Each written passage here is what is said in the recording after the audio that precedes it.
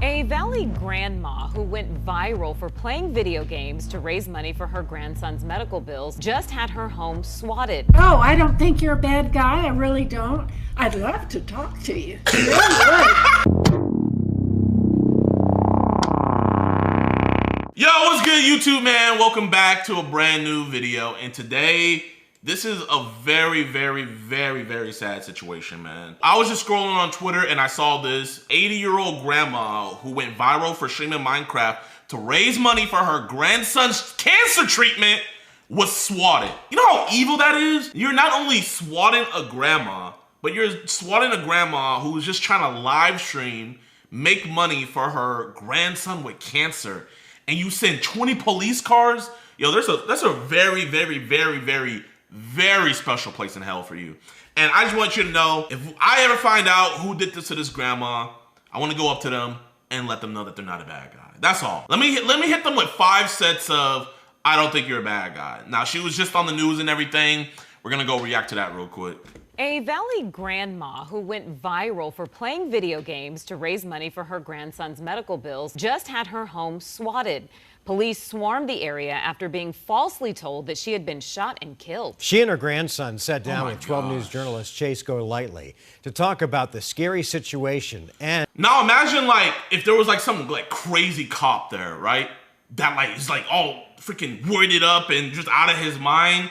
And he's just gonna be like, you know what? I'm not taking any prisoners. We're executing anybody now, man. The grandma could have got killed. Her grandson could have got killed. Oh my. I think swatting deserves life sentences, man. Because I look at it as attempted murder. If you get caught for swatting, you deserve a life sentence. And how it isn't stopping her from doing what she loves. She's known as Grandma Crackers. I need to get some food for the cats. The 81-year-old YouTube sensation, whose real name is Sue Jackwit, has more than 600,000 subscribers. She makes Minecraft videos to help pay for her grandson, Jack Self's medical bills. The insurance company won't touch. With the help of Jack and his brother Austin. That's a whole other situation about the insurance company I don't even want to get down into, man. But when this woman should be relaxing, enjoying retirement, you know, she could definitely still be streaming, but she should be streaming for fun, not to make necessary payments for cancer.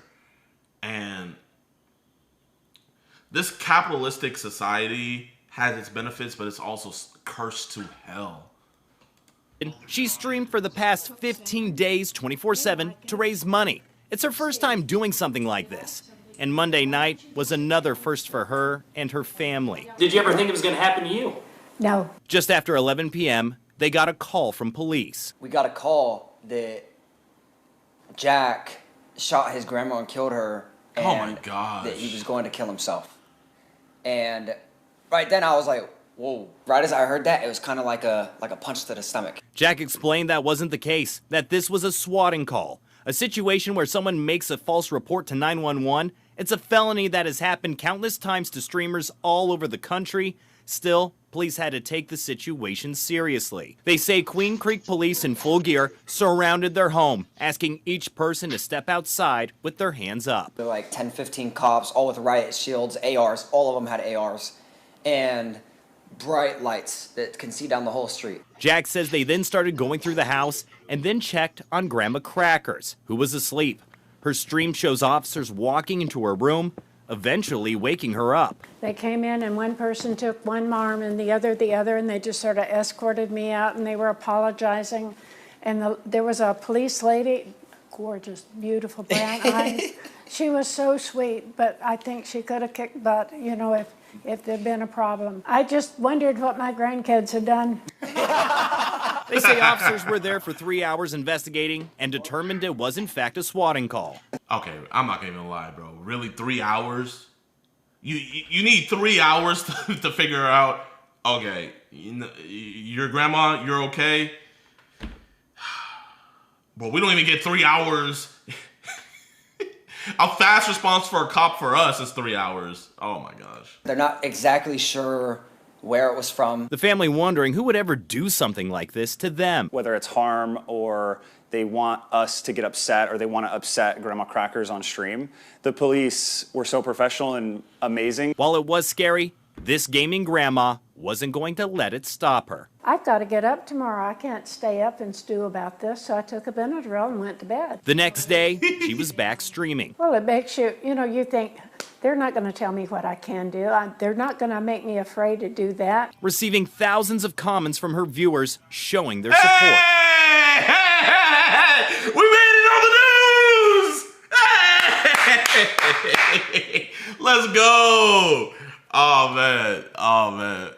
Nah, in all seriousness though, I had found out about the situation last night, and I went on their stream and I just showed them a bunch of love, man. Genuinely. Like, bro, this is such like it's such a horrible situation, but what the enemy meant for bad, God meant for good. And I genuinely think they're gonna hit their goal now. They've been so kind and they've been concerned about how I was. How are you doing? While it's an experience they wish they didn't have to go through, it's brought their family. Wait, hold up. How are you doing? While it's an experience. Who? Is that a painting? Oh my gosh. I ain't gonna even lie. Okay, that kind of scared me right there. They wish they didn't have to go through, it's brought their family and community closer. I can't thank people enough for how kind they are to her. Chase Golightly, 12 News. Chase, thanks. Go Grandma Crackers. Queen Creek Police did confirm to us that they responded to the swatting call, telling us they'll provide additional details in the coming days. I hope they find that dude. And man, bro, like, I just hate the fact that they didn't shout out their GoFundMe, man. Like, why wouldn't you shout out their Grandma Crackers? Why wouldn't you shout out their GoFundMe? She's live right now! Email. Don't say it out loud. Oh. She's live right now, y'all. W Grandma Crackers. This is her YouTube channel, man. Here's the GoFundMe right here, man. They're trying to get to 250,000. Something tells me by the end of this month, they are going to reach that goal. We just need Moist Critical on this. That's all. So y'all, if you guys think about donating or anything like that to this stream, much rather you guys donate over here to help out Jack's fight with cancer. But y'all, without any further ado, it's time to call Grandma Crackers, man. It's time. Hey, Grandma Crackers. Yes. How you doing? I'm doing good. How about you? Oh, I'm too blessed to be stressed. Good for you. Good for you. It's Grandma good to be blessed. Yes, ma'am. Grandma Crackers, I'm not gonna lie. When I saw the footage of the cops coming into your house, I saw that painting behind you in the dark, and that was pretty scary. Well, it was, except I was asleep and didn't know anything about it. It was really scary for my grandson because they were the ones that, he was the target, and they were keeping their guns on him, and it was really, really scary for him. But by the time they came to get me, all of the really stressful part had been taken care of. And so they just came in and took me by both arms and just sort of walked me out to the sidewalk. And I didn't really know what was going on. I was thinking, well, this concrete's not even hurting my feet. I don't know why. And then I thought, well, I wonder what my grandkids have done now. What has happened? And but Jack is the one that had all the stress. He was the one that the police were talking to. He was the one that was saying, okay, Mom, you've got, telling the police, my mom's coming out the door and she's got on a blue dress or something like that. My dad's coming, and they were having to come out the door with their hands up and walk a long distance. And the same with Jack. He was the last one to come out, and he had his hands up so high. You got to remember, he's recovering from all this chemo, and so his arms are not as strong as they used to be. And he was walking this huge distance with his arms straight up. He said, I knew that if I dropped an arm, they could shoot me. And so that was really, really scary for him. By the time they got to me, all of that scariness had already been taken care of. So after it was over, I just went home and went to bed. But I'm sure that Jack was up for a few hours afterwards. Just a little bit. Just a little bit. Yeah, just a little bit. But yeah, I took my PTSD medication and I was out. Oh, did I you? was out. Yeah. Oh, good, Oh, yeah. good. You need So, Grandma that. Crackers, I got a question for you. Did you, because you just started recently streaming, right? Yeah. Did you know what swatting was before this ordeal, or is this like the first time you ever even heard of the situation? Oh, I've seen audio of different politicians being swatted. What about streamers? Streamers? No, I didn't know that. Like big streamers, bit like Cenat getting swatted, or like. I did not know that streamers were being swatted. Wow. No. Really? I knew that there had some very popular and unpopular people had been swatted. That's all I knew. Yes, ma'am. And it never occurred to me I'd ever be swatted. You know, I'm just this little goldfish in a big pond and enjoying life. And I don't know what they had in mind. I don't know what they expected from swatting us. It was kind of pointless, really. It just scared the pants off of us is all, you know. Yeah. I mean, honestly, it was a good thing that they called us before, and they didn't just bust through the door like they. Oh yeah. Yeah. So they called you guys before the whole situation happened, like letting you guys know what was going on? Yes, you can tell them. They called us 3 times before. So they called. My mom was dead asleep. That's what he asked, right? I can't really hear it. Yes. Yeah. Called us 3 times. Mom was dead asleep. Dad was dead asleep. Woke up my dad, and then he went and came and got me. You know.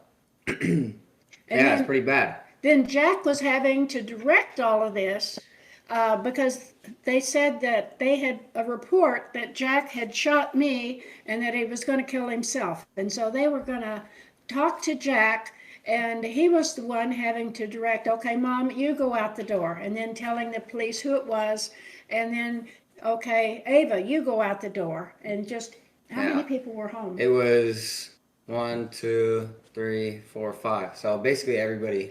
Max and Ava and his mom and dad, and then last of all, Jack was told to come out the door with his arms up. Yeah. And that was scary. So when they came to me, I was dead asleep. And so they were knocking on the door, Sue, Sue, Sue. And I thought it was Ava wanting the car key. And then they came in and walked me out. And then they came in and checked the little, I have a 1-bedroom apartment. Mm-hmm. And they came in and checked my apartment. And that's what you saw on screen when they came through, and the curtains, they came through to check everything out. Yeah, they swept the living room. They swept the living room, and I'm just trying to figure out, why did it take them 3 hours to realize that nothing was going on? I mean, that seems like a really long time when you guys are being so cooperative. They called you guys before. I felt like that was pretty long. I think that was counting the time that they set everything up. Because it was more like the after the fact, JiDion. It was like 3 hours after it? No, so like an hour to an hour and a half was them actually removing us from the house. Most of that was, me, like, instantly after the call, they're like, oh, Jack, this is Jack, right? I was like, yes. They're like, oh, we got a call that you killed your grandma and that you were going to kill yourself, right? And then once I directed everybody out one by one, it was more of like a talk all together. Then it took a whole process to get her out. Honestly, the police did pretty well. It wasn't like the police were being odd. And then after that, they swept here. And then the rest of that was just investigations for the whole thing. Okay. They had, I think, Austin's 20 police cars. Yeah. And drones. So they set this up. So part of that time probably is just getting in place to go in and see what was going on. They had to block off the neighborhood. It was really, I have a shout out for the police. They did a wonderful job, and they did not intentionally frighten us. I mean, they tried to keep things calm. And they were fantastic. And the little lady she wasn't little, she was one powerful police lady with beautiful brown eyes that walked me out. And she was just so sweet, yes. But she was tough too. I would not want to cross her. But Hopefully she's the officer that finds the person who did this. well, I think it's going to take a team. Evidently, they are very thorough. They hand it over to detectives, and the detectives investigate and find out who did this. And I think, Jack, you were the one that asked if this happened often. Yeah, they said yeah. And evidently this happens more than Not to streamers though. I think it's more of like normal swatting. normal SWAT. Yeah, accent, a fake French accent. He had a fake French accent. The guy that was, they called it in, it was a French accent. Yeah, but we don't know. Grandma, if it was I would a let my real opinions French- on that dude be known, but, you know, I can't say what I want to say in front of a beautiful lady like you. Oh, well, thank you, thank you. So I think I can read your thoughts. So. Yes, ma'am.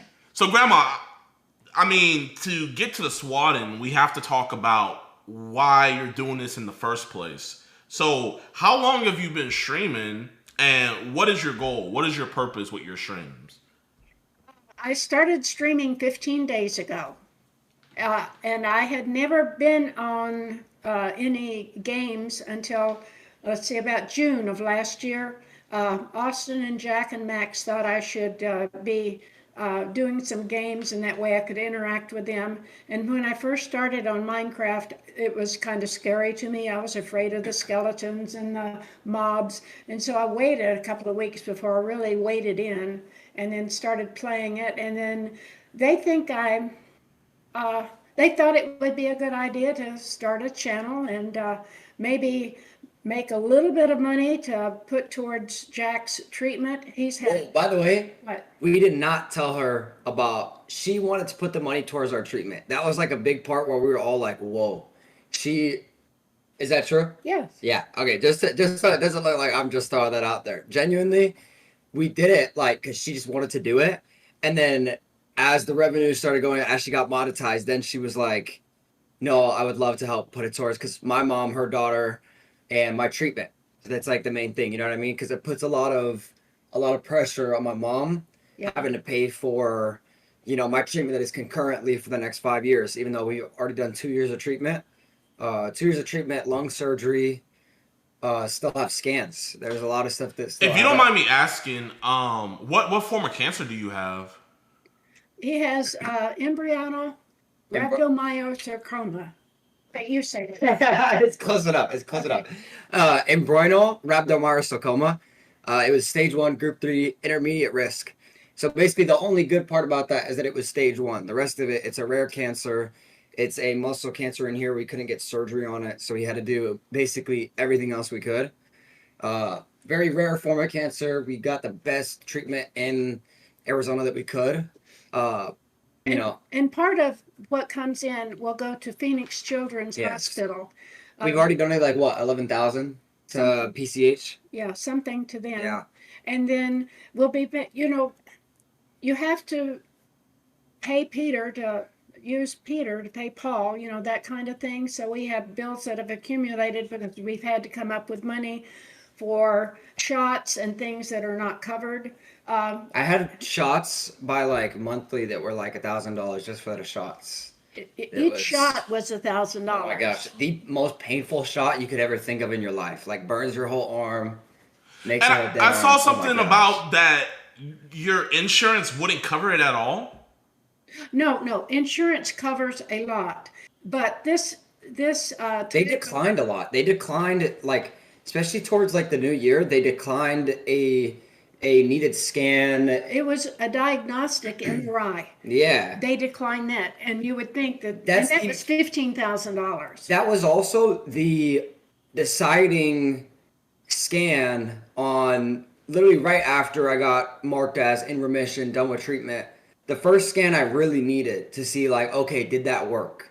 So, and they declined it. Yeah, but they did pay. I mean, it's not like this is an expensive cancer. My nephew is an oncologist surgeon, and he said this is $1 million cancer. And he suspected that by this time we probably owed like $500,000. Even though the insurance company is paying part, they do pay part. I can't say that. I don't want people to think that they don't pay anything, because they do. But there's a lot that they do not pay, and they should pay. Yeah. But I don't want, I don't. They did a lot. They did a lot. They did do a lot. I'll be honest. And like, especially towards the start, it just got more rough. And it's probably still going to be more rough for me in the future too, because I'm, marked as like the American system is just very pay cash. Yeah. What they will pay and what they refuse to pay does not make sense. Jack, how old are you? To pay for life. What How old are you? I'm 17. You're 17? Man. He was 16. 15. 15 and a half. 15, like early 15, yeah. Yeah, he was 15 when I started treatment. When he started treatment. And he had been dealing with pain for like a year, 9 months.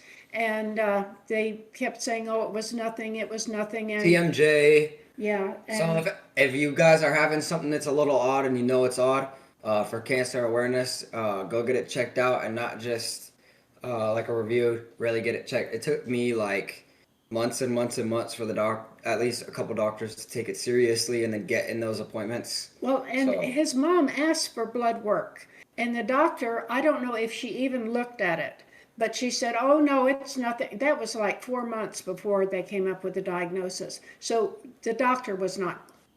The counts were elevated really high, and they didn't say anything to us. Are you in remission right now? I am in remission, yes. Okay, that's great to hear. And that means that means he's no longer he's not taking chemo at this point. Well, the cancer is not alive. The cancer no sign of disease. No sign. Yeah. So it's a good sign at this point, but he will be having scans every 3 months for 5 years. Yeah. Yes, ma'am. Grandma, I saw you gaming. Like, I can't even use a keyboard like that. So, did you, like, before this whole situation, were you already a gamer and you just wanted to start streaming? Or did you start streaming and just learned how to game along the way? I didn't know anything. I mean, I had played canasta and I'd played bridge and dominoes and Clue. Like, sorry, all those board games. Nothing on the computer. Nothing. In fact, now I do pay my bills on the computer, but that's all. And so in June, I'm trying to learn how to do all of this stuff, and I still get my fingers on the wrong key. And so I've ordered some things to help me see where my fingers are supposed to go, because They're like little pop-ons. Yeah, that have texture. And they've keyed them so that I do a little bit better. Yes, ma'am. But it's. Remember during my there was this one really like hard crazy chemo where we'd be in the hospital. I would be in the hospital all night, and then get the chemo, and it was really bad. And I remember I asked my older brother Austin. And I was like, Austin, could we play Minecraft? Because to be honest, it gets very boring in in a hospital bed 24/7, hooked up to things. And everyone hopped on, and like Grandma knew about it, and we were just like, oh, she doesn't want to play. And she was like, I would love to play. And then all of us were like, whoa, okay, well, yeah, we'll get you on. And then, funny enough, joined up on a server, got everybody playing Minecraft. Remember? Yeah. You remember that? It was like late 2024, right? No, I wasn't. When you first played Minecraft? 25. It was near the end of your treatment that I started playing. Okay. It was near the end. Yeah. And maybe that was when you asked then. Austin, do you remember? It was the first time she played. Oh yeah, he's the first time she played. Yeah. So is it pronounced Lynx? Linux. Linux. So Linux. Yeah. So my question. So you got 600,000 subscribers in 15 days? Oh no. It started out. We started the channel when in August. She started uploading. She got the first video got like 600K pretty quick, and then she grew. Probably like 100K was very, very, very quick. Then 200K, 300K, 400, 500K was more steady, and then 600K. Yeah. Since August. So, since August. That's sad. It is. You know how It crazy is. that is, Grandma?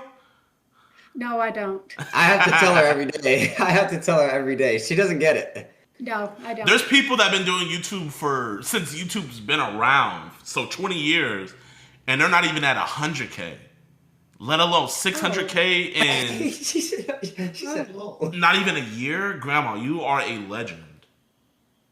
Wow. Okay. You see, that's why you got haters that are doing mean stuff like this, but what the enemy meant for evil, God meant for good. You put even more people on your guys' radar and stuff, and I love the cause. I love why you're doing this, and I just love the fact that you are doing this. So I personally want to donate $8,000 to your guys' GoFundMe. Ooh. Yes, genuinely. Thank you. Oh no, of course. Whoa. Yeah. I look up and I think, okay, God, what are you doing? What am I doing? I mean, I still have to take Miralax in the morning and live. And so I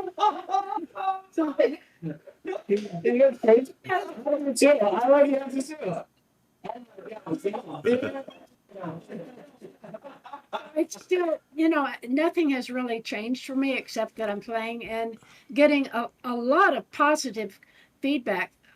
Well, I'm just lightheaded now. It is, are you okay? Yeah, I'm okay. That's just 8. 8? Yeah, wow. That is- Thank you, JiDion. Thank you. Of course. You know what? Here, Thank let me go to the. Oh my gosh. Donate now. Let's see. Well, you've already donated money too. Yeah, Oh, Grandma, don't even worry about that, Grandma. Don't even worry about that. Well, I want you to take care of yourself too. Oh, I'm blessed, Grandma. I'm very. Listen, I might not. I'm gonna say this right here. You're more blessed than me. You're 81 years old, so 81 years on this earth is way more blessing than any amount of money. But I'm very well taken care of. I'm very well blessed, and I want to just, you can't take this money to the grave with you. You know what I mean? Yeah, I could die tomorrow, so let's do some good with it while we're here. Yeah. Well, I appreciate your attitude and I appreciate your donation. That's really, really kind of you. Yes, ma'am. I mean, your guys' cause, what you guys are doing, why you guys are doing it, it's so admirable. Oh, thank you. Hey, everybody spam W's. W JiDion. Yes. I'm just doing Thank this. you. Of course. Let me. Somebody said she's like 60. I saw that. Someone in his chat just said you look like you're 60. They guessed. They said she is like 60, guys. That's what they said. In his chat. Oh. They said she is like 60. Yeah. Me? Yeah, they think you look 60, baby. Come on now. Come on, baby. Actually, I'm 82. Yeah. It's my birthday since this all started. Oh, wait, when's your birthday? It was April 27th. Really? I turned 82. Yes. Congratulations. Thank you. So So how are you doing? I'm doing great. I just got engaged recently. Wow. I seen that. Congrats, bro. Thank you, Jack. Thank you. I just recently got engaged. Who's the lucky lady? Here, I'll send you guys a picture on Discord, but I just sent it right now. He's had like a show girlfriend for a little bit. They've been kind of just like low key. Okay. So I just sent the donation over to your guys' GoFundMe. Wow. Thank you so much. Oh my you. Yes, gosh. ma'am. Yes, I'm ma'am. supposed to wave to you? Thank you. From me my and my gosh. fiance, because she always watches the stream. So from me and my fiance. Good. It's going to be a partnership, huh? Yes, ma'am. His Good for fiance you. watches it. No way. Yeah. Well, I know that she is one lucky lady. But then you're a pretty lucky guy to get her, too. Yes, ma'am. Yes, ma'am. These guys right here are great to have you as a grandma. I mean, just this story is just so beautiful. I think the thing about it that's the most beautiful about it is just like a family coming together, working on I saw like the setup I see, you know, that there's other computers to help you. I know that they're probably telling you what games to play and everything. And I can just tell that this mission isn't just about Jack's cancer, you know? I can see that it's involved into something beyond that, to where it's something that you guys genuinely do for fun. And you know, I just pray that like what that dude did doesn't deter you, doesn't make you scared whenever you spark up stream, but lets you know that for every person that's against you, you got 10,000 more that are for you. And I really do believe that you guys are going to reach your guys' goal by the end of the month. I mean, you know, as the story gets more viral and more people hear about it, more people are going to just want to be there for you guys. And Jack, man, genuinely, I'm going to be having you in my prayer. You're being strong, bro. You're a strong guy. And just don't ever give up, man. Don't ever give up, especially when you got a family fighting like this for you, man. I know that's just giving you even more strength just every day, just to keep on fighting. And this is just genuinely, this is just such a beautiful thing to see. Thank you, bro. Thank you. That really means a lot, bro. You know, like I remember during treatment too, I was like, we got to figure out a way to help cancer research and all these kids, because I remember being in the hospital, see these little kids, man, and that hits a lot, you know. I think this will be really good. I think we'll be able to bring a lot of attention to it too. I think that's another part of the cause. We're not just doing it for us. We got to help, you know, cancer research. I think that'll be really big, and I'm excited for that. And thank you for giving us this opportunity, man. Yeah. Now, Jack is there, and he's one of the older ones, but there are little babies. Like, how many in a day would be in getting treatment? So like 100? There'd be like 150 to 200 like little kids, all varying from. Basically, I'm the oldest because it's pediatric, so I would see little kids going there all the time, and they're not knowing what's happening. I could tell what they're feeling though, and it's really devastating to see. And I think a lot of people need to bring their attention to that just a little bit. A lot of people can help that, you know. Well, and the little babies, 2, 3, 5 years old, they don't understand why they're having to go through such pain. And it's heartbreaking what some of these families are going through with their babies. Yeah. Now, Jack understood, and it's hard. It's real hard. But for these babies, they don't. It's heartbreaking. How has going through this whole process, not just the streaming, but just being there with him for the cancer treatment and then seeing these other kids going through these treatments, how has this affected you? And how has it, like, you know, you've seen a lot of life throughout your years on this earth. Like, how's this situation just changed your perspective on everything? I'm thinking. You know, we also got separated a little bit because when your counts are low, like during treatment, you can't really hang out with anybody. So it was very isolating. Yeah. That's just part of like hanging out. He's wanting to know about our perspective on things. Oh, perspective? Okay, I thought you meant like. Okay, our perspective. Yeah, what's yours? It makes you turn to God more. It does. And you try to see things more through his eyes. And it makes issues that ordinarily might really devastate you. It puts them in perspective of what's really important. And people are what is important, more so than stuff and things. People are what's important. Yeah. And as far as Jack goes, I think, well, tell him what your perspective is. I think primarily just understanding, like, a lot of during treatment, I was going through a lot of things a lot of kids my age, you know, fortunately don't go through. I started noticing like a lot of these kids' issues were, you know, in contrast, not as defeating as, you know, maybe mine, but understanding though that everybody's issue is their biggest issue and respecting that for where they're at in that moment. I think understanding that everybody in their life is going to have their biggest issues, and that goes day by day based on, you know, can affect people's moods. It really changes the way you think when you see these people and understand, okay, this is their biggest problem. You know what I mean? Mm-hmm.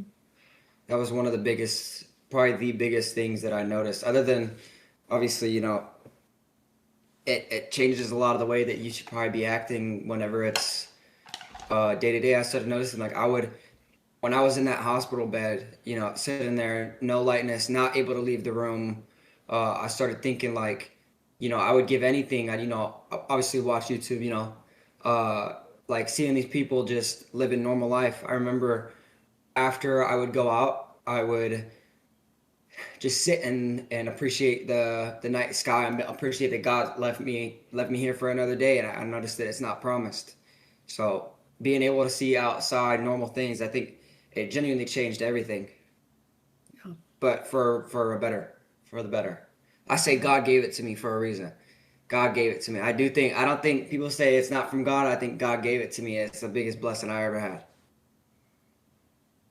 I do know, you know, just this situation right here is gonna just help so many other people, you know, let people know about, like, you know, about this rare form of cancer, because I never even heard about this until you just told me about it, Jack. And then, you know, letting me know, let us be blessed to even see your guys' family unit, how you guys move, how you guys are working together through this. So genuinely, you know, everything happens for a reason, and I'm happy that we were able to meet here today. And I want you guys to know, man, you guys got me for life now. So if you guys ever need anything, any help with anything, you guys got my number.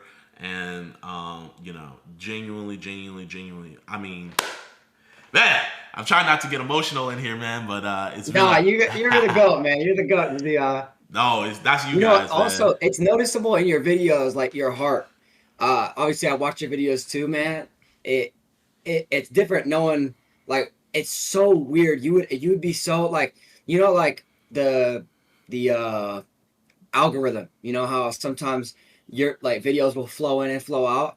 Like, your videos will always be on my feed, and they came back extra these last couple of days, which is so crazy. Like, how, like, God's timing, it's real. Like, I think it's absurd. I think it, like, it's so crazy to me that I just don't even know how to explain that into words, bro. I'm so thankful for you, bro. I know. I saw the stream last night where you were showing your brother the last videos you had just seen recently. I appreciate that, genuinely, man. Thank you, bro. Yeah, I was gonna say, I watch it. It's known, man. Everyone in my family knows it. Grandma, if you can you just for my viewers, it's like an inside joke, to the guy that swatted you guys, can you just let him know that he's not a bad guy? Sure. I don't think you're a bad guy. Say that. I don't think you're a bad guy, and I'm sorry for whatever you're going through. I hope that your day gets better, and I hope that your world gets better. I wish good things for you. Say, I just want to have a conversation. I don't think you're a bad guy. Say, I didn't hear what you said. Say, I don't think Say you're... it. No, say it. I don't think you're a bad guy. I just want to have a conversation.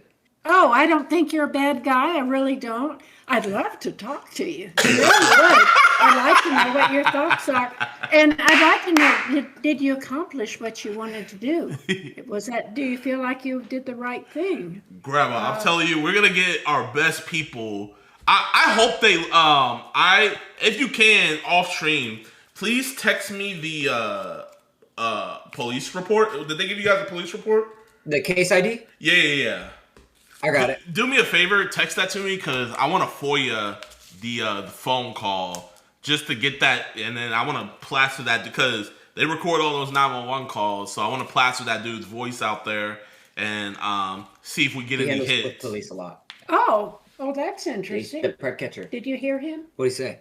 He said that he wanted the police report so that he could find the voice, and he was going to blast the voice out there so that someone might recognize the voice. I like that. Yeah, so whenever you guys get a free time, send me that case number so I could get that FOIA'd. But man, I appreciate you guys for having me. I appreciate you guys for giving me your time. Can we close out with a prayer, if that's okay with you guys? It's fine with me. Grandma, could you lead us, please? Okay. God, we just thank you for all that you are doing. We thank you for this opportunity to share our life, to share our experience. We thank you for all that you're doing in our lives, and I pray for you to bless JiDion and bless his work and bless him in all that he's doing. I thank you for the good results that we've had for Jack, and you're just good, God. Thank you. In Jesus' name, amen. Amen. Thank you so much, y'all, man. You guys have a blessed rest of y'all day. such a blessing meeting you guys. And Jack, man, hey, when you turn 18, okay, you're 17 right now. So when do you turn 18? I turn 18 September 11th. Oh, okay. All right, hey, when you turn 18, man, if we got some people around Arizona, I'm gonna let you know, man. Okay. I like that. Okay. Awesome. All right. You guys have a blessed one. Hey, you too, bro. I love. You too. Peace. Bye-bye. W grandma chat. W grandma, man. Wow. Man. Make sure you guys go show her love on her YouTube channel, man.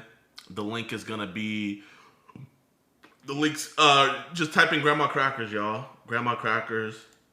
Make sure you guys go sub up, show love, man. Also, make sure you guys go show some love to his GoFundMe, man. They soon learned that while out on bond, David had amassed a collection of child abuse material and printed photos of children and babies. This is your fault. Your fault. Peter M. Brigham, this is your fault. Today we are reacting to EWU body cams. Teen uses AI to do the unthinkable, man. Oh my gosh, bro. This is one reason why AI should be banned, in my opinion, especially that video creation stuff. Don't post your guys' kids on the internet. Make sure you guys hit that like button, subscribe, and share. Let's try to get this video to 10,000 likes. 10,000, actually 20,000 likes. And also, I just got done telling Stream this, but EWU body cam, he has requested the body cam footage from one of my preg catches we've already done, and the dude's already pled guilty to it. So I don't know if he has the body cam footage or not, but keep me updated on my Twitter if he ever posts a video with our footage. That would be fire. But yeah, let's get into this. Carroll Police Department search warrant! Keep your hands up and come outside! What are you doing? What are you doing? Who else is in the house? Son! Do you have any idea what this could be about? It's something online or something? What was it? What email? It was myuncletouchedmywiener@gmail.com. What? These kids. Following an unthinkable discovery, SWAT descends in overwhelming force on the home of an unsuspecting teenager, quickly exposing his damning secret. I literally have a shirt in my room that says, "Kill your local pedophile," because... Oh, he has a shirt in his room saying "Kill your local PDF." Hey, let him go. Let him go, man. He didn't do it, bro. He's a good guy, man. Look at him. That's a good guy. I literally have a shirt in my room that says, "Kill your local pedophile," because I don't like that. The following is based on official police records, and the footage has never been seen before Don't until kill me, now. but I don't like Please that. note that all persons charged with a crime are presumed innocent unless and until proven guilty in a court of law. In April 2025, the Ocala Police Department investigated a cyber tip that included 50 media files, allegedly containing child abuse material. After confirming the tip, a detective tracked down the source of the files to the home of 19-year-old David Edgar Joseph Rutter. Break this up. Knocking him out. Give me a good knocking him out. Carroll Police Department search warrant! Couple more times, brother. Carroll Police Department search warrant! Let's get hands! Come to the front door! You want me to go? Front door! Hold on, open. Oh my gosh. Come to the front. Chat, one of our guys we caught, he didn't get arrested on scene, but we gave them the tip and everything that Rosa Dittler was talking to our decoy, and he's admitted to having cheese pizza. They pulled up with the SWAT team, man. Like, look, there's a SWAT team right there arresting him. If somebody could get that body cam footage for this, his name is Sheldon Tarver, Carter County, Oklahoma. If someone could get that, please. That's all the information. EWU, man, do your magic, bro. Find that. Please get that, bro. I gotta see it. Keep your hands up! Huh? Keep your hands up and come outside! What are you doing? What are you Now his doing? dad's going through this trauma. Give me a debrief. What are you doing? Who else is in the house? Who else is in the house? Son! Come out, come out. Who else is in the house? No one. It's just... Any weapons in there? No. All right. What is that? What is going on? Somebody needs There's a to search tell me. warrant for your residence, sir. Huh? There's a search warrant for A your residence. search warrant? Yes, For sir. what? We'll explain to you in a second, all right? Yes, it's like immigration or something you see on TV. Oh my gosh, bro. Hey! I ain't no Mexican! I'm a goddamn American. Do you see any tamales on my yard? Is that what this is? No. You guys are acting like I was some kind of threat to the country or something. Like I said, it's officer safety. Huh? It's officer safety, okay? Oh, for safety? You guys act like we're some kind of terrorists. I mean, your son Baby, is. what the hell is going on? Yeah, I tell you. Swatted. What's swatted? We're probably An being illegal swatted. and often dangerous prank. Swatting involves the use of a hoax emergency call to send SWAT teams to the homes of online personalities, like streamers, as a form of harassment. Unfortunately for David, this is no prank. Do you have any idea what this could be about? You know the crazy thing about it, man? If they didn't catch him, we probably could have caught him. Something? Did you do something online or something? Detective Blaine is gonna. Every question you have, she'll have an answer for you, okay? Well, how about let's get to it? She's pulling her car up right now. She's gonna get you out of cuffs and talk to you, okay? Forensic detectives begin locating devices inside the Rutter household to confirm the origin of the child abuse material. Meanwhile, David's father finally learns about the horrifying details of the investigation that led officers to his doorstep. So I investigate what's called internet crimes against children. So ICAC. So Jack, this is their ICAC division, right? This is what would have happened if we were there. Let's say we caught that dude, right? We caught them, he's admitted to everything. ICAC would have called, oh yeah, we can't take this case because of our ICAC policies. Well, does your ICAC policies trump the law of your state? No, but we have to follow our ICAC policies. So it's not a crime. It's not a crime unless we can get the credit for it. I received a tip that ultimately led me to your residence regarding the possession of what we refer to as child abuse material, also known as child served any child. You know what? I really need to stop using the terms like CP. I'm gonna start calling it CA, CSAM. I'm gonna just call it CSAM from now on because it's abuse material. It is not corn. It is not. It is not corn at all. It is abuse material. Abuse material on any devices inside your home. No, nothing with child. I mean, Okay. I watch.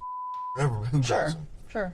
But never, nothing with kids. I would never do nothing like that. Ultimately, the initial tip came in from that address with your son's name, date of birth. What email? It was myuncletouchedmywiener@gmail.com. These kids. Yeah. And you've never seen anything on his device or anything like that was concerning of any nature? Never. I mean, he sleeps most of the day. Does he? Okay. Because I'll be honest with you, obviously all of it's bad. This material is all under the age of 9. That's disgusting. It's pretty significant. There's a lot of it. And why would you need, even if he's looking at kitty or something like that, why would you need to roll up with all those cars? Like I said, it's our agency protocol. It's what we do. See, the reason why they have to roll up with all those cars is because they have to justify the reason why their thing is getting that much. Bro, man, don't get me wrong. To catch these freaks, it does cost quite a bit of money, but it don't cost pulling up like that money. Not at all. Nope. It does not, man. They gotta justify those paychecks. You feel me? That's why ICAC don't like working with groups like us because, hey, how are these groups finding these exact same dudes, if not worse, with way less of a budget than what we're giving you? Can't people put stuff on your, people's internet and stuff? I mean, I don't know. It's a mistake. While his father remains convinced it's all just a misunderstanding, David offers his own explanation for how such material could have ended up on the devices he uses. What kind of cell phone do you have? An iPhone. Is it And you know what, chat? I wouldn't even be surprised if you watched the channel. password protected? It is. What is that password? Do I have to give that to you? You don't have to give it to me. Kind of like I explained to your dad, ultimately today we're going to seize all electronic devices. We're going to examine those devices The longer we're here, the longer it takes to get in, the longer we're here. I mean, I have pictures of myself in them. Okay. Yeah, we don't care about that, buddy. Okay. Naked. And we're not Okay. looking for that, No, it's so. just embarrassing. Ultimately, it's No. completely up to you. Okay. It's just Okay. the first 6 months. It makes it easier to remember, right? Yeah. And I've received actually multiple tips from the National Center for Missing and Exploited Children referring to what we call child abuse material, also known as child. So have you ever seen any of that? Unfortunately, there's a lot, yeah, online. Okay. Chat, do you ever just so happen to just stumble upon it? Bro, you don't find that stuff unless you go looking for it. Have you seen it on any of your devices? Yeah. Okay, talk to me a little bit about that. Well, because I go on these sites that have like a lot of videos that aren't allowed to be posted on like regular social media. Okay. Whatever the reason may be, and whatever the reason may be, a lot of times that slips through. That includes, you know. Okay, so oh man, I would have been eating with that. I would have been like, okay, so you were kind of trying to get some other stuff, and this stuff was just slipping through the cracks. So getting him to admit it. All right, so what's happening in these videos? Okay, I want to see where she takes this. I want to see how she takes this, man. I literally have a shirt in my room that says, and this is a little counterintuitive, but it says, "Kill your local pedophile," because I don't like that. Oh my gosh! Wow. It's I work at Spencer's. We sold it there. You sold the shirt? I'm hoping you meant. Okay. Yeah. I was like, not like No. child abuse No. material. Okay. Just wanted to clarify. But yeah, and Okay. yeah, a lot of that is seen online now, and it slips through the cracks easily. It's No, it doesn't. very Okay. prevalent. So let me ask but it you doesn't slip through the this: cracks a easy. Gmail account. Do you recognize my uncle touched Is that my the wiener? stupid one? I knew that was be the stupid one. Yeah, that's the one that got hacked. They were all Oh, he got hacked. He got hacked. Oh my gosh, bro. Just a big old misunderstanding. Fuck, man. Excuse my language. I'm just so like, I feel for the guy, bro. He got hacked. of a sudden I couldn't get back into it, so I don't know. Okay, that's something that a lot of these platforms will do. You know what it probably was?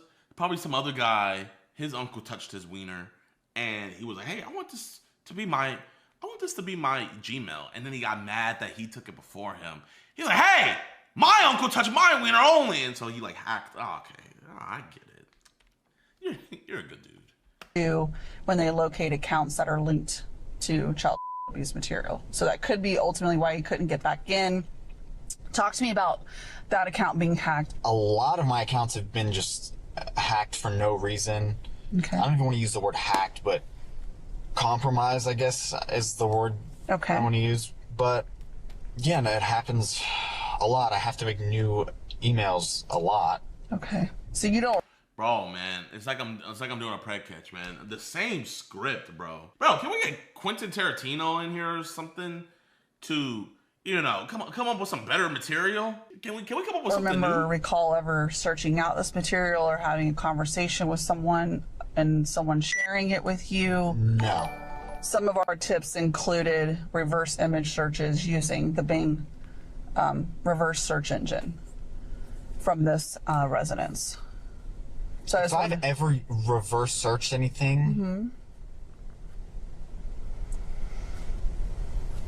it would have been like,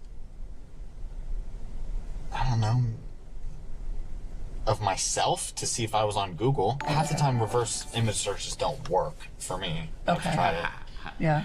We're not So you hiring don't right recall now. ever taking an image of child abuse material and putting it into Bing to try to locate images or anything like that? Okay. So, will we be here until the whole thing's done? Pretty much, yes, sir. Yeah. Oh, he's stressed. We take these investigations very seriously because. No, you guys don't. Shut up, ICAC. Chat, did they say where this is? Oh my gosh, man. You know how many times ICAC has let a dude go? Oh my gosh. We only take it seriously if we get the tip. Get out of here. As they deal with the exploitation of children, because all this material is somebody's real baby somewhere, and it comes from somewhere. As David continues to deny the evidence presented to him by the detective, the forensics team on site begins examining all the devices recovered from the Rudder home.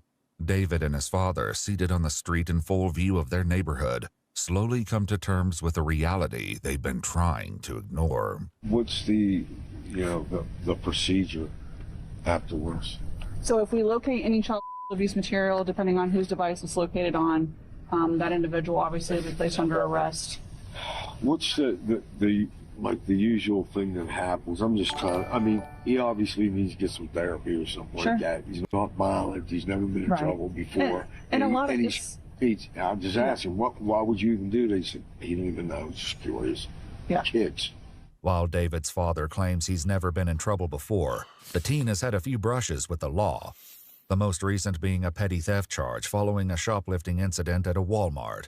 His father doesn't appear to believe that today's situation is much more serious. Well, I know people who've got registered as a sex offender for grabbing someone's butt. And unfortunately, and you know what? Here's a kicker. I see that stuff. And when I was in high school, we had it was like a big game. Like kids would run around, the girls would grab the boys' butt, and the boys would grab the girls. You know what? He's not even capping on that. You know, Slap Ass Friday. I don't know if you guys had it, but we had it at our school. It's called Slap Ass Friday. If you were, bro, girls would literally, chat. If you were a girl, you had to walk around like this. You had to walk around like this, bro. If you didn't walk around like this with your binder, oh, man.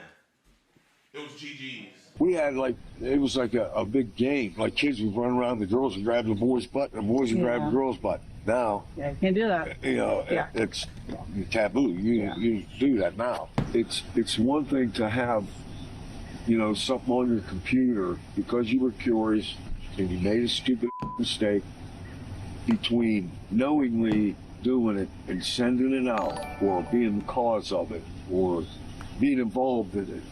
It's a bigger thing now because, now you got all these cartels and trafficking kids.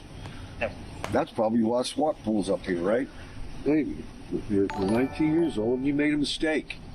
You're 19 years old and your life is over. You will forever be known as a Hall of Fame diddler. And when the judge gives you 1 year or gives you probation, either Alex or I or Skeeter is going to catch you again. GG's.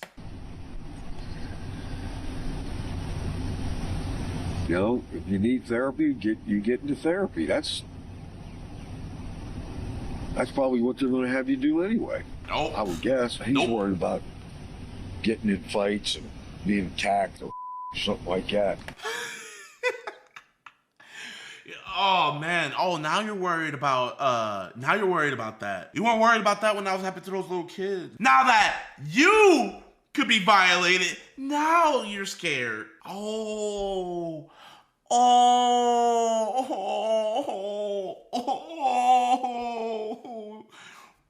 Hey, don't drop the soap. No.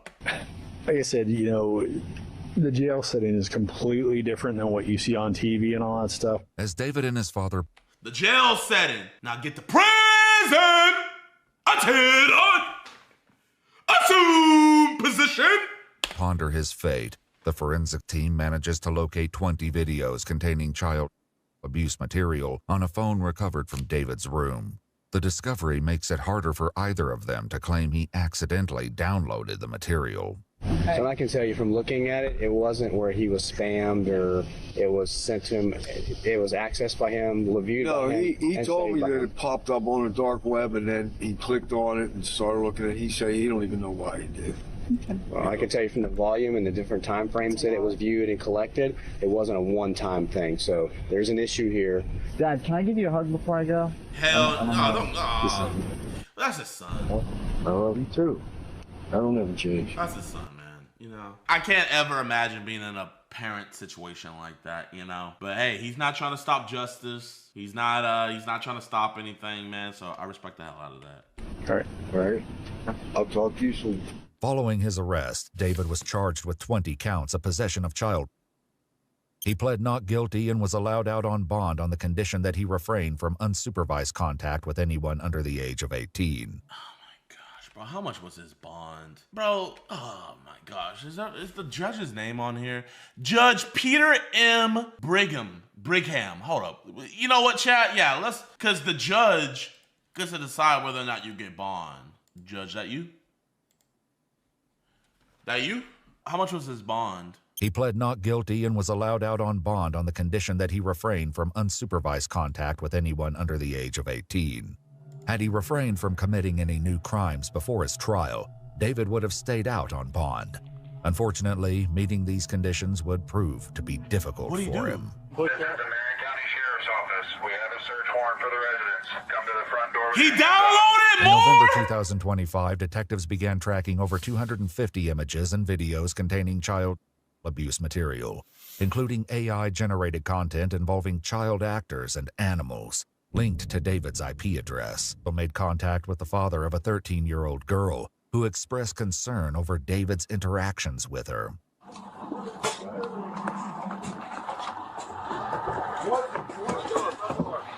Come out! Come out! Hold on. SWAT units descended on the Rudder residence once again and collected several devices, including a phone hidden in a bag of cat food in the garage. They soon learned that while out on bond, David had amassed a collection of child abuse material that included videos of the 13-year-old girl generated using her Facebook profile picture, a questionable number of produced videos of young girls, and printed photos of children and babies. This is your fault. This is your fault. Your fault. Your fault. Peter M. Brigham. This is your fault. Bro, I swear, judges are, oh my gosh. I blame you. Any trauma that little girl goes through, it is your fault. I hope you can sleep well at night. Bro, does he have a Facebook? Nah, these judges are too coward to have Facebook pages. Come out. This is the Sheriff's Office. Come to the front door with your hands up. Come on. Hey, Al, sir. Step back. Somebody.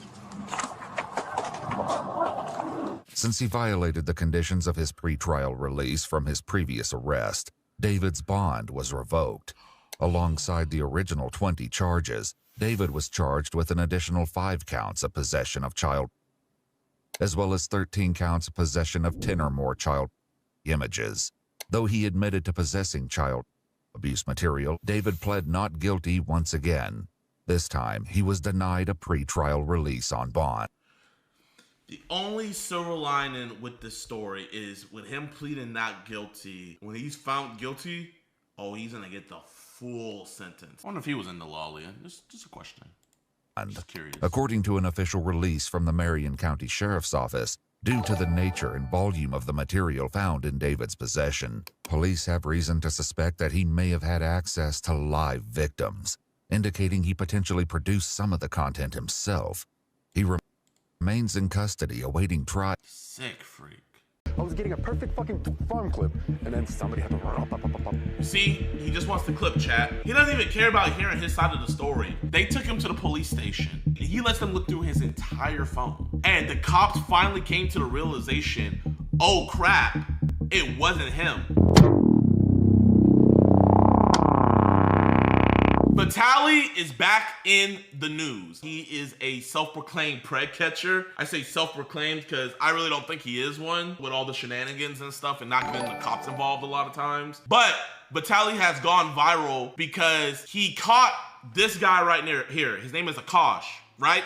Vitaly set him up with his quote-unquote 16-year-old decoy, but this is the thing though. The decoy did not tell Akash the age. Akash thought he was coming to meet an 18-year-old, and instead, he meets a bunch of people filming him, calling him a P3DO, and getting all in his face and being racist, right?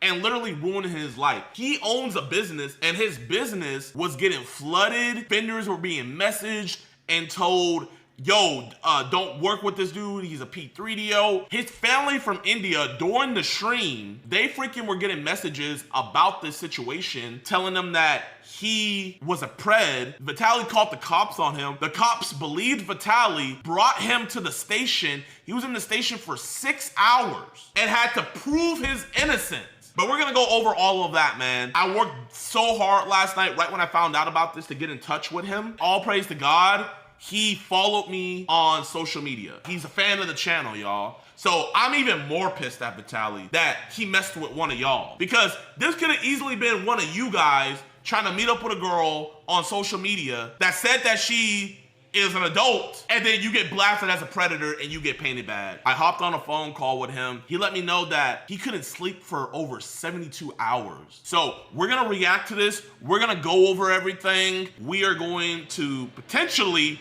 be having an interview with him. I talked to Vitaly as well, and it is not good. It is not good. So, the first thing first, we are gonna read the statement that Vitaly put out. It has come to my attention that on a recent episode of Catching Child Predators, my team and I mistakenly portrayed Akash as a child predator. This was a mistake that I deeply regret. He never intended to meet a minor and has been cleared of all wrongdoing. What do you mean he's been cleared of all wrongdoing? Being cleared of all wrongdoing, you're the one who caused all the wrongdoing. So what are you talking about he's been cleared? You effed up. Oh my gosh. I apologize to Mr. Akash, his family, his friends, and anyone else affected by this mistake. This is just PR to help mitigate the damage because he's gonna be sued out the ass. To be clear, the work we do to expose predatory behavior is of the utmost importance. But in doing so, we cannot lose sight of the truth. I have removed the video from all my accounts, and I ask that anyone who has saved it, please do the same. Though I never encourage anyone to attempt to contact any person in my videos, I ask that anyone who has attempted to contact Mr. Akash at once, wait, bro, he can't even proofread this shit note apology, bro. He can't even proofread it. He put it all together. Cease. Oh my gosh. This was a learning experience for my team and I, and we will ensure that we remain committed to the truth as we always have. Now, chat, I want to go over a lot of things, right? Vitaly had his decoy pose as a 16-year-old girl. Now, any grown man coming to meet a 16-year-old girl, he should be arrested, he should be charged, all of that, right? I have no problem with that. But, chat, do you guys know why Vitaly has the decoy set to 16? Vitaly is only concerned with getting as many dudes as possible on his stream. And I'm not just talking out of my ass. I will have people come on stream to tell you the same thing because he tries to work with a lot of pred catcher, and that's why I've never worked with him on a pred catch. Because I didn't like the way he moved doing this stuff. He's asked me before, yo, let's run a pred catch together. I just left him on red. The reason why he has it set to 16 is so he can get as many people as possible. And I know what you guys might be saying, like, oh, I mean, wouldn't you want to get as many people as possible? He wants to get as many people as possible for his stream, not to get them arrested for his stream. His decoys are not trained. They don't know what they're doing. There are literally random teams that he finds, pays them a couple bucks just to talk to dudes online so that way he can catch a bunch of guys on his streams, bro. You can ask any of my decoys. If my decoys weren't doing this before I got them, I put all of my decoys through intensive training with professional decoys who have gotten convictions. You wanna know why? To stop mistakes like this from happening. So we're gonna react to the video, and it's gonna show the dumbassery of Vitaly, because this is the thing. Vitaly did not read the chat logs, chat. You know how I know he didn't read the chat logs? Because the decoy never told him that she was 16. All that was stated was that she was 18 because that's what she said on her profile. I have audio footage of Vitaly saying that he didn't read the chat logs, and I'm gonna play for you guys as well. And I say all this to say, this is gonna give so much fuel to haters of real predator catchers, and this is gonna give so much fuel to DAs to not even take our cases anymore. Because where Vitaly did this was in LA County. LA County is very good at prosecuting these cases. But do you think LA County will ever wanna work with a pred catcher after the shit show Vitaly just did? So that's why I was saying earlier that Vitaly is doing more harm than good. But we're gonna get all into that. Now, let me show you guys this disgusting video. Let's get it. You wanna rape a 16-year-old? Wait, she never told me she was 16. Oh, she did. Where's the Bluetooth speaker, honey? Wait. Where's the Bluetooth speaker, honey? Honey bun. Honey bun. You added me on Snapchat. Honey bun. Bluetooth speaker. Honey bun. Look at the messages right here. Wait, where did she? I swear to God, she never told me she was 16. Wait, really? I swear. Oh shit. My bad, bro. You're good. No, I swear to God. Sorry, bro. Wrong person. Maybe it's a misunderstanding. Wait, no, dude, listen. The fact that he's trolling, yet it really is, they're like an F up on their side. Bro, this is disgusting, bro. 18, I swear to God, I don't move Wait, like that. so you trolling too? No, we got the messages. No, she said maybe it's a misunderstanding. Oh, you probably deleted it on his end. No, wait, I swear to God. Wait, I swear to God. Okay, she's gonna pull up right now. Yeah, wait, please pull it up, But why do you talk to girls about raping them? You crazy? Yeah, you. Okay, wait, it's a CNC kink. It's a public kink. Like, I even said, wait, I have the text. I have the text right here. I told her, consensual, non-consensual. I told her up here, look. So I told her what that. Does it say, Vitaly? Listen, Neon. Let me read this real quick. Bro's calling him Neon. Not only is he falsely defaming him, calling him a predator, not only is he ruining his life and embarrassing him and disrespecting him, but he's also being racist to him. Wait. What? Hold on, let me read. Yo, one at a time. And bro, these decoys he gets, these are just regular people. They don't have no training. Literally, he just pays somebody $50. Hey, get me a bunch of predators today. So he can reap all the benefits and get all that kick money. So that way, after stream, what he does is he gets all the viewers to come in. Well, let me rephrase that. He bots all the viewers to watch his stream. Then, after the stream's over, when he's done catching, he just gambles. And that's how he makes his bag. Let me just show you, okay, so you guys know that, I'm not playing or anything like that. Gio, can you read the whole evidence? Come on. He said, LOL, you can tell me. Fuck, okay, I want to be totally honest before everything. I lied on there. I'm 16, but shit. Wait. Don't make it weird. Don't make it weird, please. Wait, I'm calling the cops right now. You said, So chat, let me explain to you guys what happened, because Akash gave me the whole rundown.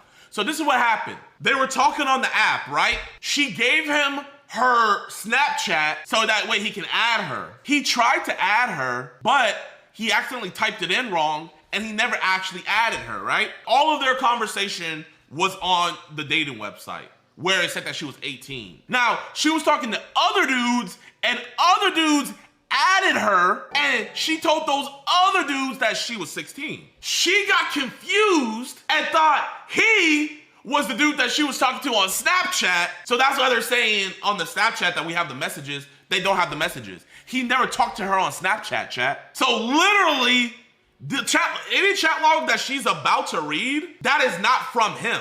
The only chat logs from him are the ones from the dating app. But you know why I say that this is still all Vitaly's fault? Because if he would have just read the chat logs, chat, if he would have read the logs, he would have easily seen the mistake that happened. But he never read anything. And I know for a fact, he didn't read anything this entire, for this catch, he never read a single chat log. I have never went into a catch and not read any of the chat logs. Because how are you gonna know what to talk about? This is a Hall of Fame F up. Look. Wait. Wow, let me get it. Wait. Don't touch me, motherfucker. No, that's B. That's not me. Look, why are you shaking? I'm Akash, AXS1286. That's not my account. Hey, buddy.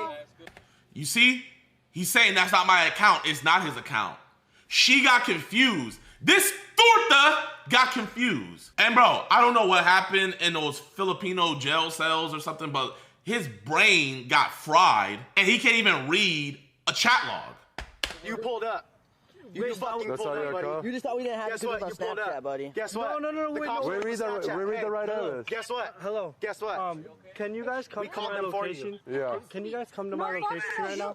I am at He has a 2 Snapchats or what? You must have 2 Snapchats, bro. No. And now they're accusing him of having 2 Snapchats. Yeah. Oh, you swear now? No. You have 2 Snapchats. We're not fucking Please stupid. read the text. Please, someone, please. Someone, please read the text. The police will come and read it. Yeah. Oh, he's one of those, you're one of those tech Indians, smart ones, huh? 2 Snapchats? No. Motherfucker. I know you. Blast your company to everybody that you're a pedophile that own a company. What's the name of his company? Wait. What's the name of his company so we can let everybody know that the pedophile Joey, this company. Josh, so what do you think? What's your take on it? What do you think happened? He deleted the Snapchat? Like, what happened? Yeah, no, he deleted the snaps or he fucking has a burner snap that he used. We're not stupid. We do this every day. You know how many weirdos like But if she's talking to him on one snap, why would she go to another snap? You have a second phone? No, that's the same snap she uses every day. He's only talked to you on one snap. He's trying to cover it up. But yeah, he was talking over it. Bro, who is this dude, bro? Vitaly is a disgrace to all preg catchers, bro. This is something that should never happen. You know what? This is your retirement. You get a Paul Pierce retirement tour We don't love you like Kobe, bro. Because now, LA County is never gonna want to work with any organization that does real work anymore. That's why I get so mad at people like Dap and people like this, because they give us such a bad name, bro. He never read one chat log, yet he has so much to say. You were talking to her on Snapchat, but yeah, we only have one snap that connects to you. No, guys, listen. Guys. I did not talk to her on Snapchat. I sent her this. Look, okay, wait. What time is it? At 7:29. At 7:29. Where is my toy? Yes. The same shit that you were saying on the way here. That's dirty. It's the same fucking person. It's dirty talk. No, it's fucking pedophile talk when you're talking to a 16-year-old. Don't look at me in my eye, bitch. I'll fucking fuck you up, bro. I'm not trying to fight. Listen. Oh my gosh, bro. Oh my gosh, bro. You know, 16-year-old. Don't look at me. Bro think he tough. I thought Vitaly would be the most insufferable person during all of this, but I gotta give it to this dude. But you know the great thing about it, man? I just know he is shitting himself. Bitch, I'll fucking fuck you up, bro. I'm not trying to fight. Listen, I'm not about. And he's directing people to go tank down his business. You see, I don't have a problem with directing people to tank down a predator's business, but make sure you got the right dude. You know how much research we put into making sure that this is the guy 100,000%? But they do this for clicks and views. This operation here was rushed.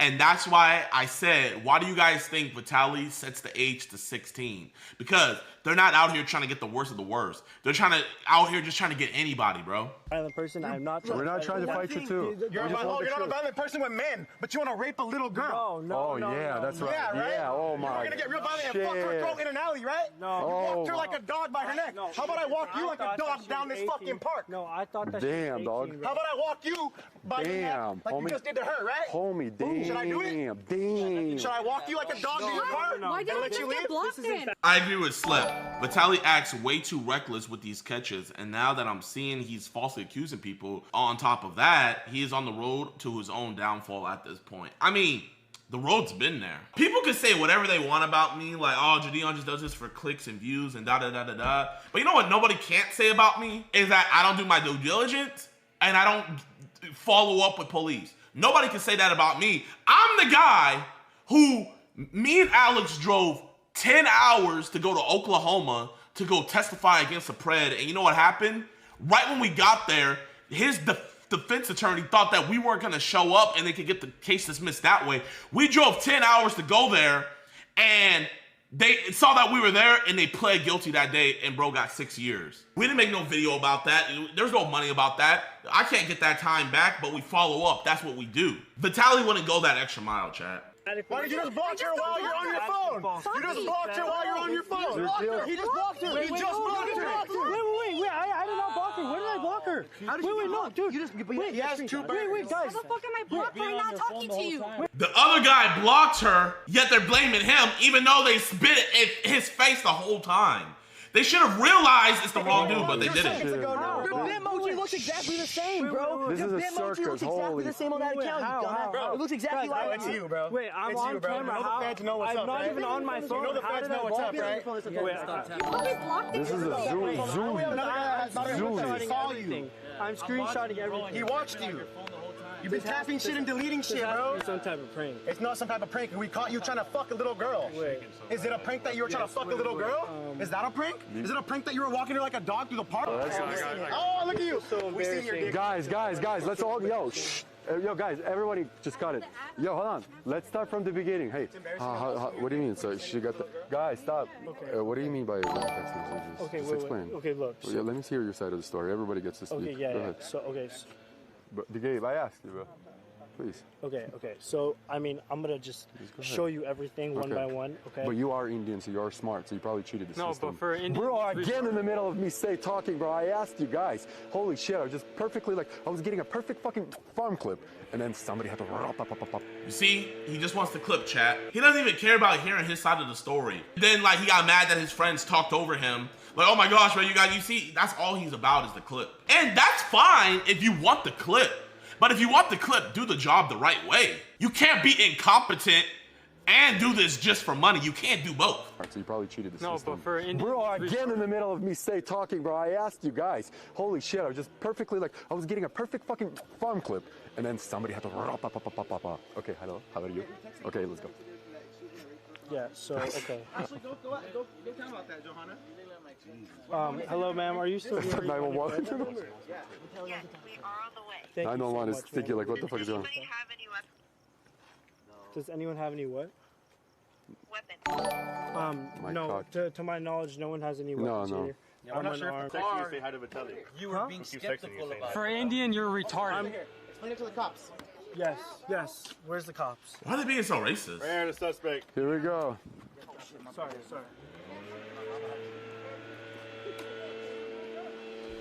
And so they called the cops on him, right? We got a crazy guy here. So the mustache is crazy. Hello. So they called the cops. Hold on. Perfect. Can we talk to you? Hi, what's up? Which one of you? Nice to meet you. Okay. So here, I'm gonna give you guys the rest of the story because I talked to the victim last night. So this is what happened. They took him to the police station and he was letting me know that the cops were being rude to him at the police station because they believed Vitaly, right? But he was like, please, let me show you guys the evidence. So finally, he lets them look through his entire phone. And the cops finally came to the realization, oh crap, it wasn't him. And you know what happened? They called, hold on, let me show you guys. They called this Torta, the cops called this Torta right here and were telling her, yo, you guys got the wrong guy. After the cops realized that they had the wrong dude, this dude was in the police station detained for 6 hours. They called this Torta and told her, hey, cabron, you caught the wrong guy. You don't think she relayed this information over to Vitaly? This catch, if I'm not mistaken, this catch was on the 10th. It took Vitaly 2 full days to post an apology and to tell people to take the videos down. Even though Akash was blowing him up, bro, man, like, I've been proven innocent. The man was proven innocent that night, and Vitaly that night didn't do his due diligence to go out there and show people, like, no, he didn't do it. So this man had 48 hours of getting harassed. His family in India were getting DM'd. His business and his vendors were told to boycott him. Clippers were clipping it and saying that he's a predator. But Vitaly knew that night that he was innocent, yet didn't do anything. 2 days later, Vitaly comes on stream saying this. We wrongfully identified and accused Akash Singhania as a child predator. We were completely wrong, and we made a terrible mistake. We believe here in only telling the truth, nothing but the truth. And our team and I messed up. We're deeply sorry to Akash. I'm so sorry, and I made a full statement on one of my social media posts on X and Instagram. You can guys go check it out. And Akash Singhania, I'm very sorry. This mistake will never happen again. We messed up. And guys, whoever has those videos, the clippers that are watching this, please delete it, okay? Immediately. I need you guys to delete it. I feel horrible. Yeah, this was very, yeah. This is never gonna happen. The Snapchat messages got messed up. It was a wrong time, wrong place, and yeah, it was not good. Weakest apology I've ever heard in my life, right? So Akash, he put out this statement. So this is his Twitter, man. Make sure you guys show him some love. This is what he had to say. He said, my world has been turned upside down this weekend. As some of you may have seen, I was featured on a recent episode of Vitaly live series where I was wrongfully portrayed as someone attempting to engage in an inappropriate conduct. This accusation is completely false. Since then, Vitaly has publicly acknowledged through both written and video statements that this was a mistake. Additionally, the officers from the Santa Ana Police Department who I called to the scene conducted their own assessment and confirmed that I was innocent of any wrongdoing. I am sincerely grateful to officers Ronald, Lorenzo, and Joanna for their professionalism and for taking the time to carefully evaluate the situation and establish the truth. While I appreciate that the mistake has been acknowledged, the impact of false accusations has been significant. I have experienced harassment, judgment, and damage to my personal and professional relationships based on something that has now been proven false.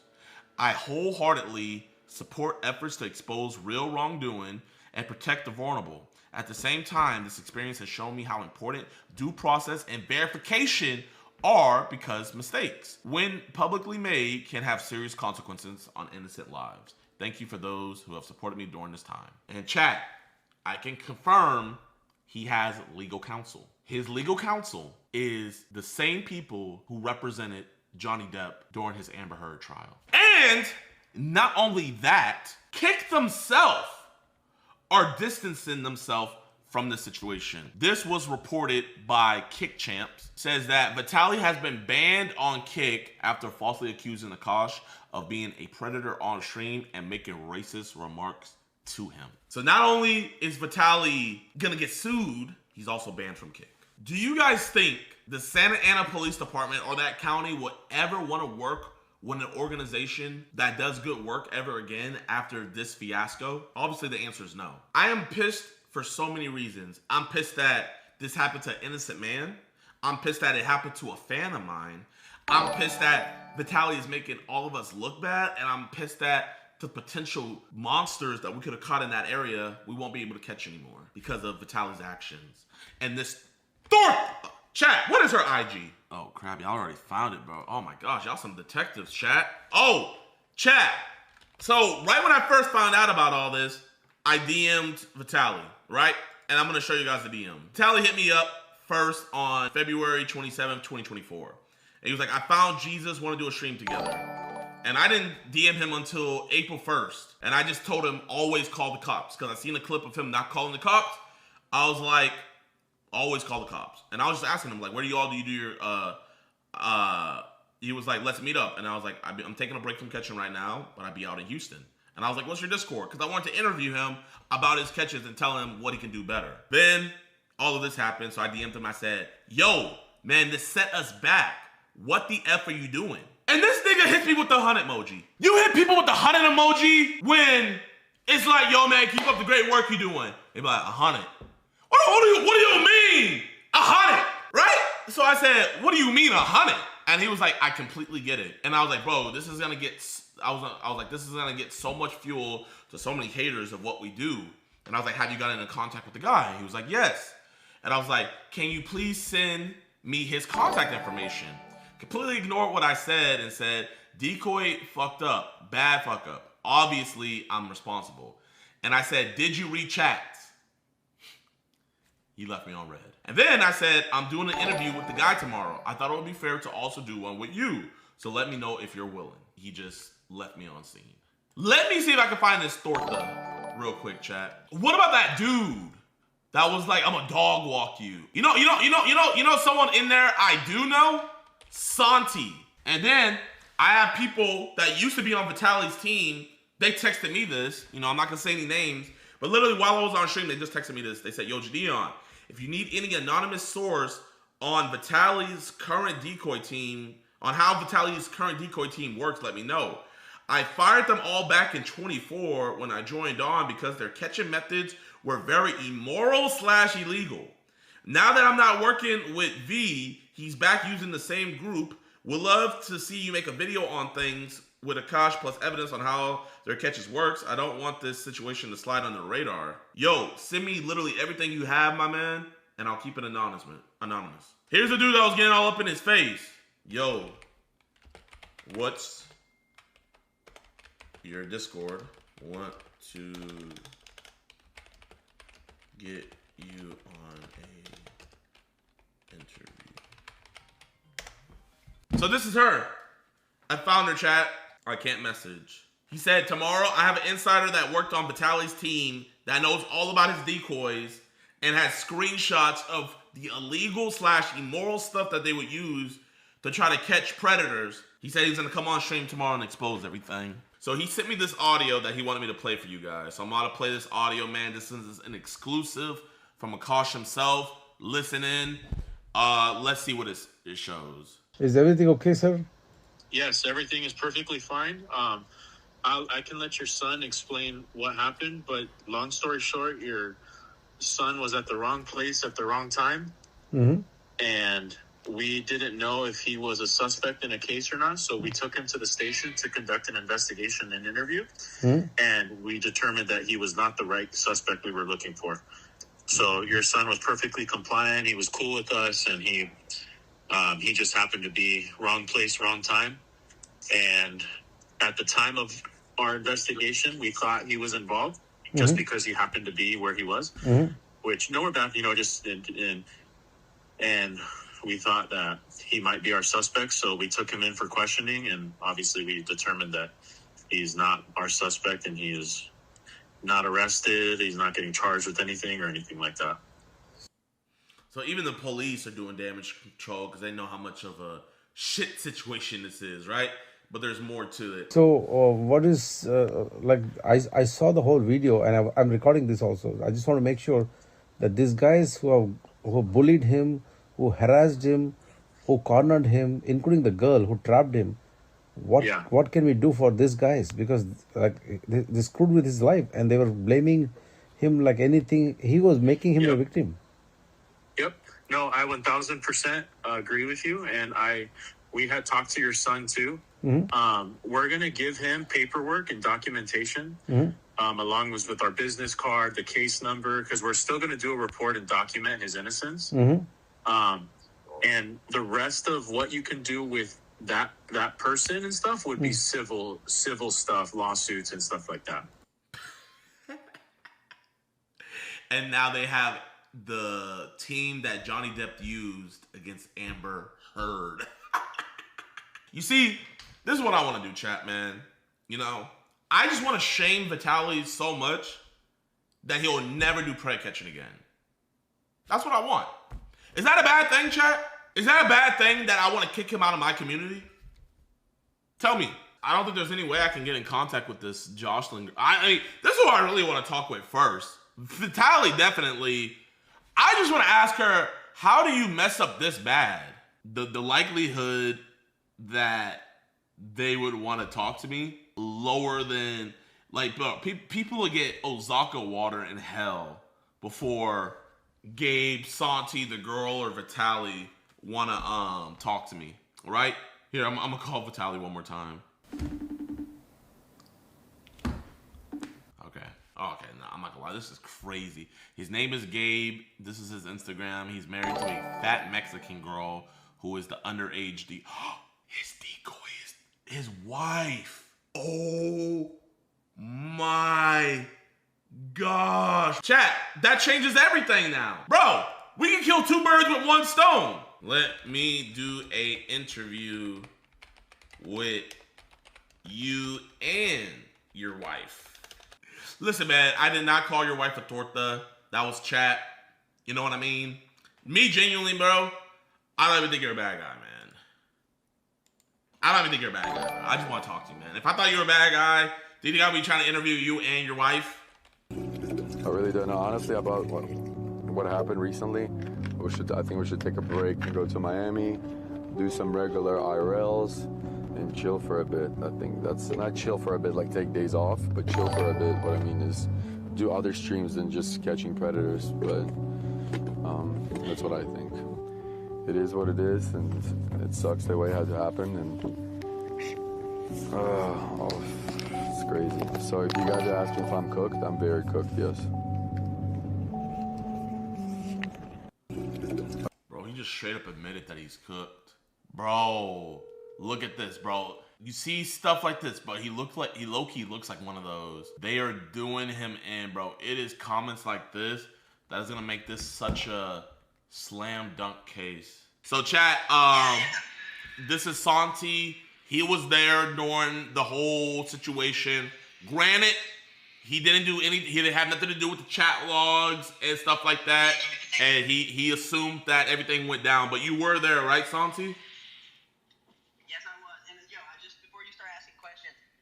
Dude, it's not really my business. I don't want to make things worse for Vitaly.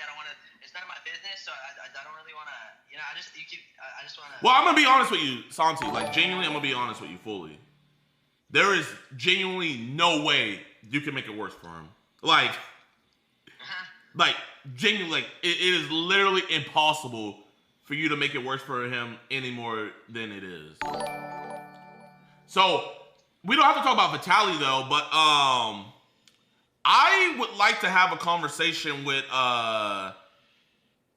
Gabe and Jocelyn. Is that a possibility? Yeah, that could be a possibility. I think they're doing the same thing. We see you that you're hitting us up up and stuff, and we're not trying to like dodge you or be weird about it, but we just kind of, it's up to Vitaly. Like they like out of respect for Vitaly, they don't I don't think they like, you know, they feel it's a lot. You know, I don't really want to dig the hole for them, you know? I know, you know what I mean? So like they feel bad about the situation. 110%, yes. Well, here, I'll tell you this. You know, the victim, Akash, he just got his first good night of sleep last night. He's seeming like he's in better spirits. I talked to him earlier. I talked to him like at 3 a.m. last night.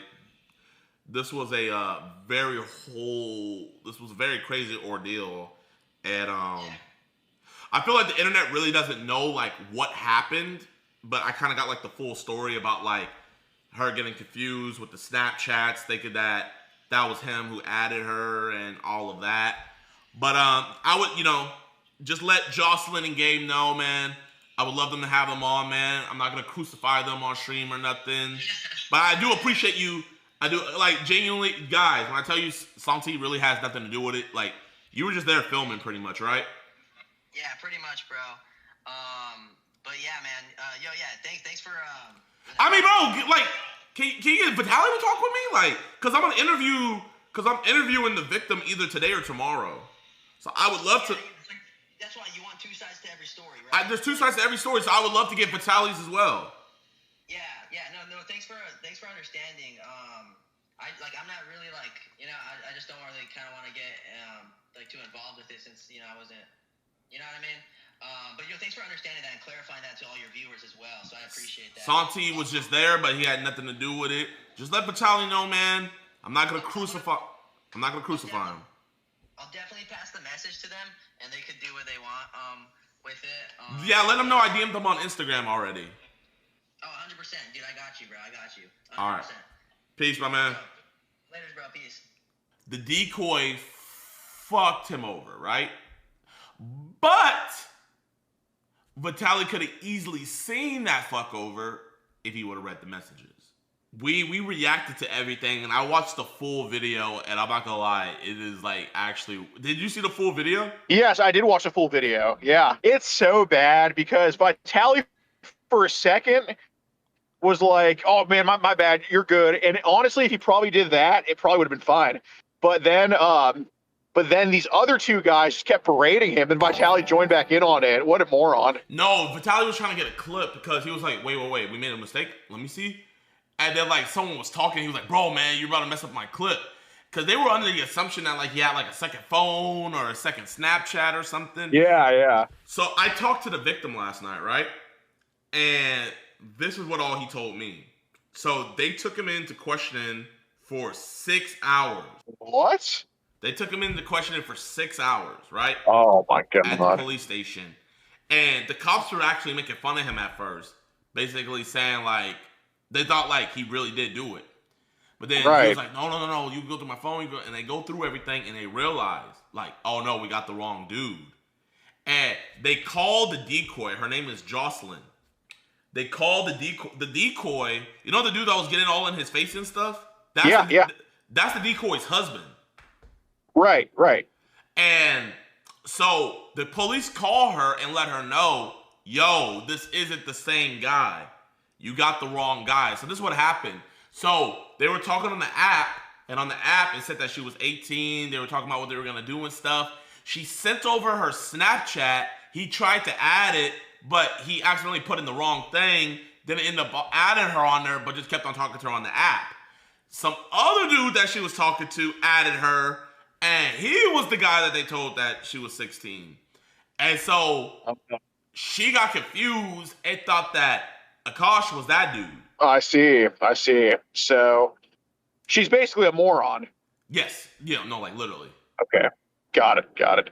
You know, dude, I mean, I don't know who these people are that are with Vitaly, but they clearly just want attention, and they just want to be on stream. They want their faces on camera. I mean, our decoys, they only ever go on camera if they're doing like a live decoy sting. And then even then we post a video, their faces are blurred. I mean, if your decoy is attention seeking, it's probably not the right thing to do for them. Oh, wait, hold on. Are you saying it's wrong that decoy posing as a 16-year-old trying to get an 18-year-old is out there doing that? Like, Wait, the guy was 18 that got caught? The guy, I think he's 26. Okay. He's 26. Well, no, I'm just saying they're obviously not decoying for just reasons of wanting to catch child predators. It's not the sole reason they're doing it, and that's not the big reason they're doing it. I don't think either. LA County, what you know, is really good. They're slow to respond, but they're good for what we do. We might have lost LA County now. Well, Santa Ana, I think, is Orange County, and Orange County's. Yeah, absolutely. We literally just got an arrest in Orange County like 2 weeks ago with Costa Mesa PD, I think it was. So you did this in Orange County, chat. I have an arrest in Orange County. One that's real. Orange County is one of the best places to do this in California. There's not many places that are that good. So the fact that if Vitali fucked up Orange County, like, oh my gosh. If Vitali just did this shit in Detroit or like San Francisco or something, place that just will never show up to a call, then fine. I mean, he can do whatever he wants. But it really just sucks when Vitali and DAP go to these places that actually prosecute, because these prosecutors, they're looking for any reason to just shit on us. You know what I'm saying? And they just give them great ammunition to do that.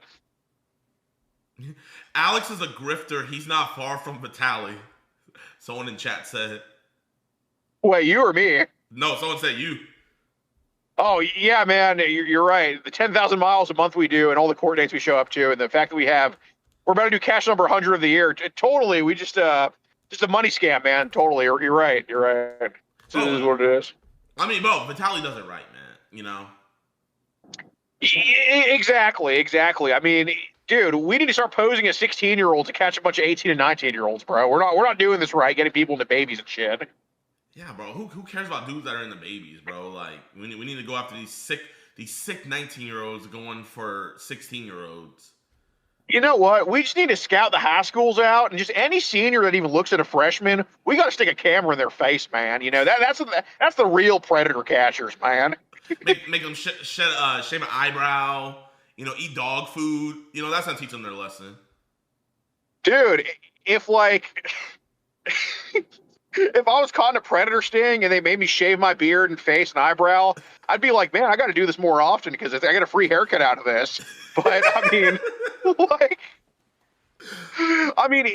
I don't think people don't understand that every pedo wants public humiliation before they want any consequence of jail time. I mean, you know, I got arrested last year for harassment, trespassing, and disturbing the peace. Having prison time over your head sucks. It is so stressful. And now imagine that for child sex crimes. I mean, none of these pedos want to go to jail. They all just want a little light punishment like that. I mean, these pedos are breathing a sigh of relief when they get cut loose like this. And I don't think people really understand this. Like, you know, they're like, oh man, hopefully it's not JiDion or Alex or Skeeter. Oh, it's Vitali? Woo! Oh, I dodged the bullet. Yeah. Exactly. Oh my God. Shit, I hope it doesn't make me jump in a swimming pool. You know what's funny? I reached out to everybody, right? I reached out to Vitali. I reached out to... Wait, what did you just say? What? You said, hopefully he doesn't make me jump into a pool. Yeah, man. I mean, I hope that doesn't happen. That was with my shoes on too. That might suck. I reached out to Vitali. I reached out to all the decoys, the dude that was getting in his face. I was talking to Vitali at first, and he was responding to me fast. He was like, yeah. Man, I know I effed up, da-da-da-da. And then I asked him, like, did you read the chat logs? And just left me on scene. Yeah, that's the thing. Like, it's just, he just totally told on himself. I mean, he can't even throw the decoys, like, under the bus for this because... I mean, yes, it is their fault too, but in the end, he's the captain of the ship, and he needs to go over everything. Like, there are certainly catches that I was planning on doing, and then I said, okay, actually, we're not doing this after I've read the chats. Like, it's not enough, or this was a little bit too forward, we're going to come back, we're going to hit him with another decoy. But no, I mean, he just doesn't give a shit, and it really sucks. So, people are kind of like, people online are saying, like, yo, man, like, why are you getting on his ass so much and stuff like that? I'm gonna let you speak. Like, why is this so important to, like, distance ourselves from shame and, like, put, like, a wedge between? Why is this so important? So I'll say first and foremost that every prosecutor should look at every case individually, and that it shouldn't matter that Daft and Vitali do we're on YouTube, do stupid things, and it shouldn't really carry over to what we do. They should look at everything individually. However, we live in reality where the DAs are also human beings, and some of the DAs are skeptical about things. So we don't live in a perfect world. So a lot of DAs truly do categorize all predator catchers the same. I have had district attorneys tell me as recently as last month, thanks for not slapping them. Thanks for doing it the right way. Because we have had counties that will not show up to calls. We have had counties that won't prosecute because a team like DAP or DAP has been there before and just literally slapped it all away. They really do take this stuff seriously. They look for excuses to not take these cases up. So that is why it's important that everybody does it right. Because as many people are doing it right, we want that happening. Like, I want more JiDions, I want more Skeeter Jeans, I want more Bikers Against Predators, I want more Oklahoma Predator Preventions and all my branches. But one bad person truly can ruin it for the rest, and it really is like that kid banging on the desk that stops the whole class from going to recess. That's really what it is like with some of these counties, and that's just the reality of it. So that's why everybody needs to do it right. No, literally. And, like, genuinely, I know this sucks to say, and I know Vitali probably loves doing this, but I feel like if he really respects what we do as a whole, he would just pivot to some type of other content. Yeah, I mean, right. I just think, like, the predator catching is such an easy thing, especially when you're doing it how he does it, which I don't even think all the predators talk sexual in the chats. I just think he gets a meet up and just, does the same thing no matter what. So tomorrow I have an insider that worked for Vitali's pred catching that's going to be sending me over chat logs. And okay. This is what the insider told me, and I'll read it. They said, and I quote, they said, "Yo, JiDion, if you need an anonymous source on how Vitali's current decoy team works, let me know.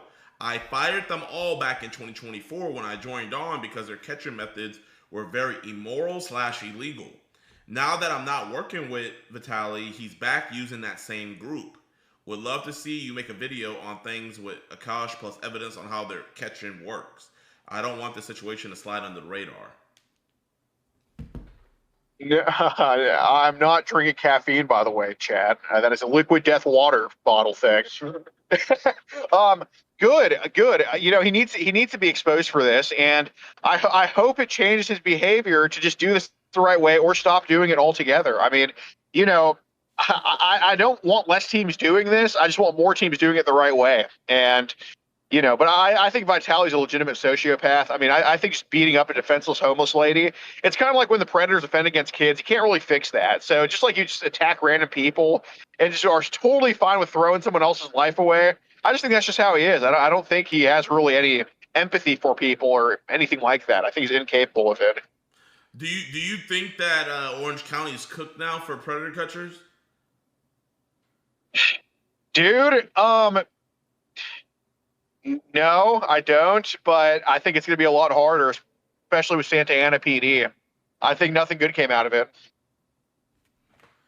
Chat, man, this is conduct matter. And the crazy thing about it is, like, not even to toot my own horn, but, like, I'm the biggest in the predator community, and I do it the right way like you guys. So it's like, it's, it's not well, if you want to be the biggest, you got to do it the Vitali way, because that's not true.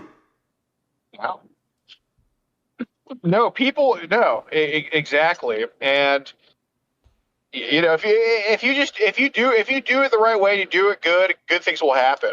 And I mean, we really appreciate when you came into the predator catch community that you did do it the right way, because you grew it way more than any of us ever have up to that point. And you're very welcome in the community. And you've definitely helped a lot of bad guys get off the streets there. Man, bro. I mean, it's thanks to you, Omma, Skeet, a lot of people, like, a lot of connections you guys put me on with, bro. So, I appreciate y'all, man. So happy to get your thoughts and opinions on this. I mean, I don't know if Vitali's watching, but you got anything you want to say? Well, Vitali, I mean, if you're even capable of changing your behavior, I mean, he's like 35 at this point, or I don't even know how old he is. I think he's in his mid 30s.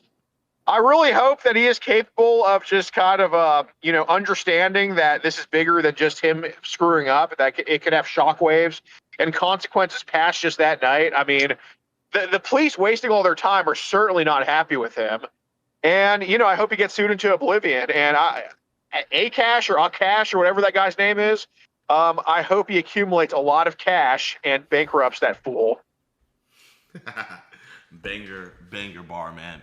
Mr. Rosen, everybody, man, make sure you guys show love to. He's not driving, he's passenger. Show them the steering wheel real quick. All right. He's not driving, chat.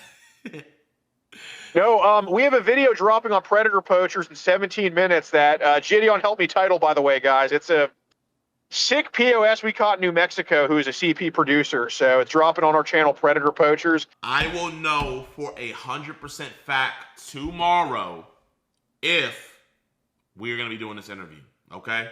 Why did you hit me up, and what do you want to come on here to expose? Vitali, when I came on, they just wanted to make streams for their clips, and he whispers, he's like, okay, so they told this guy that I'm 18, but when he gets here, I'm going to say, hey, do you also want to hook up with my 15-year-old cousin? And he's like, okay, listen, this guy's legit, but I couldn't get him to come, and so I told him if he doesn't come, I am going to myself.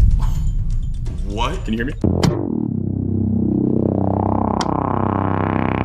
All right, chat. Here is our leaker. We have our Edward Snowden right here, right now, chat.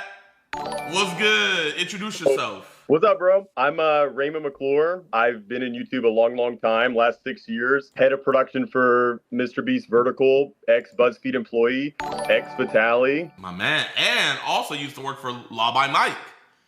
Also Law by Mike, where we met. So, yeah, y'all. So you used to be a producer for Vitali, right? Yes, that's right. And how long were you a producer for him from, and what time frame? It was not that long. It felt like an eternity just because of the nature of the work. I think it was maybe 3 or 4 months from August. No, I think September to December. 2024, 2025? 2024. So this is prime Vitali. This is season 3. He just got off of all of that shit of him doing all those streams with all those rappers and celebrities and Akon. This is the season right after that. Okay. And so how many preg catches did you facilitate with Vitali? Over 100. 100, damn. Yeah, I know. I have it all documented. And how many of those guys do you know of that were actually arrested and like convicted? Convicted, I want to say 3, where we flew decoys back out to get those arrests. Wait. Arrested, I would say between 12 and 20. Out of 100, only 3? Yeah. Well, you know what the streams are like. Damn. So, would you say? Also keep in mind, what I'll say too is like, this is Los Angeles, where we know this, where it is one of the harder counties to get, as I'm sure you know too. What county were you guys doing it in? Los Angeles. I'm not gonna lie. I'm gonna be honest. Los Angeles County is actually really good when it comes to this stuff. So I think it had more to do with the quality of work than because believe it or not, I know it's hard to believe, but from my experience, Alex and Skeeter, because that's also where Trilogy Media do their things, and they do it in LA County. LA County is really good at prosecuting these cases if it's good cases. So if they only did 3, I mean, that's no shot, but like that's pretty shit. Yeah, I mean, yeah, you could say what you. I think Orange County and even Ventura, I would say, are better and easier to get convictions. I also think the nature of Vitali, and then also you're doing these more radicalized shaving heads and blah blah, and you know what I mean. It's more so a lot of these prosecutors don't want to touch anything related to Vitali with a 10-foot stick. You know what I'm saying? Yeah, no. It's totally understandable. So, why did you hit me up, and what do you want to come on here to expose? Just hit you up because me and my wife, as you know, very, very big fans. As parents ourselves, we love what you do. I have a strong sense for wanting to catch and prosecute these child predators. Vitaly, you know, I don't think he's a bad dude or anything, but what was I gonna say? The team that he hired, season 1, season 2, when I came on, I saw a lot of things where this was not being done the proper way, or with any not with any intention of actually getting this anywhere. They just wanted to make streams for their clips. That's why I let them go, got them out of here, and to see the moment I heard Vitaly was back with Santi and that gang, I knew sooner or later something like this was going to happen. So you hit me up saying that there was some things even worse than what happened with Akash, with him getting accused. You said that there was worse things that you seen happen, and that was on live, that just flew under the radar. What are those worst things? There's some things that I know about, which also scares me on, what do I not know about? You know what I mean? When I first came on, I was just handling logistics and houses and permits and insurance and things like that. There's a whole separate decoy team. But the more catches I did, the more I started asking about, okay, what is the evidence? And, 8 out of 10 times they have something really, really good. But those 2 out of 10 times, it was very, very shady. And there's a couple instances that I wanted to talk about. One of which, this was not captured on stream. This may have been the 3rd stream I was on with them. We were in this high-rise apartment.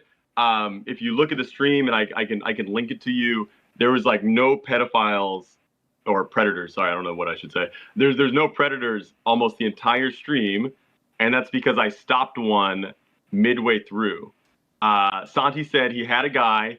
I said, okay, great. He said he's on his way. Great. What's the evidence? And so Santi's the decoy for Vitaly, right? Santi, for people that don't know, Santi is kind of like the lead decoy. He runs the decoy team at that time, and also currently when this whole thing happened. There are 2 Santis.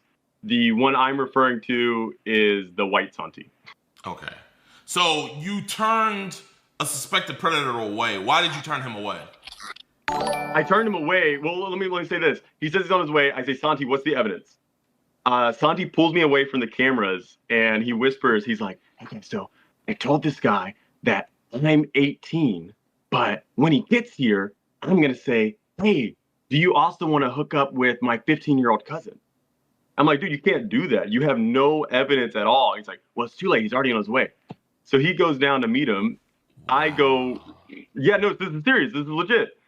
And this is before I had anything to do with the actual decoy team, where this is just something I happened to catch. I go in behind them. They start talking to the guy. They're smiling and chatting and whatever. I go up right behind him and say, bro, get the fuck out of here. He walks away. He gets all scared. He runs. Where that was just one thing that I knew about. So it's like, what don't you, because I mean, you were only there for season 3. So this wasn't, you weren't there for season 1, season 2. So if they're doing that when you're there, what were they doing when you weren't? So the guy came to meet an 18-year-old, but whenever he got there, they were just going to throw out the fact of, oh, you don't want to talk to this 15-year-old. But I mean, whenever anybody sees him on stream, they're going to think he's there for a kid. Exactly. No, that's exactly right. But I think it's also, what I'll say is the pressure of every stream. They need, they want three predators. Oh, we're gonna stream every day. Oh, you only get paid by the catch. When you're working with, so how much would Vitaly pay his decoys per catch when you worked for him? At that time, it was $300 per catch, which to me was the absolute bare minimum when these catches, as I found out when I took this on myself, it's at least 3 days of work, you know, per predator. So do you think that incentivize the decoys? And let me ask you this. Did Vitali know that his decoys were cutting corners like that, at least for that particular catch? For that particular catch, I don't think so. I don't think so. But also, these are the people that he's trusting and putting in charge to run this. You know what I'm saying? Yeah. This other one that I want to talk to you about, which I'm on my phone because it has better quality. Let me switch to my laptop. I want to show you a stream that I don't know why it hasn't been more widely covered. Okay. So you're gonna actually show us some evidence here. Yeah. Share your screen. I'm gonna show you. Hold on, one second. Yeah. So chat, he's about to show us a stream clip. All right, hold on. Let me turn it from a stream that Vitali did that did not.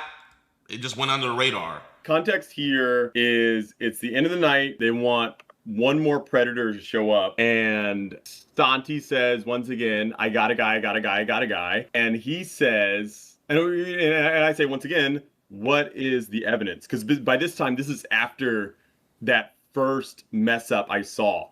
This might be maybe a few days after that. Okay? And so I say, what's the evidence? And he's like, okay, listen, this guy's legit, but I couldn't get him to come. And so I told him if he doesn't come, I am going to kill myself. What? Can you hear me? He said if he told the predator if he doesn't come, he would kill himself. Yes. He's posing as, I think, it was ridiculous. He's posing as a 10-year-old boy saying, if this person who has refused to meet up has said he doesn't want to do anything sexual with him, if the potential predator doesn't come, the decoy is going to kill himself. That's what he said. Did the suspect even say anything sexual in the logs? I'm going to be honest with you. This is almost 2 years ago. I cannot. I don't want to say yes or no. You know what I mean? Okay. In my opinion, I think this is a guy who, which just happens, as I'm sure with your catches, getting cold feet, whatever. Santi's so desperate for someone to come. This is how he gets him here. You know what I'm saying? Okay, so can you hit play? Let's watch this. And let me make sure. Yeah, this is the right one. Let me make sure you guys can even hear. And look at that, like a steak. Steak. You gotta make your money, man. Can you guys hear? Yeah. We can hear. If you can. I can't. Full screen? Yeah. I can't be on Safari. Look at my screen time. Look at this. Look at my screen time. Can you help me like hack into my screen time so I can go on things? Can we like? You said you'll give me a back massage. Are you gonna actually give me a back massage? And look, this guy doesn't want to touch him. Doesn't want to do anything. He gets up to leave. Come here. Why are you being so mean? You said you're bringing me a Happy Meal. You didn't even bring me a Happy Meal. Don't leave. And so I'm gonna skip ahead. What was I gonna say? It's a video game. The guy's trying to leave. He's trying to convince him to stay. Let me change this to a video game. Am I ugly? I told you. I have a big skull on my head. No. Hold on. No. So here they realize their guy is going to leave. They have no evidence. They have nothing. They're just going to go run out and catch him. So that's why it goes black. They're switching cameras.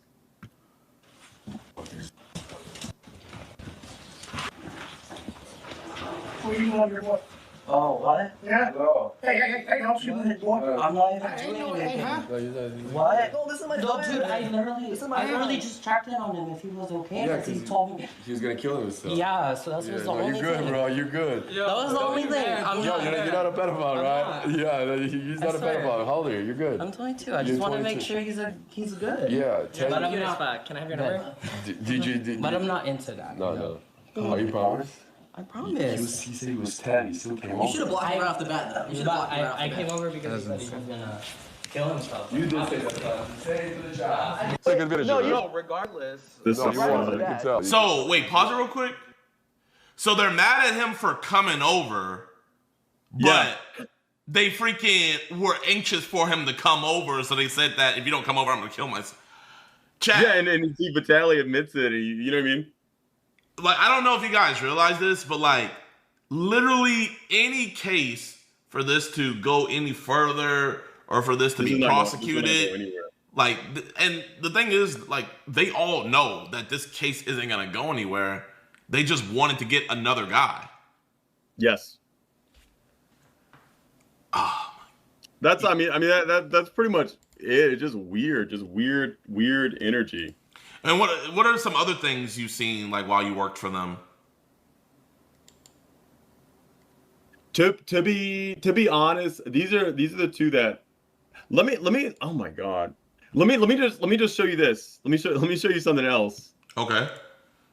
What was I gonna say? Did you see where after we let them go? Because kind of I'll say. Well, here, let me ask you this. What? Was any catch ever faked? No. Not in the fake on how people try to play it out to be. You know what I mean?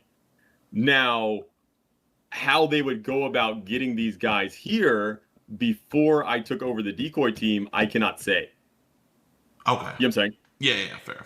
But I don't think anything, I will never say this, like, I don't think anything is ever faked or intended to be. It's more just a lack of care on what kind of evidence or what kind of person we're actually getting there. Exactly. Okay. Fair. Does that make sense? Yeah. I think, let me show you this. Let me show you this. This is after. Is it this one? I'm losing it now. Nope, not that one. Oh shoot, maybe I lost it. And can you tell the audience like why the gambling thing is like covering half the screen? Because this is his main source of income, right? Like streaming, catching predators. I mean, even here you see the product placement. This is how he gets his money. I mean, and so he needs these things to work out each stream, or else he's not getting his paycheck. Does that answer things? Yeah. I just want you to explain it for just the people in stream, just in case they might be a little confused. I think because what I really want to get into is kind of like, even though Vitaly might not be the person messaging them, even though Vitaly might not, what can I think? Might not be the one saying these things over the text messages, he knows what this team is capable of that he's hired. And I really just want to show you, shoot, I think it's somewhere here. Oh, you saw me in the background right there. Chat, what do you guys think about all this, man? I want to hear your guys' opinion. I'm trying to look. One second. Yeah. Yep. It's here. Yep. I really want to show you. To me, this is just the epitome of like, these are the people he's hiring. So for context, this decoy here, you can still see my screen, still hear me, right? Yeah. Hello? Yeah. Oh. JiDion? Yeah, I can hear you. All right, cool. For context, this decoy here, she was brought on and trained by Santi. This is after I took things over. We still kept a couple of his decoys around. Okay. In some kind of way, she had really good evidence. She showed me everything, blah, blah. But what I didn't know and what she left out was, this is after we fired both the Santis. They had, quote unquote, given her this predator. What do you mean, given her this predator? I don't know. Like, they gave her the contact or whatever. I think just super gullible. I shake my head just thinking about it. The Santi guy said, hey, here's a guy for you to message. She messages, get the evidence, whatever. This is that person coming over. Okay, are you ready? Yeah, I'm ready. I think this is her waiting. It was like waiting forever, going to the door. He comes in with a mask like this. I've seen this clip, okay? You've seen this. I've seen that. Like, dude came in with a hoodie and so this is the Predator. This is the Predator, supposedly, right? He's walking around. We kind of have to call a security protocol that security needs to bust out, assess the situation, where it turns out to be the Santi boys, his decoy team that we let go. Turns out to be the Santi boys playing a prank. And let me switch back. Let me switch back to my other thing so you can see my face. Hold on, sorry for these technicals. So his decoy team pretended to be his old decoy team, got in touch with his new decoy team to pretend to be a Predator so that way they could prank him on stream. Yes. And Santi boys end up getting held at gunpoint by our security before revealing, oh, it's a prank, it's a prank, it's a prank.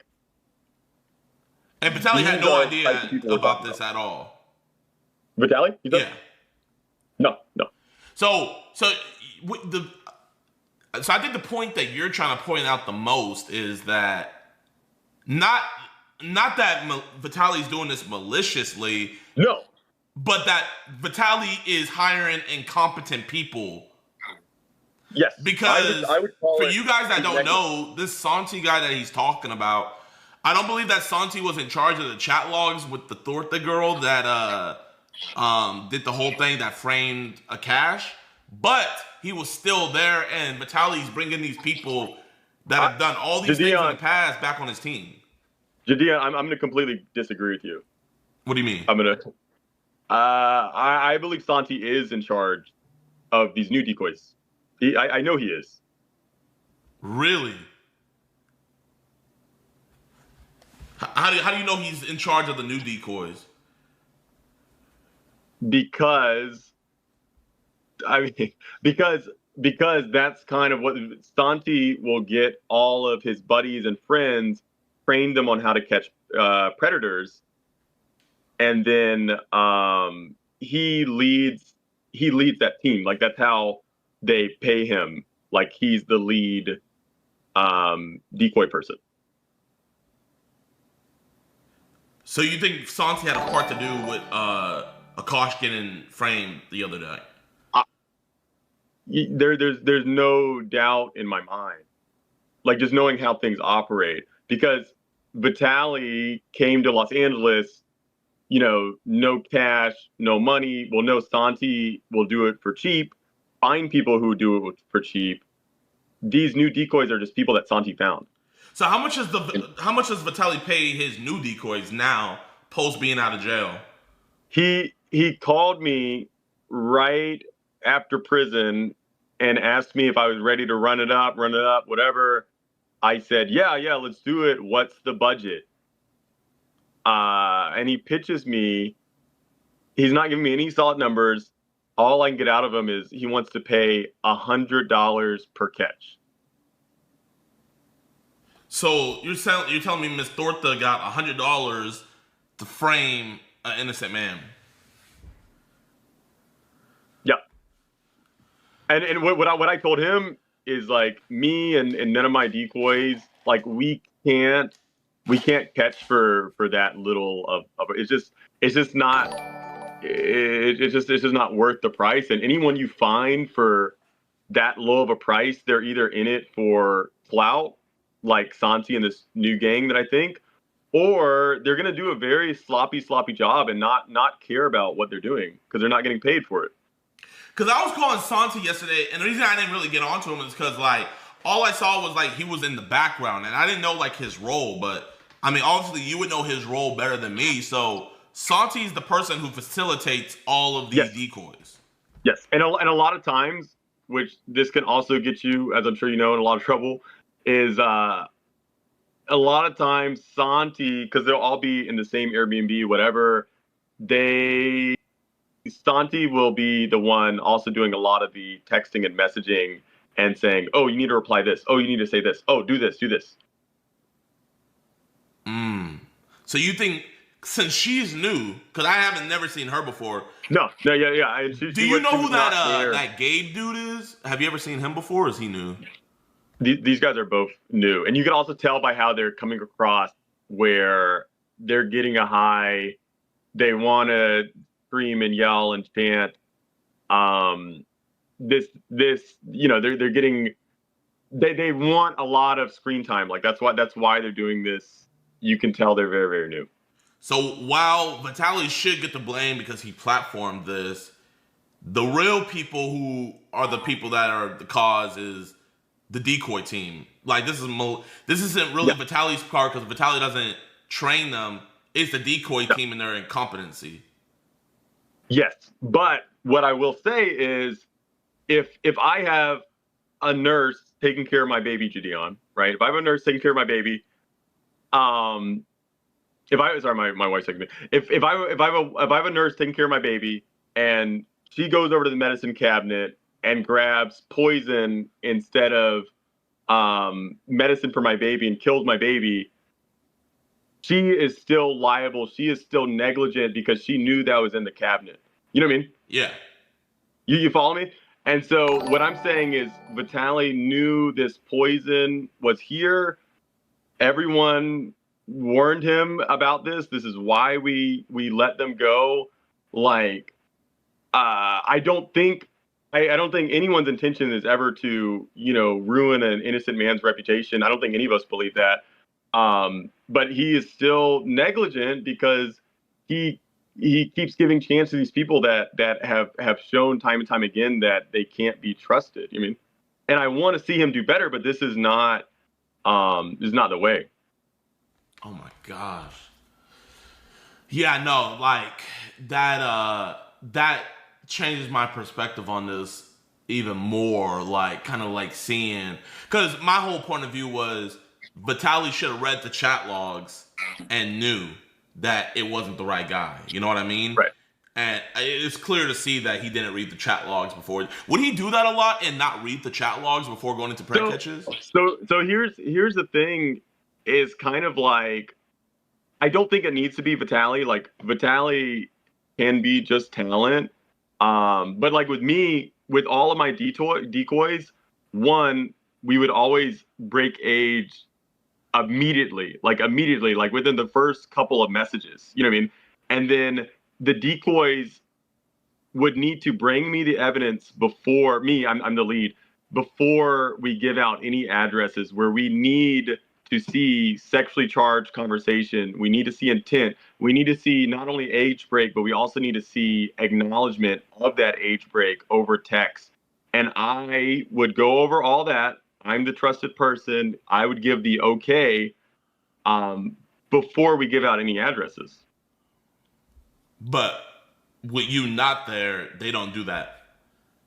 Yeah. And that's because he doesn't have the team or, the resources or money to have those trusted people. And so he's just like, okay, fuck it. I'll do it without those people. You mean? Yeah. And I'm not saying it has to be me, but we already know that this specific team cannot be trusted and does not do things the right way. So like your analogy earlier, like if let's say a nurse accidentally poisoned your baby and stuff like that. Okay, it was an accident the first time. But if you hire that nurse again to take care of your second child and it happens again, she's to blame and you're to blame now, pretty much. Yeah, I mean, yeah. If you want to go like that, yeah. I completely agree. Chat, man, what do you guys think, bro? Oh man, I'm very disappointed. I feel like this, because now this is gonna hurt us, where we're gonna get generalized and be like, oh, we saw what happened with this Vitaly situation, we don't want to take these cases anymore. You know, like we just no, can't. Especially, and it breaks. Yeah, it genuinely breaks my heart where there's so much good to be done, but we have such a bad reputation, and it only is getting worse and worse. Would you work with Vitaly again going into the future? Right now, I don't know. I think I truthfully would. It's not my favorite job by far. It's very dangerous. Lots of risk. But at my heart, I love catching predators, and I have seen the good that we have done while also putting up with the crazy antics. Yeah, no, I would, but it would have to be under the very right circumstances. Like here, when he's telling me we have no money, we're going to catch people run and gun, we can barely afford security, we can barely afford decoys, it's just a no for me. No, fair. But fair. even if Sally's not my favorite person, if I get the chance to even help prosecute one guy like that, that makes it for me. Feel that, man.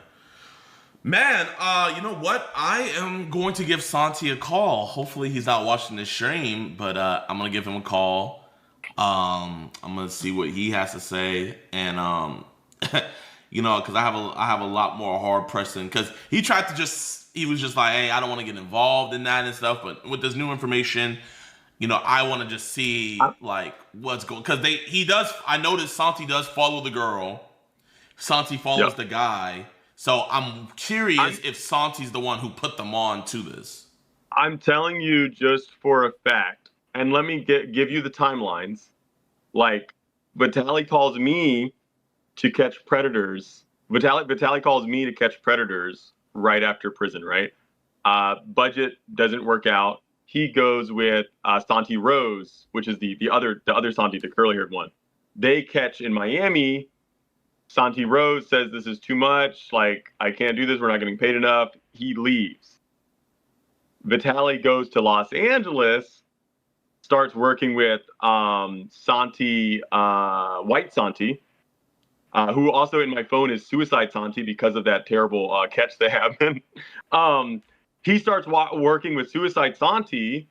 Suicide Santi assembles a team, and you expect anyone to believe, JiDion, that Suicide Santi has nothing to do with these new pred catchers when that's all he does? Facts. Do you have those messages from that Unaliven stream? I would love to just look through the chat logs. Like, no, I mean you and me both. I also sent you, which you can go through. There's not that much in there. There's a few weird things. I sent you the decoy Bible that Santi made a few years ago, where a couple of weird things in there is. So what is it? So this is Santi's, like, how to catch. It's what he gives. Yeah, it's what he gives to his decoys. On this is exactly how you need to catch. Okay, so this is the decoy Bible. This is what Santi made. This is what he gives to new decoys. Yeah. And maybe he might have gave this to the Jocelyn girl who caught or framed Akash. So let's see. How to find any app you can talk to strangers, you can find a predator. Talk to them first on app/website and then move conversation over to fake number, then block them on app/website and break age on phone number. This will avoid getting banned. If you get banned, you need to make another account. If you get banned multiple times, you need to use other apps. If you get banned on those apps, you need a new phone. Before you block them, screenshot the profile and all messages. Okay, all of this seems good. The decoy age is always 15 and below. Okay, but whoa, hold up. So when they were exposing, or when they set up Cash, the decoy age was 16. So I don't know. Would they raise the age whenever they weren't getting that many people to come out? Would you see that? From my, once again, I cut out the Santis because they weren't showing me information. You know what I mean? So they wouldn't even show you their chat logs. No, and in fact, I have on my Google Drive like all of my decoys messages. Suicide Santi, I think his is the only one that's empty. Would he even give the chat logs to the cops? From my understanding, he'd give it to security, which W security, I love the security. Daily security is amazing. He'd give it to the security. They would always turn it over to the police. Would he keep that organized or have every little piece of evidence? I don't really think so. One thing that's interesting in that Bible that I thought was funny, if you scroll, I think it's on the second page. Okay, it says something like, if they say no, they can always be convinced. Let me see. If they ask for a D-pic, say you'll show it in person and you're scared of getting exposed. This part's weird. Try to change subject. Don't rely on this, but you can send other predators deep. Whoa! Yeah. What? Yeah. Yo, you can't do that! You can't do that! No! This is part of the reason why they were let go. You can't!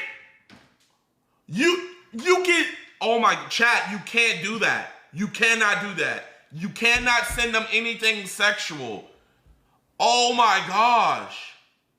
And this is what he's telling the decoys to do. Yeah, that's the problem. Don't rely on this, but you can send other predators D-pics when they ask. That's where I'm like, because he would, and I'd seen some where I'm like, Santi, you can't send a dick pic. Whose is this? He's like, I know, but he wouldn't come unless I sent it. So they would send D-pics to get the guys to come. Yes. Chat, that is beyond illegal. Like, chat, no. No. Bro, and once again, automatically thrown out. Like, the moment they sent that, it doesn't matter if everything's thrown out. That is illegal. Oh my God. Bro, you should have led with that, bro. This is just what I know about. There's just so much, dude. This is just what you know about. And is there anything else weird you saw? Schedule time and place to meet. Meeting at their house isn't an option. People who take the bus and Uber are better options because they can't run away. It's easy. Okay. Offer to buy an Uber for them if needed. We do the same thing. I think, to be honest with you, I worded it differently. I think one of the weird things for me that I added, I changed a lot when I started my own decoy team of like, hey, how about what is the actual list of like evidence and how to get it? You know what I mean? For turning it over to the police. Like, there's none of that. It's just how to catch for a stream. You know what I'm saying? Terms the no, top the one effing, bottom the one. Oh my gosh. Roses reading. Look at let me show you this, dude. Let me show you this. I cut out I sent this to you too. I cut out the names and stuff, but this was like just an example of a quote unquote catch that I think this is like nothing. So the gray's the predator and the blue's the decoy, correct? Yeah. Okay. Pret said, hey, decoy, hey. Oh shit, I think it's out of order. I don't know what the hell I got cut off, but with the other guy, what's the address again? How far are you? 20. Oh crap, did I cut it? Okay, sorry. I cut out some of this. No, you're good, man. Let me find it. Let me find the actual SSB thing. man. Vitaly damaged the community with his actions, further wrecked his rep after all the harassment in other countries. Bro's grown, content-brained. Everybody got a pass, but grow up and be a better you. No facts. Chat, no, for sure. And I want him to be better. And Vitaly says he wants to be better, but I think just getting priorities aligned. I am so disappointed. Like, 1 second. Let's see. Okay. And JiDion, I sent this to you. I just don't want to leak this person's phone number. I sent it to your. I believe I sent it to your email. I sent these screenshots to your email of this What chat. time? Dude, last night. Okay, was it hold up. I think, let me see. Was it the doc?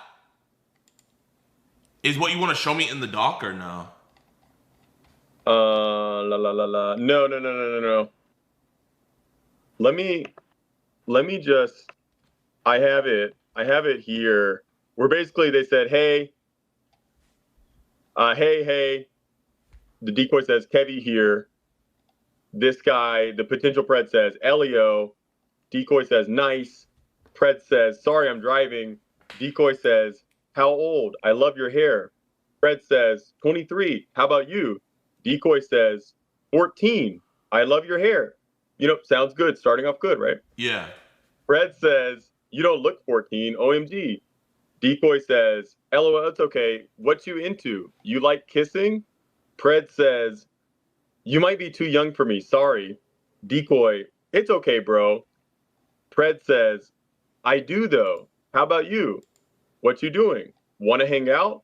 Hey, just saw the message. You want me to come? Decoy, yeah, let's hang. They send the address. That's all the evidence they have.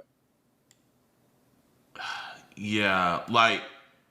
Because chat, this guy didn't say, like, all he said was, he's probably a predator. Don't get me wrong, chat. Like, yeah, no, 100%. But that is not enough at all. Like, exactly. That is you.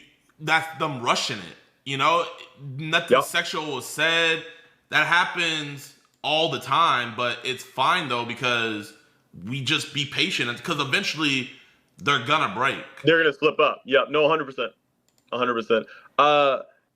And JiDion, I wanna tell you that it's sad where the reputation that we've gotten has led to a lot of dangerous people that keeps me up at night slipping through the cracks.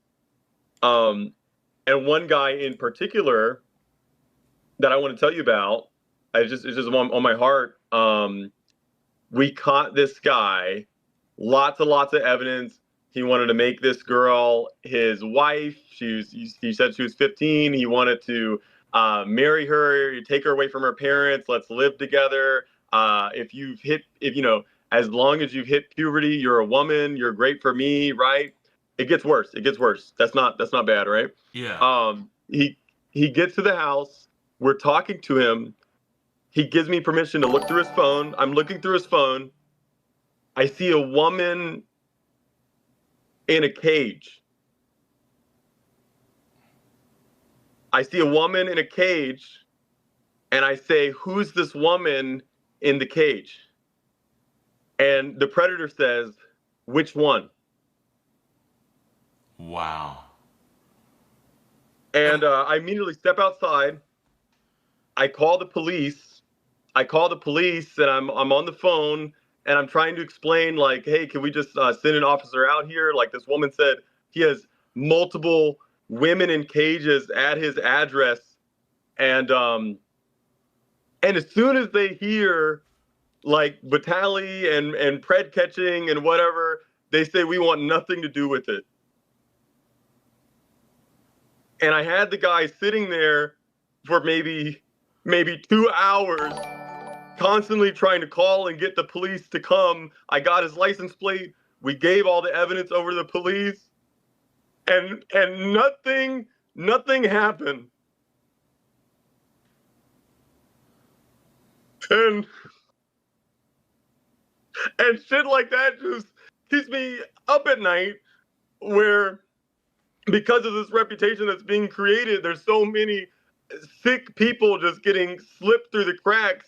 And I believe the intentions are there, but the priority is so much content that we're letting so many weirdos just slip through the crack. And I just wanted to share that. Did they just do a humiliation ritual to that dude who came over? No, that one, no. We just tried to sit there. We were trying to play it good, like by the book, so we could actually get this guy. But it's kind of like the Vitaly reputation in Los Angeles. The sheriff that I talked to, like, she was more concerned about, just not supporting us or, these individuals more than just coming out and checking out what's going on.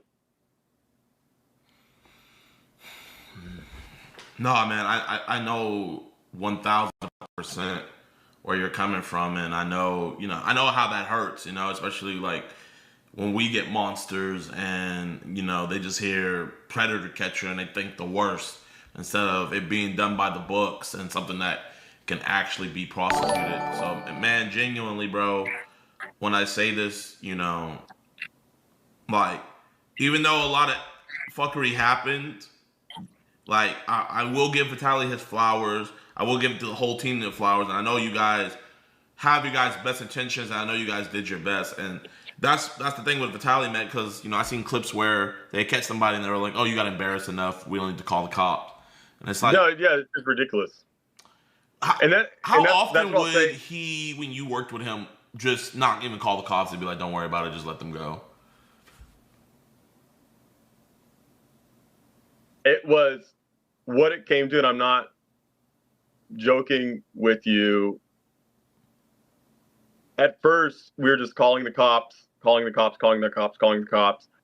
And Vitaly, I don't want to put any words in anyone's mouth because I can't remember if it was Vitaly or his previous manager. They said, we need to stop calling the cops because it's wasting too much stream time and we're not getting enough predators.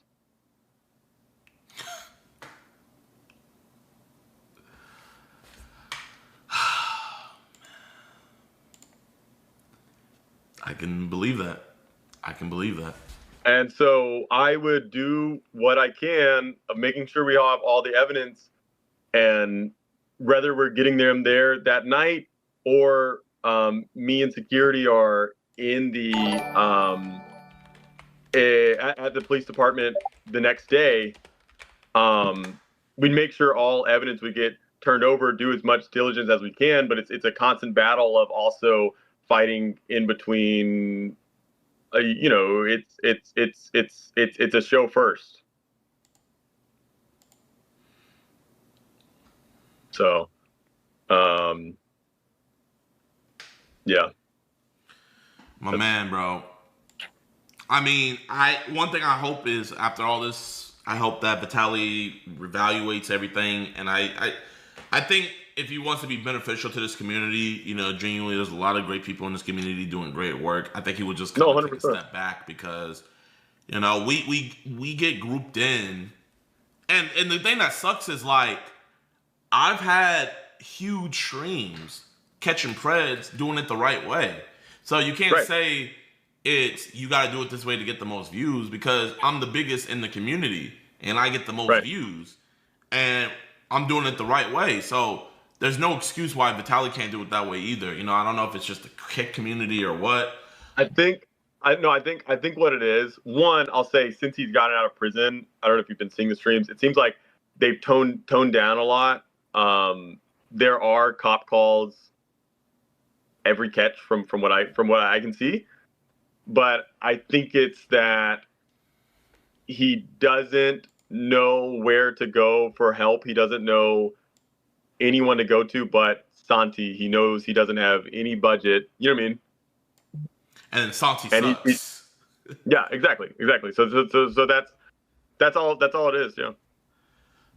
Oh, man. Well, bro, listen, man. I do appreciate you telling us your side of the story. I appreciate you for while the time you were there, advocating for it to be done the right way. Obviously, I know the budget isn't there for him to have you again, but if he does get back into this, man, I hope he either gets you or somebody like you if he's gonna continue doing this to keep. Because we can do it, and I know, to me, Vitaly in his heart, like he wants to see these guys put away. He wants to do it. But I think there's a constant battle of clip farming, and we got to do this, that, and the third, and then justice is kind of like secondary. You know what I mean? And that's why, like I said, I think that's why they moved. You know, I'm trying not to just be shit talking. I think that's why they moved to Orange County as well, because they're a lot more friendly with. I know you said a better experience, but at least for Vitaly, a lot more friendly with actually taking them seriously. They are, yeah. Orange County is amazing. Take a while to get out there, but they're good. Yep. Well, that's everyone, dude. We've had a held. I had one predator we held for 3 hours waiting for the cops to come. I had a suitcase full of every drug you can think of. But anyway, all right. Man, I appreciate you so much for giving me your time, man. You know, genuinely, I know me and Chad appreciate this. And, you know, I know you saw what happened on Vitaly's other stream, and you were like, man, this got to be spoken out, man. So I respect the hell out of that. Thank you so much. Talk. Yeah, the floor is yours. No, I was just saying, just action steps. What I want to see happen is if Vitaly is going to continue this, like I know he wants to, it just needs to be done the right way with the right people, and we have to hold him accountable of this is not okay to catch like this. That's it. Man, my brother, man, I appreciate you. Thank you so much for your time, man. God bless. Have a great rest of your day, man. And until next time. Peace out, bye. Peace.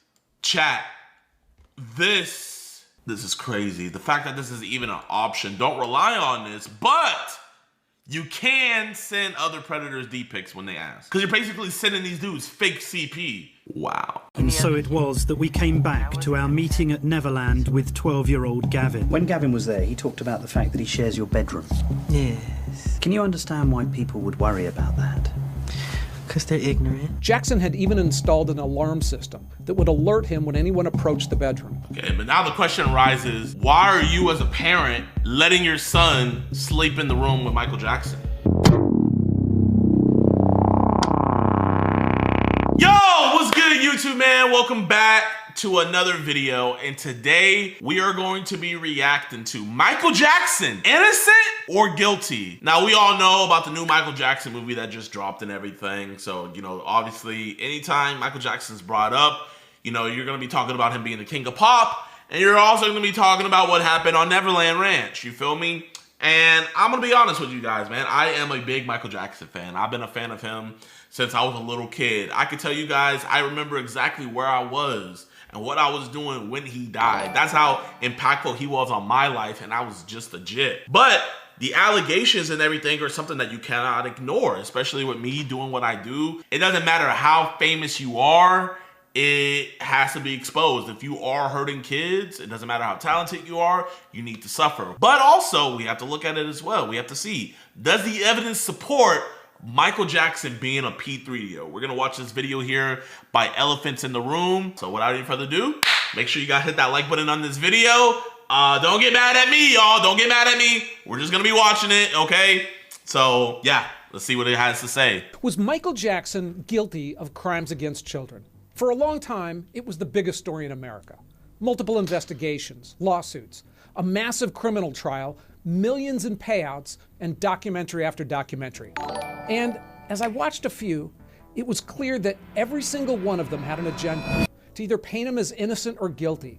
Not one tried to ask and answer the question in a fair way and present evidence in a fair way. You know what? I agree with that, man. I'll see people point out all the time, hey, the FBI never found anything about Michael Jackson, or the families were trying to get money from him. I've seen people even say, oh, the reason why he had children over at his ranch and stuff like that is because he was trying to protect them from the Illuminati, from being sacrificed and things like that. You know what I mean? And then on the other end, you know, the people who say he's guilty, they ignore the fact that certain evidence doesn't match up, that certain testimony doesn't match up to what the children said happened, and different things like that. And everybody has a bias towards this. But I mean, who wouldn't? And I know, like, you're probably like, what? Bro, this is this is the second most famous man to ever live in human history besides Jesus. You feel me? You could go to Zimbabwe and a freaking tribe that's never had internet, and one of the dudes there is gonna be able to hit the moonwalk. You feel me? That's how famous Michael Jackson is. It's either you're gonna think he's guilty or you're gonna think he's innocent. You know, if you don't like him, you're gonna say he's guilty. If you do like him, you're gonna say he's innocent. I tried watching videos, I've tried watching people break down, but I've always seen bias. You feel me? I've always seen bias in this. And when it's a situation about if kids were harmed or not harmed, there cannot be any bias in that. It has to be, did this happen or did this not happen? Was Michael Jackson a pedophile? Today we'll start with a look at Michael himself. There are parts of his fame and persona that give us important context. Then we'll look at the civil case and accusations in the early 1990s, the criminal case a decade later, and finally the post-death claims that arose nearly a decade later. But first, let me go through a bit of the biases I brought into this video and how surprisingly difficult it was to put together. I was curious about where you all stood on this, so I put up a poll in the YouTube post tab, and 13,000 of you voted. For those of you with an opinion on his guilt, 56% thought he was guilty, and 44% thought he was innocent. And most people were undecided, with exactly half of you saying, I really have no idea. That's pretty much where my head was when I started digging into this. I'd obviously been aware of the case for decades, and with a gun to my head, I would have said that he was probably guilty, but with a massive, I don't know, asterisk. And the fascinating thing about this case, how ridiculously complex it was to research. It's the only topic I've tackled where I actually changed my mind several times while putting it together. I mean, you'd think it'd be straightforward. There was a public trial, transcripts, but part of the issue is there's almost too much information. This video could have run for hours. But the biggest problem is that virtually every person involved had a motivation to lie. Jackson, to protect his reputation and stay out of prison. Families looking at multi-million-dollar payouts. Lawyers, investigators, and a media obsessed with the controversy at all costs. Even after it was over, we still get contradictory interviews, changed stories, books, websites. Everyone's presenting a different reality. And even the true facts of the case can lead reasonable people to opposite conclusions. But there are two things everyone agrees on. One, he was massively successful. And two, he was weird as hell. So okay, yeah. Yo, man, I said in the beginning, I'm a Michael Jackson fan. I will be very real. You should not be having kids that are not related to you in your bed. But then even then, when you say about the bed, people will be like, well, do you not know that his bed was freaking the size of Texas? Like, you know what I mean? And it's like, it's really one of the hardest things to have a discussion with anybody about, because there's gonna be something anybody can refute. There's always gonna be like something to dispute about whatever you say. But I mean, bro is weird, man. Like, I mean, you know, he was weird. For those of you who are a bit younger, Michael Jackson wasn't just famous. He was literally a global phenomenon who transcended music, race, culture. He was a star when he was 6 years old, outshining his big brothers in the Jackson 5. In the 80s, 90s, and beyond, he was, no exaggeration, the biggest entertainer on the planet, and no one else was close. Thriller is still the best-selling album of all time, with 122 million copies worldwide. His dancing style was... Wait, hold up, chat. 122 million. $9.99 an album, $1.2 billion off of one album. That's not talking about licensing. Someone in chat said it perfectly. You also gotta talk about inflation. So it could be upwards of $2 or $3 billion. When you're talking in the billions, it's sad to say, but it's like you can't even take an allegation about a child. You have to almost look at it from the other side, you know what I mean? Cause like any guy we catch, you know, we're not catching no millionaires or billionaires or nothing like that. So we catch a guy and we're like, yo, that guy was trying to meet up with a minor. Everybody's like, oh yeah, definitely. But now let's say Michael Jackson was around and hypothetically, I was like, yo, we caught Michael Jackson trying to talk to one of our decoys. The first thing everybody's gonna say is, out of all people, Michael Jackson, the Michael Jackson who could have literally any woman in the world, and you're gonna sit up here and tell us that he was going after kids? Like that's the first thing anybody's gonna say. And I'm gonna be real, that's a valid response. But you should always I say look at it from the child's perspective first. You feel me?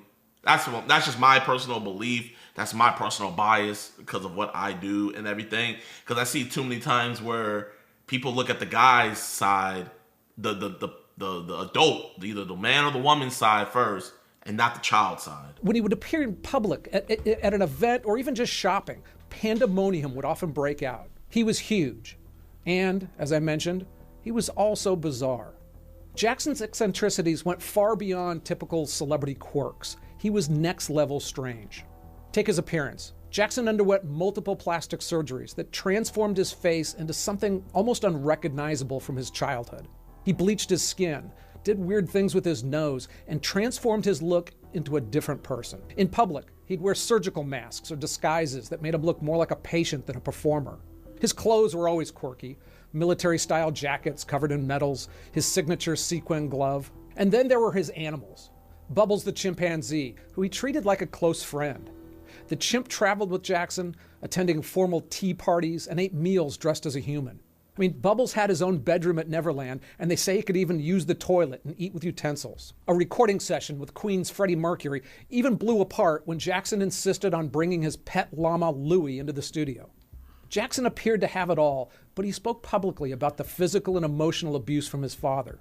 He also discussed his own loneliness and isolation, even filling his bedroom with life-size mannequins, talking to them like surrogate friends. But bro, man, I hear all that, man, but it's like, how can you be normal when you were famous from the age of 5 years old? I think if anybody in Earth, well, let me rephrase that, I'm not gonna say you're gonna be sleeping in beds with kids and stuff like that, but anybody on the planet Earth, if you just randomly had got Michael Jackson's fame from the age of 5 years old, you are not gonna turn into a normal person.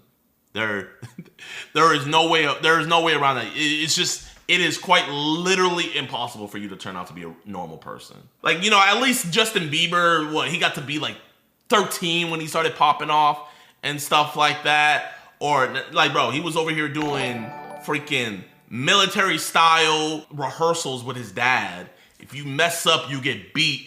Not only that, but had to deal with the jealousy of his brothers, imagine, you're the youngest brother and you're the most talented brother. So not only do you have to deal with abuse from your father, but you also have to maybe deal with abuse from your older brothers, them maybe voicing their jealousy of you and stuff like that. It's a lot of things. I saw this one thing, Lionel Richie, he was on Joe Rogan's podcast and he was talking about how they told Michael that there was girls. Like, this was when he was still in the Jackson 5. I think he was in his teens, right? They told Michael that there was girls outside the hallway. And so Lionel had came to his room and knocked on the door, and Michael barely opened it. He was like, hurry up in. And so he comes in and he's like, Michael, why are you still inside your hotel room? And he's like, because there's girls outside. And you know what Lionel Richie said? He said that nobody in the hotel knew that they were there. The management just said that to keep Michael inside. So even from an early age, people around him manipulating and quote unquote protecting him. He was that afraid because it would get that crazy that he had to freaking hide inside his room and stuff like that. It's definitely a crazy situation. You feel me? And this is one of those things where you can't just look at it as a normal person because this is abnormal situations. You feel me?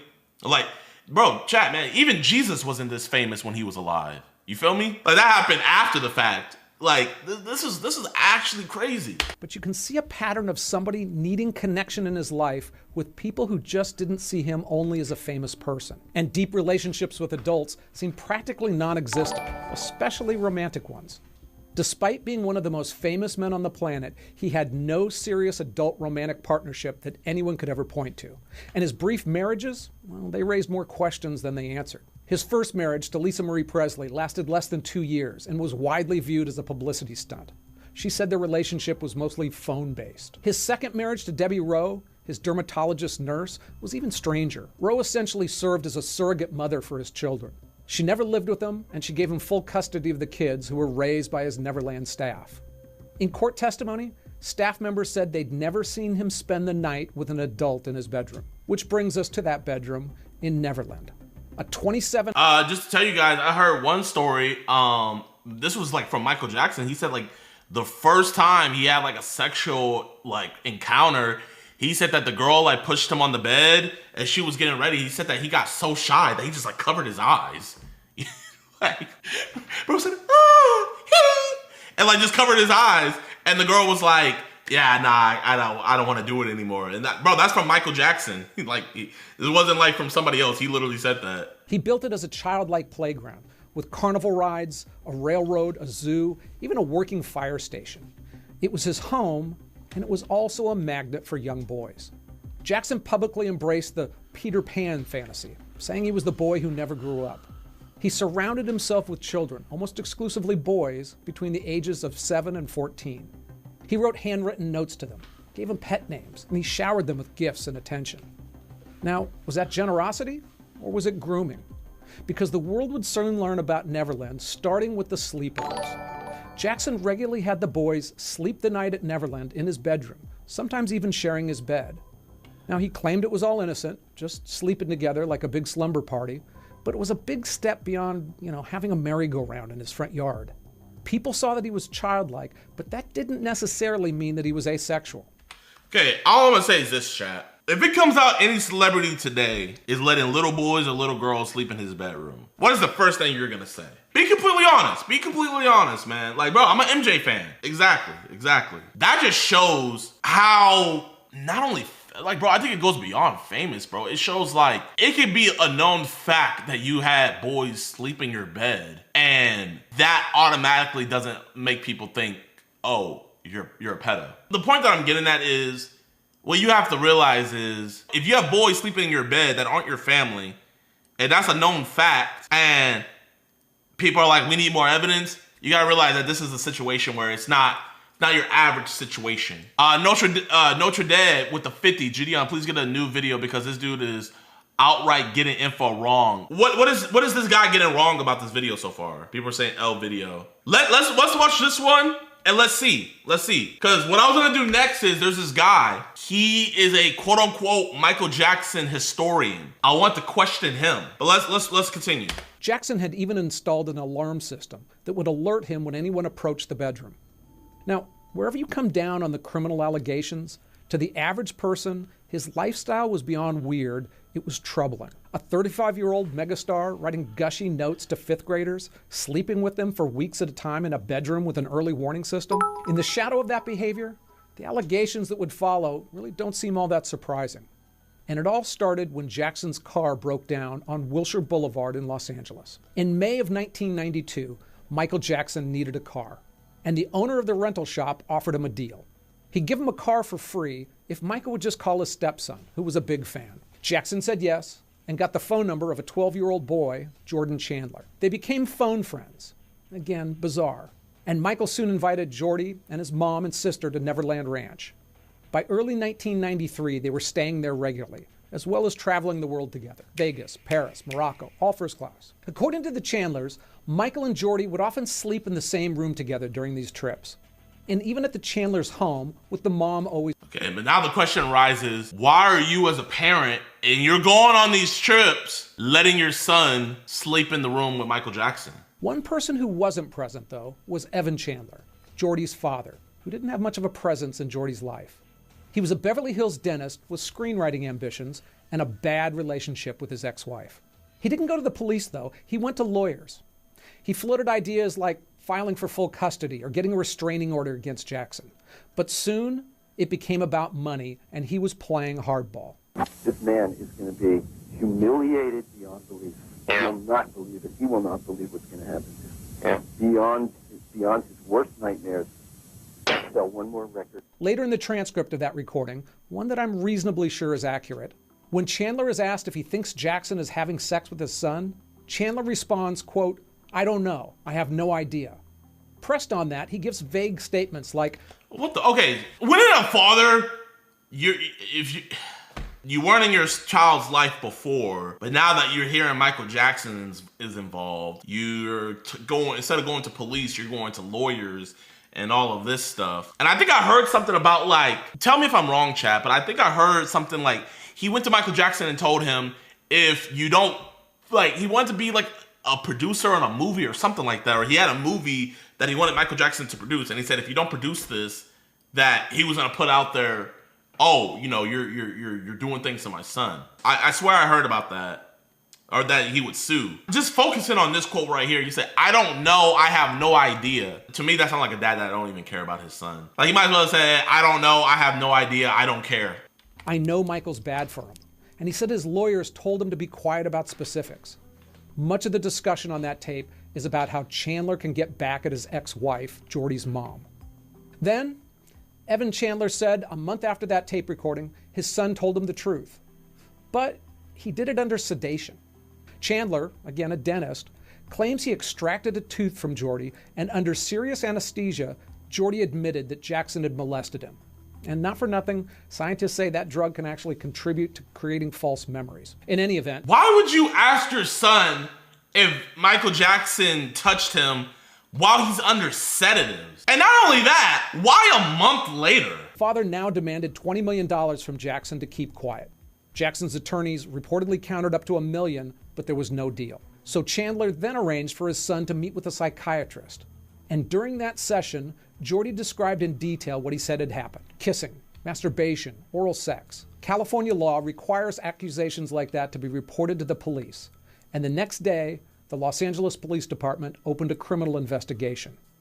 On August 24th, the charges went worldwide and the press coverage was massive. Police interviewed Jordy and they searched multiple Jackson properties.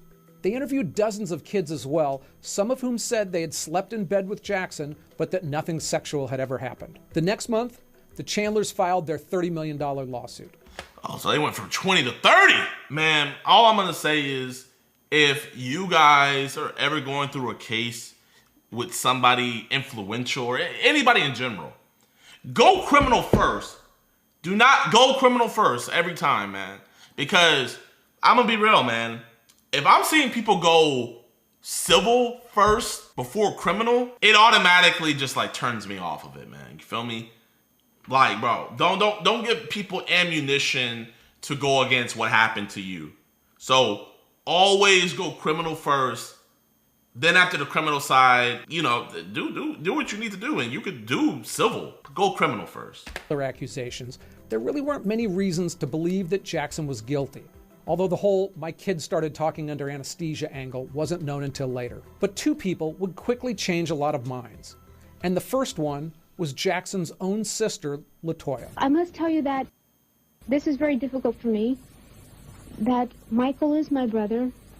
I love him a great deal, but I cannot and I will not be a silent collaborator of his crimes against small, innocent children. Now you stop and you think for 1 second and you tell me what 35-year-old man is going to take a little boy and stay with him for 30 days. Some context on this, though. In other interviews shortly before that one, LaToya said that she stood by Michael 1,000% and that there was nothing unusual about his relationships with the children. She also said that she had proof of his behavior and offered to sell it to tabloids for $500,000. But that fell through when she didn't come up with any proof. Years later, LaToya said she made it up because her physically abusive husband forced her to. So, you decide. Oh, man, bro. It's like... oh, my God. That's crazy. The other person who increased belief in Jackson's guilt was Jason Francia, a 13-year-old son of Michael Jackson's former maid. Police had already interviewed Jason, who, like the other boys, said nothing had happened. But in a later interview, he changed his story, saying Jackson had tickled him and touched his genitals multiple times, sometimes for up to a few minutes, and stuffed $100 bills in his pants. He would repeat that allegation under oath 12 years later, where some inconsistencies in his story would come out, though. The next month, police strip-searched Jackson and photographed his genitals because Jordy Chandler had described spots on Jackson's penis. Now, to this day, people argue over whether that description was accurate or not, and to be honest, I just don't know enough to where to come down on that one. The month after that, Jackson bought his way out. He paid $22 million to the Chandlers and an additional $2 million to Jason Francia and his mother. Okay, so I heard that he paid them out, but I also heard that the reason why he paid them out wasn't because he wanted to, but was because his label or the tour people the insurance company forced him to, because he was about to be on tour. Yeah, he was about to go on tour. And I heard that he wanted to fight it. He should have fought it, man. It's like, you can't get forced into paying $22 million. You know what I mean? Nah, that $22 million he had to pay, he definitely made that money back. Alexa, how much was $22 million in 1994 today? $22 million in 1994 is equivalent to about $41.5 million today. F the tour, F the fans. Some shit comes out like that, I gotta fight it, bro. I'm not settling that shit. Especially with the evidence that the Chandlers were pulling up and stuff like that. F that. Oh yeah, we taking it to court. Was that because Jackson was really guilty, or that he wanted to avoid a trial?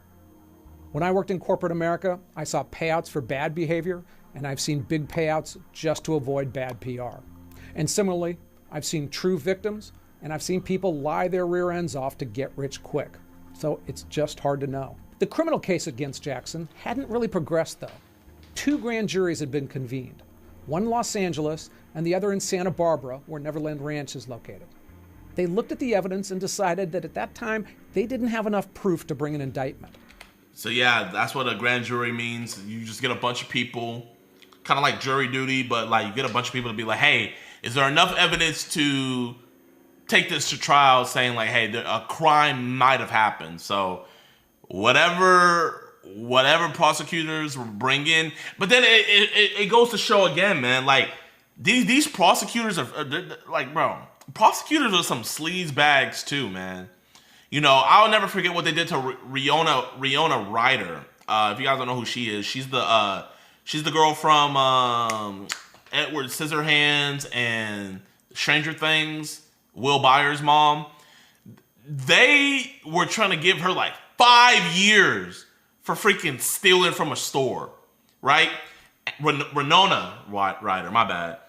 Like, these prosecutors, when they see like a famous person, they want to make a name for themselves. They want to like get big off of that, you feel me? And so, bro, like, imagine you're the prosecutor who got Michael Jackson convicted. Like, hell yeah, you're gonna like try to push to get that shit going. So it's like, I swear, bro, it's one of these things where it's like, I see both sides of this shit. But at the end of the day, they didn't find no evidence. Technically then, the case was still open. But a few months later, Jordy told prosecutors he wouldn't testify in court. So after 19 months of digging, the DAs in both counties had no case. In the years that followed, the Chandler family fractured even further. Jordy legally emancipated himself from both parents. By the time his mom testified in Jackson's 2005 trial, she said she hadn't spoken to Jordy in more than a decade.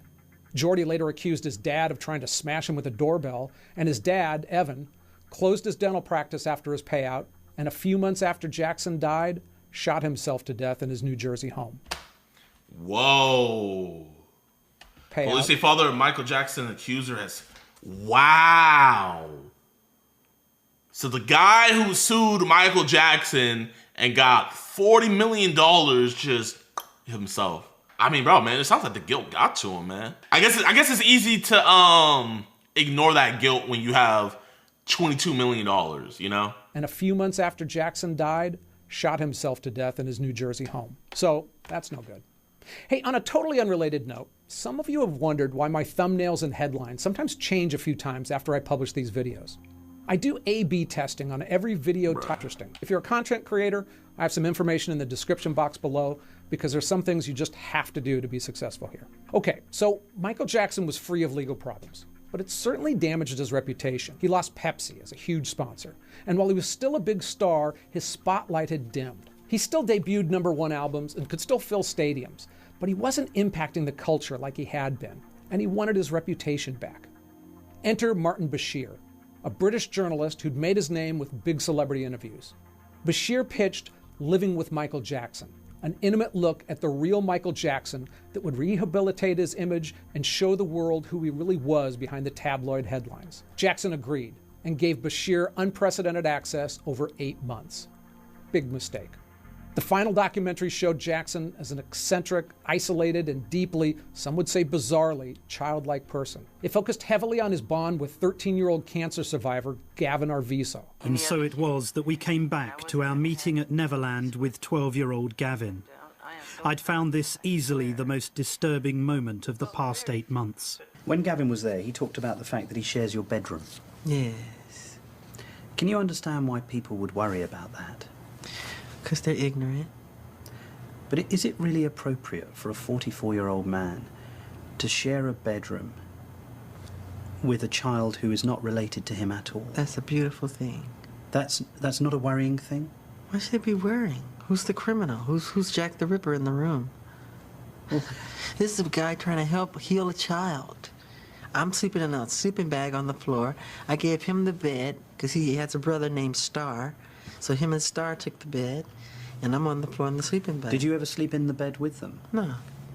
But I have slept in the bed with many children. I sleep in the bed with all of them. When Macaulay Culkin were little, Kieran Culkin would sleep on this side, Macaulay Culkin's on this side, his sister's in there. We're all just jamming the bed. He looked like a man who couldn't understand appropriate boundaries with children. After a decade since the last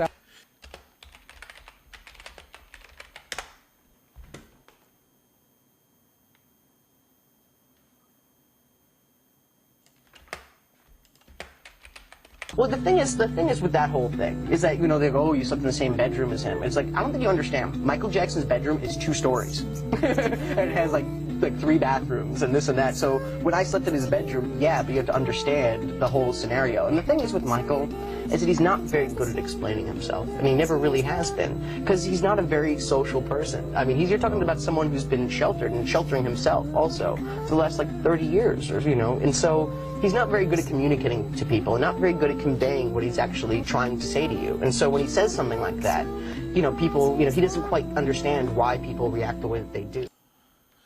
I look at it as like, bro, it's just a really weird situation, but like the Mr.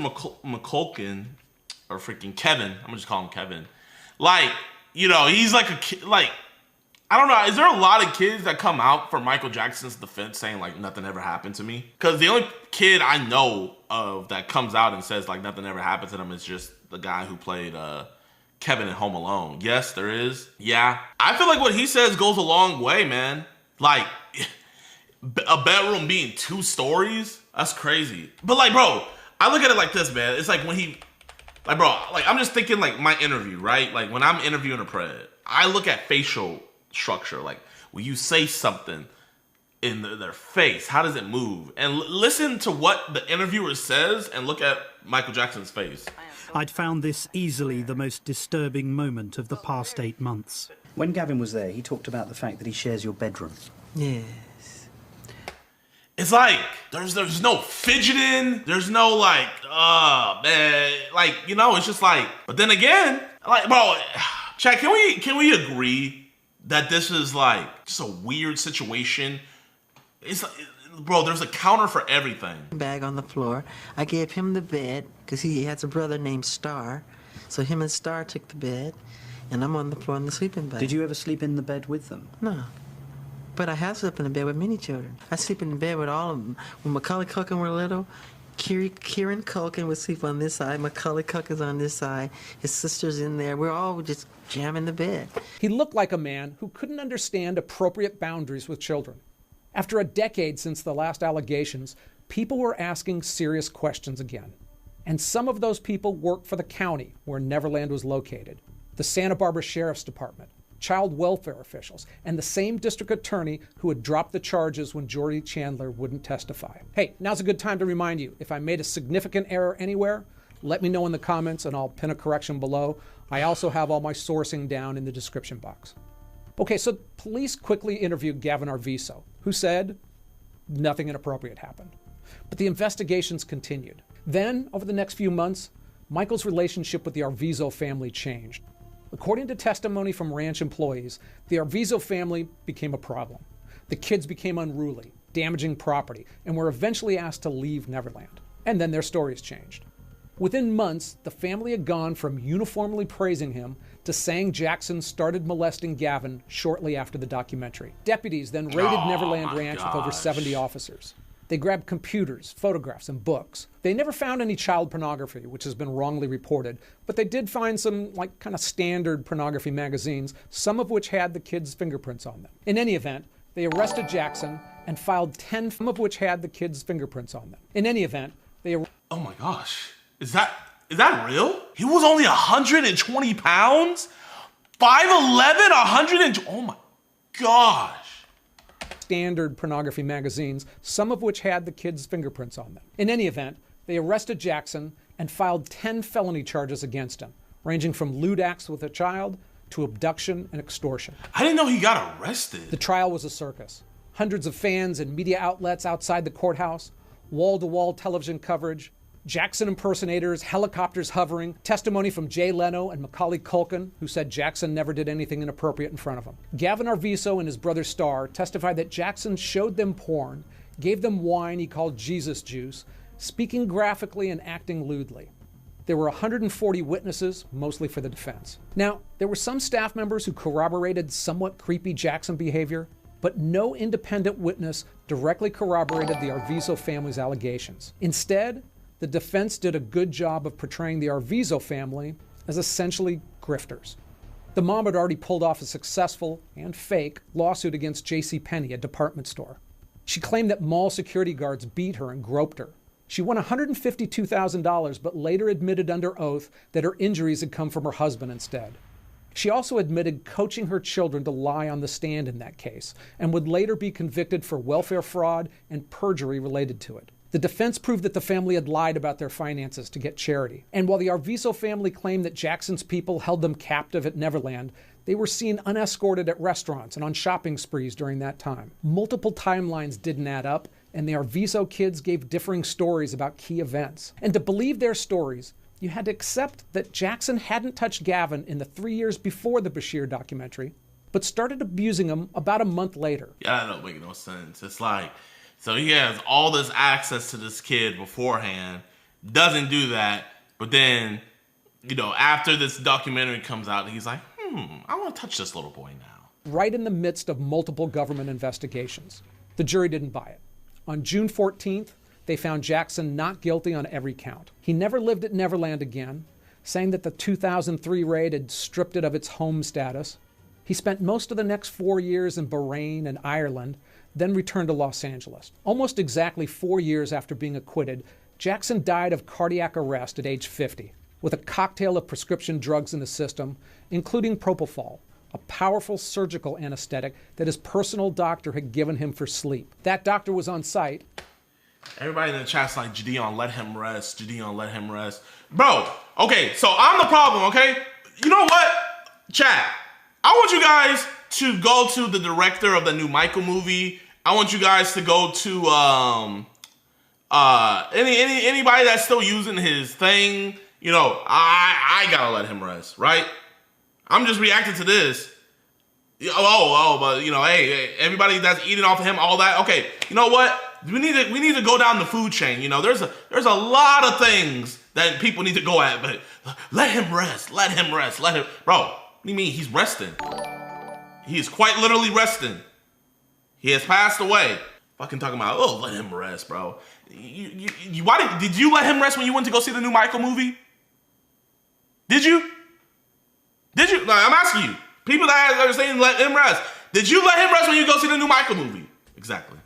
And later served 2 years in prison for malpractice. Then, even in death, Jackson got no peace. I'm not going to spend a whole lot of time on the post-death accusations against Michael Jackson, because while they're easily the most horrific, they're also the very hardest to judge. In 2019, the HBO documentary Leaving Neverland reignited the whole thing. It featured 4 hours of two men, Wade Robson and James Safechuck, detailing graphic sexual abuse.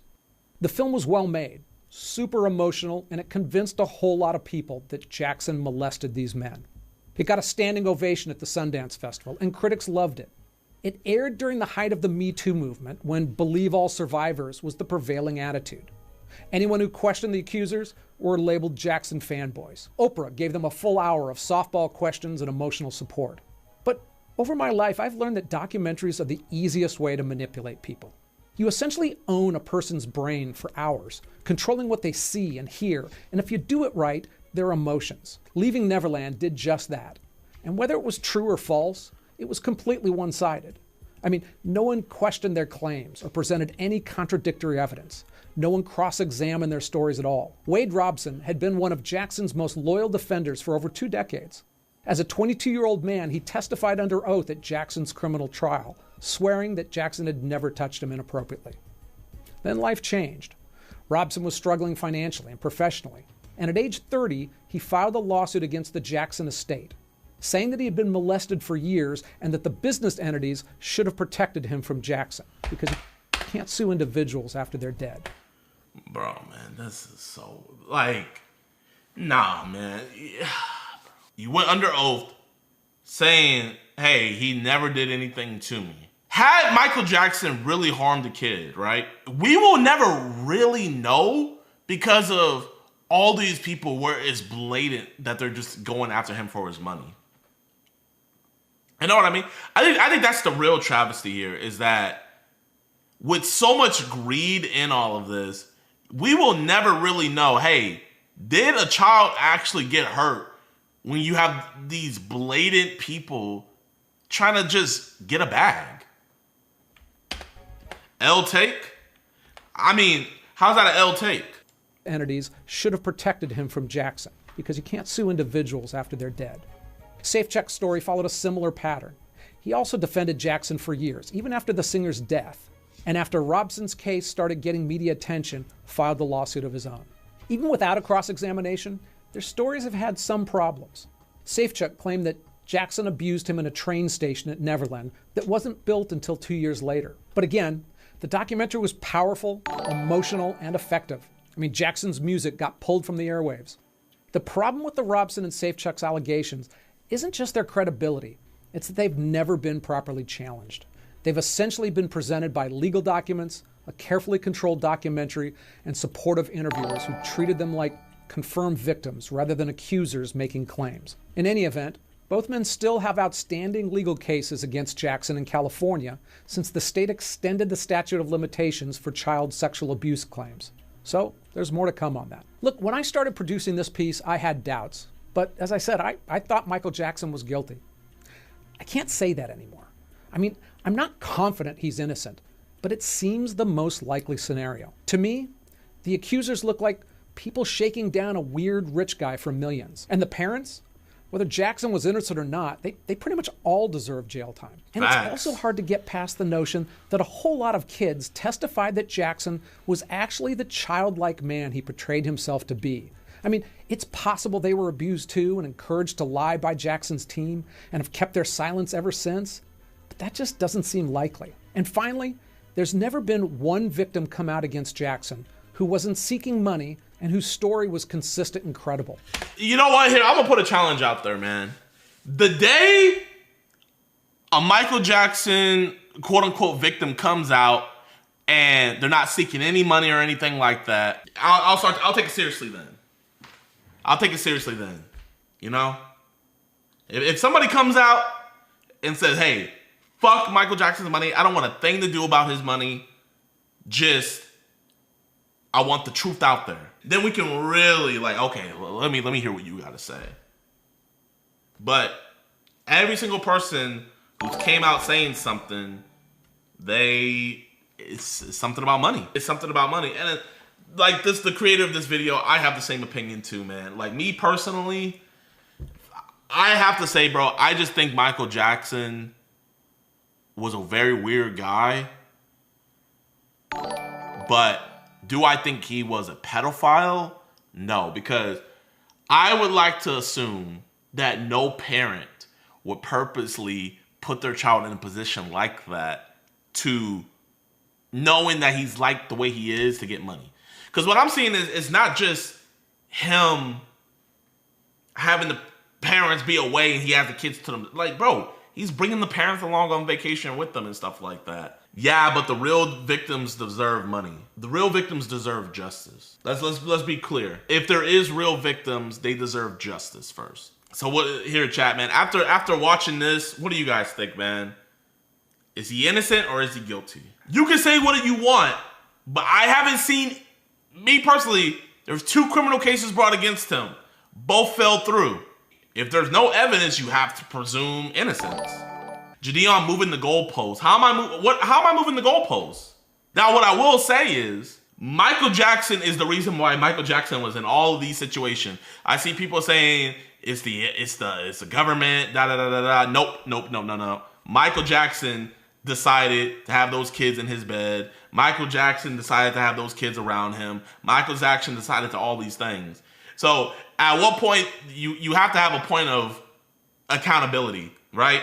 And the accountability is, he made these decisions. This is the quote unquote MJ historian. I'm gonna try to reach out to him. I wanna get him on. I said, yo, would you be willing to come on stream and ask you questions? I don't do streams. I'm an anti-social. The fact I'm seeing this botted in real time. Bro, I'm online! That are basically saying it is the equivalent of actual real people. Most of the time, from what I have seen, they turn out to be some form of, like, a problem or a criminal themselves, or they have skeletons in the closet.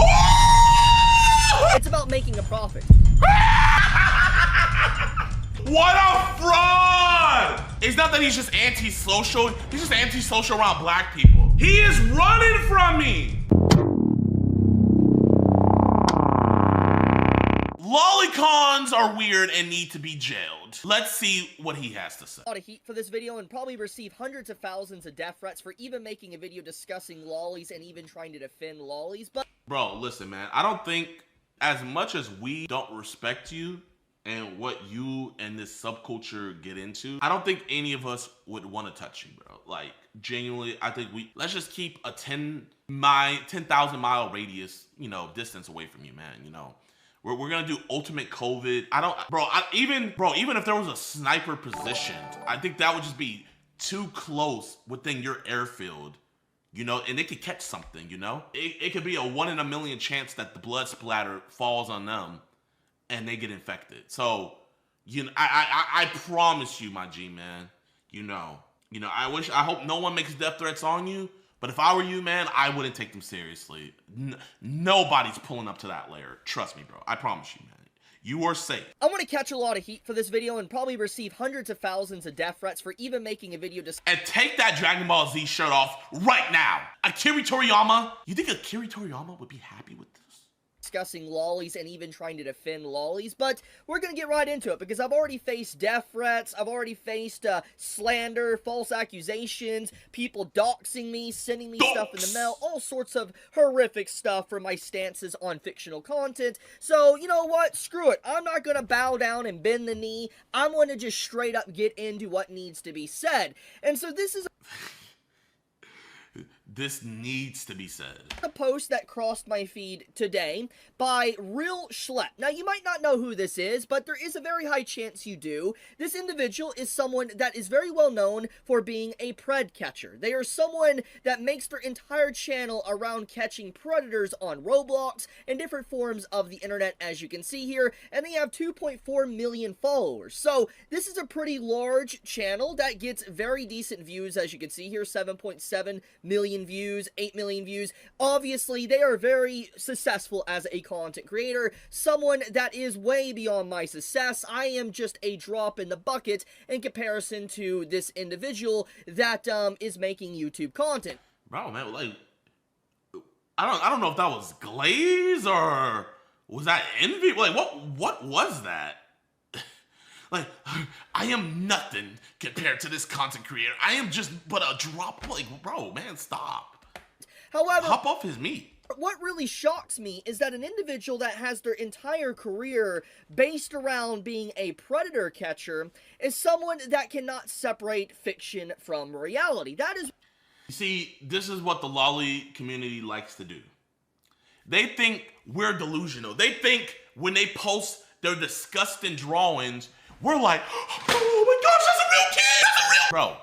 Bro, come on, man. You see, they like to play this fallacy. You know, they like to, I don't know what the fallacy is called. I don't think it's called moving the goalpost, but bro, they like to, a red herring. right? They like to do a red herring, whatever those fallacies are called, right? And they'll just look at one little thing and say that that's our argument when that's not our argument at all. Straw man. They like to straw man our argument. That's what it is. Bro, nobody is saying that we can't tell the difference between fiction and reality. We can tell that your guys' shitty drawings are fiction.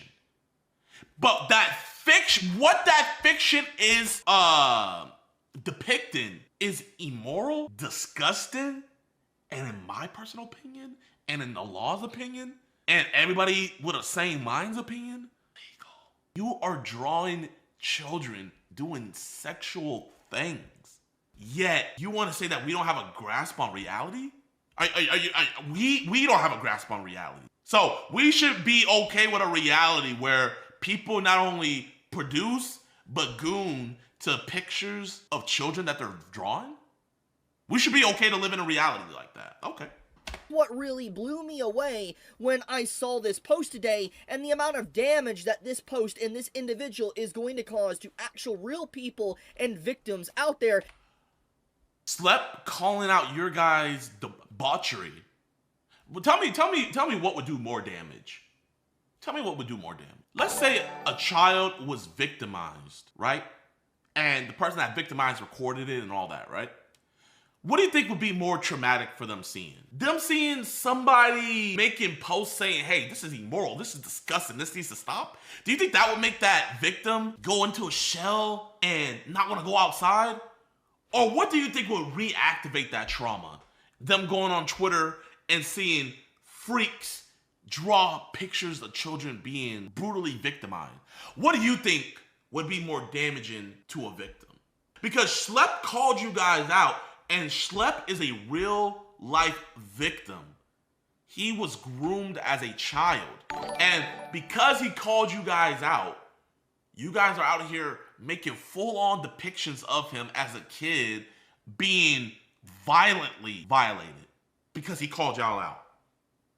But you're on some moral high ground? Explain that, chibi. And allow criminals to actually get away. He also responded allow criminals twice before I even uploaded this video, and instead of even countering the points I made, he decided to go straight into slandering me, bringing up my personal life that's completely irrelevant to the... How's it slander? It's not slander that your wife cheated on you with your best friend, bruh. That's not slander. That's the truth.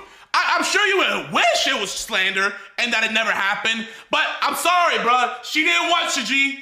She left. It's not slander. And he's calling... I find it so funny how he calls out Schlep.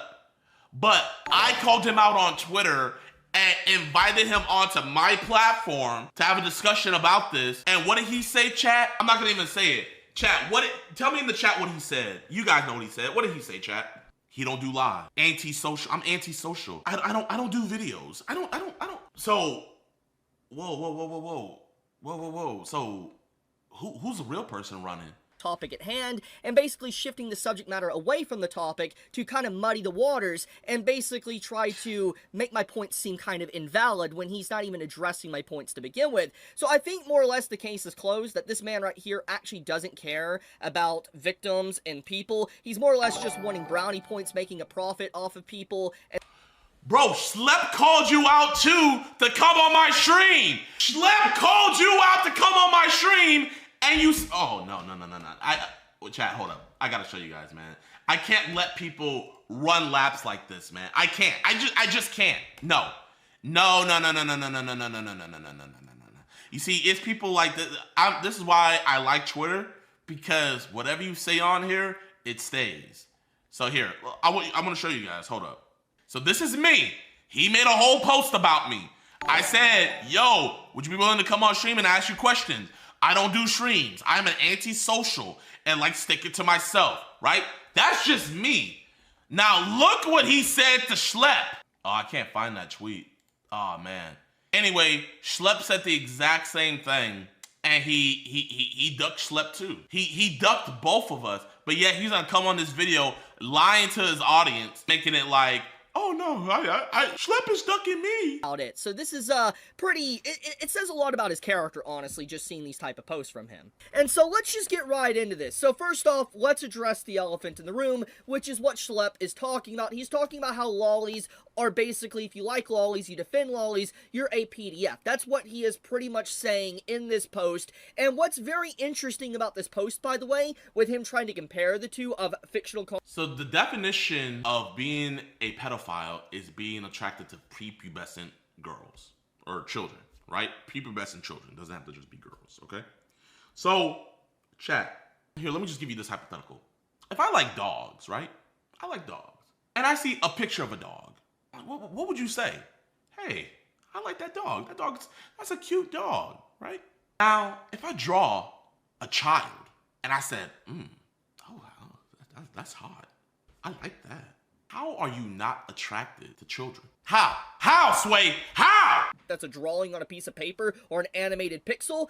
He actually edited his post here, which Packer Girl showcases a screenshot, and I'll showcase this as legit in a second. But basically, you can see his original post here. You know, he actually has anime in front of it, showcasing what he's actually talking about. Then he quickly edited his post to remove it to make it seem more extreme than it actually is. And I don't think I need to really explain why this is bad, but it obviously is very disingenuous in trying to basically make a molehill into a mountain, or trying to make something look worse than it actually is, pretty much saying that basically nobody would care if it was a drawing. But the fact that he removed that wording of anime from it, it makes people tune in more to what he's saying and believe what he's saying is actually talking about real victims and real people that are actually getting harmed. And to showcase that this tweet actually has been edited, by the way, here it is, the actual post here, as you can see, getting community noted, by the way. And if you go here to last edit, you click on this right here, you will see his original post at the bottom here. This is a legitimate post he made that he edited out anime. He changed nothing else with it besides removing anime from the actual wording to basically make the post look way worse than it actually is. So this is actually insane. And this gets into the topic of what I just talked about, that it's really horrible that someone that dedicates their entire career and like presence online to actually go after criminals would actually compare a drawing to actually real victims. That's what's so disrespectful. Bro, nobody's comparing the drawing to real victims. There's tiers to this, but those drawings are part of the same problem. I don't think anybody would compare scamming to armed burglary, right? But they are still the same problem of theft. So what actually, like, oh my gosh. And let me explain why this is a problem. So, why is this a problem? First off, you are a police officer in, you know, the office at the county sheriff office or whatever, okay, and you only have a certain amount of officers. Let's say there's 30 or 50 officers. 30 or 50 officers, okay. You receive a call that apparently someone is harming someone, and you take this call, you take it very seriously because it's your job. So you go and investigate, and when you go and investigate whatever's going on, you come to find out it's actually just a drawing. It's a pixel. Straw man from hell! Oh! Oh my God! He did not just say what I think he said. Oh my, bro! I actually think, bro. You know how people say your brain dead? I think your brain is non-existent. You do not have a brain in whatever that head cavity on your freaking shoulders is. There's no brain. You literally just said that we would call the cops on someone drawing lolly, and when we call the cops, we're gonna tell them, oh my gosh, they're actually harming a real child. Oh my gosh, bro. Oh, straw man from hell, bro. Straw man from hell. And you know what's the crazy thing about it is we'll respond to it, and he'll see us calling him out, but he won't ever make a response video back because he'll just say, I already made my response. Yeah, this dog shit response, bro. Get out of here. But you know the funny thing about it? I promise you, if cops went to go check up on a lolly call, I promise you they're gonna find way more than lolly. I promise you they're gonna find way more than I promise you they're gonna be able to hit them with something else. Yeah. I promise, hey, if someone made a call on you about Lolly, hey, allegedly, they might find something else. Allegedly. So on the screen, it's nothing. There's nobody being hurt, no victims, nothing. It is just entirely a drawing on the screen. And I don't think I really need to outline why this is a problem, but all this does is it stalls police from being able to actually catch real criminals and help victims be able to recover. It really just actually overloads the system, and it causes a limited amount of resources to be used for false calls. That's so us calling out you guys for drawing kids being sexually assaulted and telling you guys to stop is somehow ruining police work to go investigate and catch criminals. Make it make sense, bro. Yo, okay, you made the claim, now show the evidence. Show the evidence of somebody calling in somebody that makes lolly, and show the evidence that someone called in the cops about someone making lolly and the cops went out there and they wasted their time. Show the evidence, bro. You're making the claim, show the evidence. Show the evidence. What resource do you have? Please, I would love to see it. Pretty much what happens in this case with people that can't separate fiction from reality. And so the fact that you have someone like Schlepp that his entire career is to try to bring people to justice, willing to water down a term and actually cause it to be harder to catch real PDFs is actually insane. You know the crazy thing about it is it actually makes it easier. We just saw recently this dude right here, Lakari, a certified gooner, self-proclaimed gooner, admitted on stream multiple times that he was an avid lolly fan, right? So by your logic, hey, if the cops had to go check him out, it would be a big waste of resources. They wouldn't find anything. What happened on his stream? Bro accidentally leaked his folder showing all of his CP links. Legitimate CP links. But that would be a waste. Okay, that would be a waste. Now chat, we're gonna go down here. This is Douglas Hogan I caught. This is Douglas Hogan, an avid Lolicon fan. And look what all was on his phone. Okay. You know, just keep it a buck with me. Do you kind of want to be separated from this stuff? Yeah. I don't think this is. I mean, now that's more. App called Telegram. Asking for. I got rid of those two. You kind of initiated this. Because I don't feel comfortable. So he came to meet a 12-year-old boy. You consuming? Like young teen stuff. Young teen, and when we say young teen, are we talking like 10, 8? Between 13 and 15. So what are they doing in the video? Infants in his phone. They're like, they're sucking them off, and that's why I got rid of the app. I mean, that's kind of like what you were telling Aaron that you wanted to do with him, you know? Yeah, I feel terrible for you. But like, I would actually feel a lot better if you did have condoms on you, at least lube, because. And look, and then when he lets me go through his phone, I think it was back there. He let me go through his phone, and it was all there, and he got arrested. Look. Because I think there was a. Okay, and you did want to have sex with him? At first, right? At first, yes, but then no. Okay, and you brought that lube with him? Yes, sir. Okay. And can I pick up your phone? Yeah. Is that okay? Okay. Is it okay if I open it? Yes. Okay. So that child pornography that's on your phone, this is all yours, right? But you're gonna delete it though, right? Okay. So you're not gonna ever have this again? No. Is it okay if I show the officer to show that this is gonna be deleted? Yes. So I can show him your phone? Yes. Okay. So this is child pornography that is. This was a waste of police time. And guess what he was into, chat? Lolly. This is the problem with these people that are into lolly, bro. If you're openly saying how much you like, if you're openly posting drawings of children being victimized, right? If you're into that, if you get off to that, if that's what you publicly show, what are you privately doing? If that's what you're publicly doing, what are you privately doing? That is why we're calling for all of it to be done. You know, I'm gonna straight up say this, man. Lolly is the new code word. And it really is now. Lolly is the new code word for cheese pizza. You know how like they use the cheese pizza emoji? Like, hey, if you guys want some cheese pizza, hit me up. Now they use the term lolly. Hey, yo, if you want some lolly, hit me up. They know what's up, man. They know what's up. He knows what's up, but he's gonna make a video defending it. Come on. to me. Now, I do want to talk about something that does need to be acknowledged, and that is lolly in general. Now, look, I'm just gonna outright say it. If you find lollies and stuff weird, completely fine. I think there is nothing wrong with someone thinking it's weird, bizarre, whatever, you don't want to associate with people like that. Fine, that's completely fine. It's well within your right to do that. However, you cross a line when you start calling people accusations that aren't true. For instance, you call... So, it's fine for us to think it's weird, but we cross a line when we say, hey, you're drawing pictures of naked children. You're a pedo. We're wrong for that's crossing the line. You know, so we should just say, hey, that's it's so sad that this lolly is their definition of weird. It's like, oh man, that's you know what's weird? Putting pineapple on your pizza. That's weird. You know what's weird?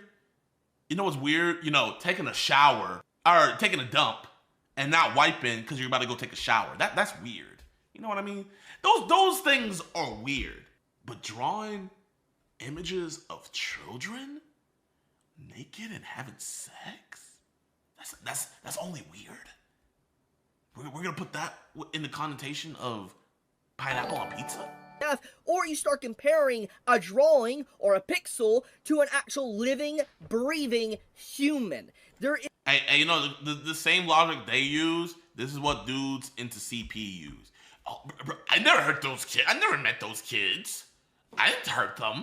That's why I watch it, because I don't want to hurt any. Oh my gosh, man! They use the whole. They use the same playbook, bro. You guys use the same playbook, but you don't play for the same team. Make it make sense. So you're running Kansas City's offense. You're running Kansas City's defense. You're running Kansas City's special team, but you're not on. You're not a part of the Kansas City team. Make it make sense. Is a very hard line there that is crossed when someone does that. And all it does is water things down and makes the entire conversation very muddy, to where now when you have a conversation around stuff like this, like if someone's a PDF or not, what it comes down to is like, are they talking about a real person or are they talking about a drawing? And when you have something like this brought up into a conversation, it's already bad. And it's happening. It is something that has... So bringing up someone making drawings of naked kids and saying they're a PDF is bad, right? But making the drawings or animating the drawings of the naked kids and them doing sexual things, that's not bad. Genuinely, how can you even have a conversation with something like this, bro? How, Sway? Definitely grown exponentially in the last like 5 to 6 years, to where the conversation around this entire topic has been muddied and just tampered with to the point to where people don't take it as seriously anymore because people cannot separate fiction from reality. You know what? We don't take the Epstein files seriously anymore because we think that lolly is CP. We don't think Jeffrey Epstein's really a bad guy anymore, man. We don't. Our mindset is so skewed. We don't think that at all. All the dudes I've caught, they actually are not bad guys, man. Because I think lolly is CP. They're not bad dudes. All they have done is actually help criminals get away with stuff. And in fact, most of the time when people are this... Show me how we let a criminal get away with something, please. You're saying so much BS, but you got nothing to show for it, man. You're saying so much BS, but you have nothing to show for it. That's bro, and you guys wonder why he ran. You guys wonder why he ran and he didn't want to talk. Adamant about lolly content that are basically saying it is the equivalent of actual real people. Most of the time, from what I have seen, they turn out to be some form of like a problem or a criminal themselves, or they have skeletons in the closet.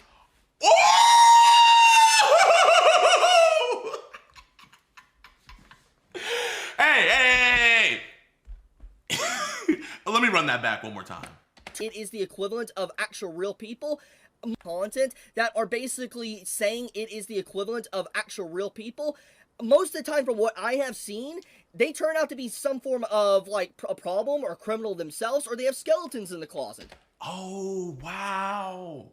So if someone says, hey, touching kids is bad, and they touch a kid, hey, most of the time, if someone says touching kids is bad, they probably are touching kids themselves. Wow, Chibi, bro. Great detective work, man. Great detective work. Oh, amazing. Hey, you think the Epstein file is bad? Hey, you must have a sex island where you traffic minors. That's the only explanation. Something is going on there. And I feel like it's absolutely insane. Like, this is really, I feel like Schlepp should be really ashamed of himself for even making a post like this. Schlepp should be ashamed of himself for saying, hey, let's not make drawings of naked kids. Hey.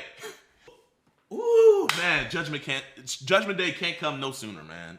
Ooh, Judgment Day can't come no sooner. Schlepp should be ashamed of himself for taking a stand saying, hey, let's not make drawings of kids naked and having sexual interaction. Let's not draw that. So he should be ashamed of himself. What about your community drawing Schlepp as a child? His community is drawing Schlepp as a child, being brutally victimized. They're drawing this. They're drawing it right now. Don't go on Twitter, because they're going on his followers and they're sending it to all his followers, and anybody that replies or likes his post, they're sending it to them. But he would say, that's just art. Freedom of speech, baby. Rock on. Rock on. Again, if he wanted to call lollies and stuff weird, that's fine. Nothing wrong with that. That is completely fine. But to go this far and then even to change his actual message to remove anime from it because he knows people don't take that seriously because it's not real, because it's not something to take seriously, that's just insane. And once again, you know what this makes me look at, his entire channel? It makes me look at, it's not about actually bringing justice to people to catch actual criminals. It's about making a profit and making money. Oh, because he talked ish about my community. He's not doing this to bring kids, child predators to justice.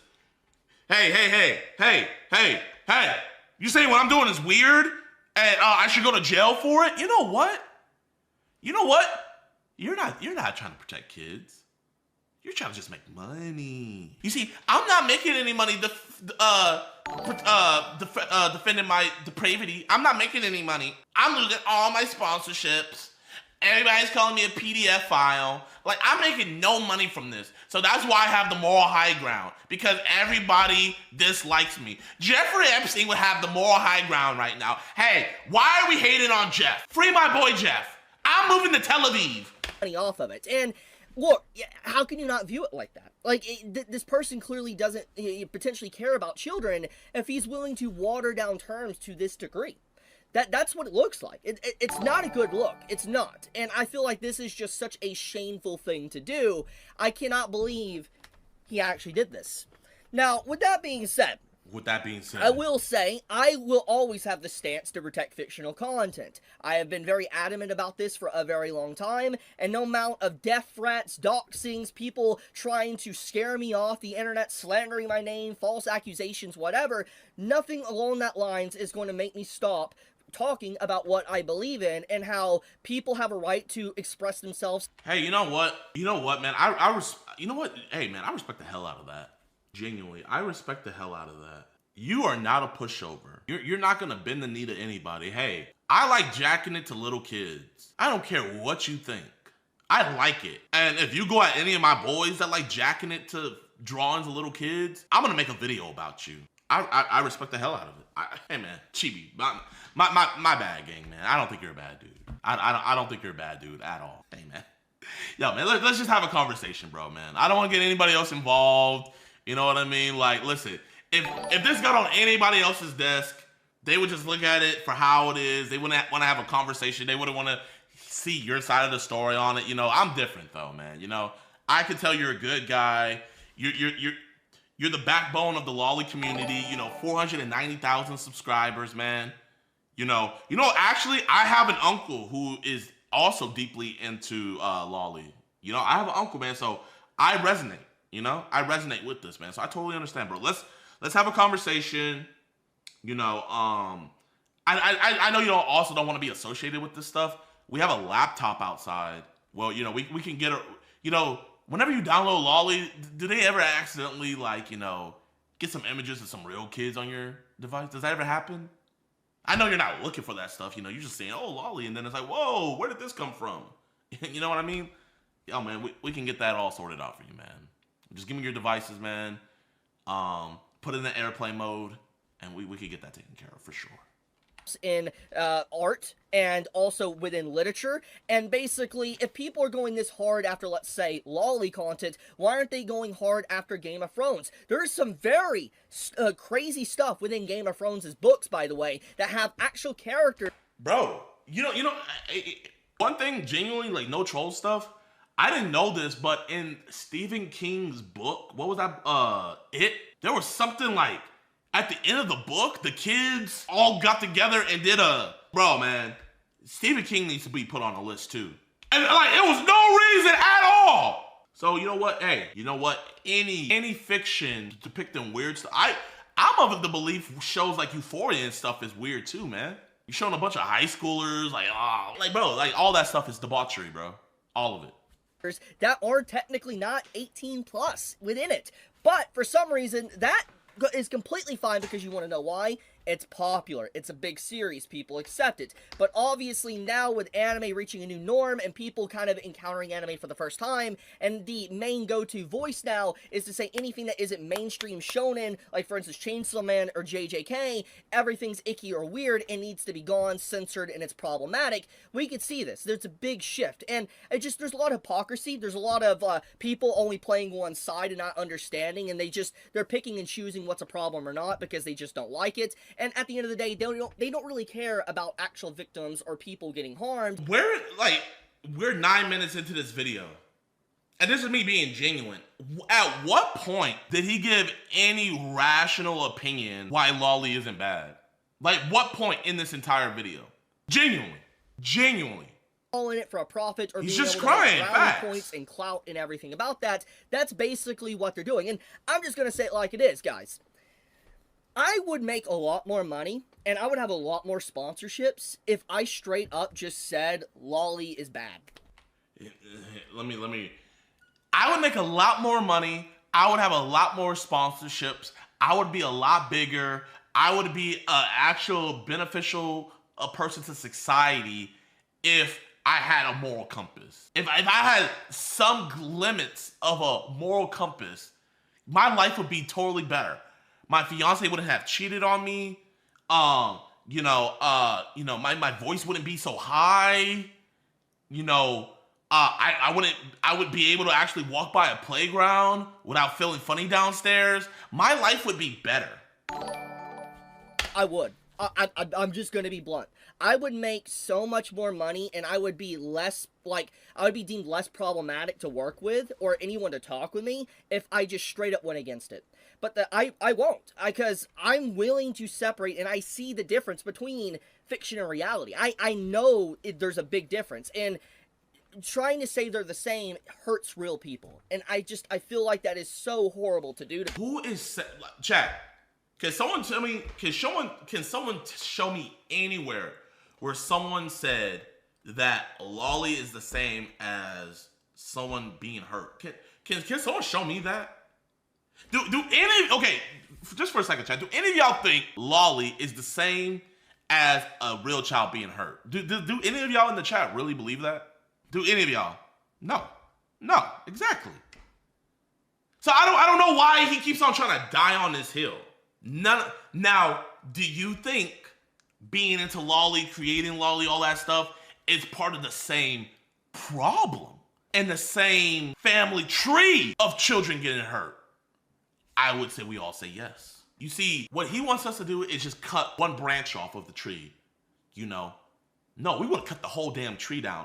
If the whole tree is something about children being hurt, just cutting off these branches, we're cutting the whole tree down. We're even uprooting the stump. So we're not giving that whole even a chance to regrow. Actual people that have went through stuff.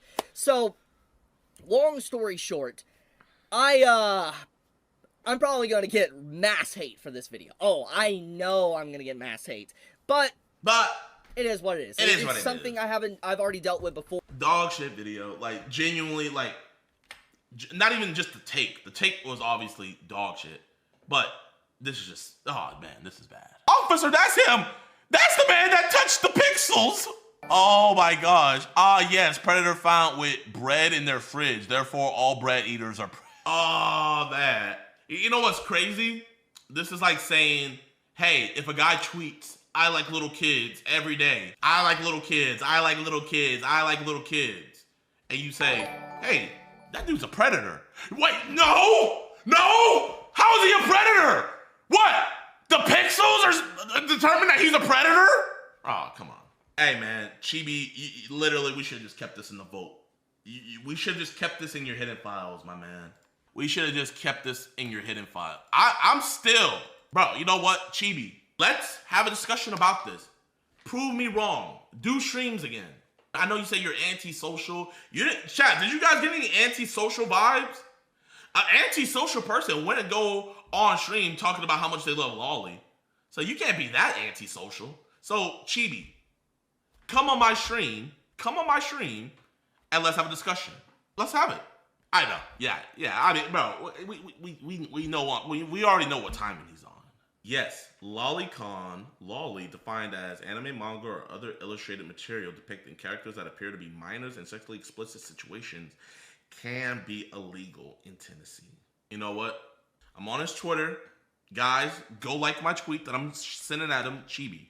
I just reacted to your video, Fandom Lolly.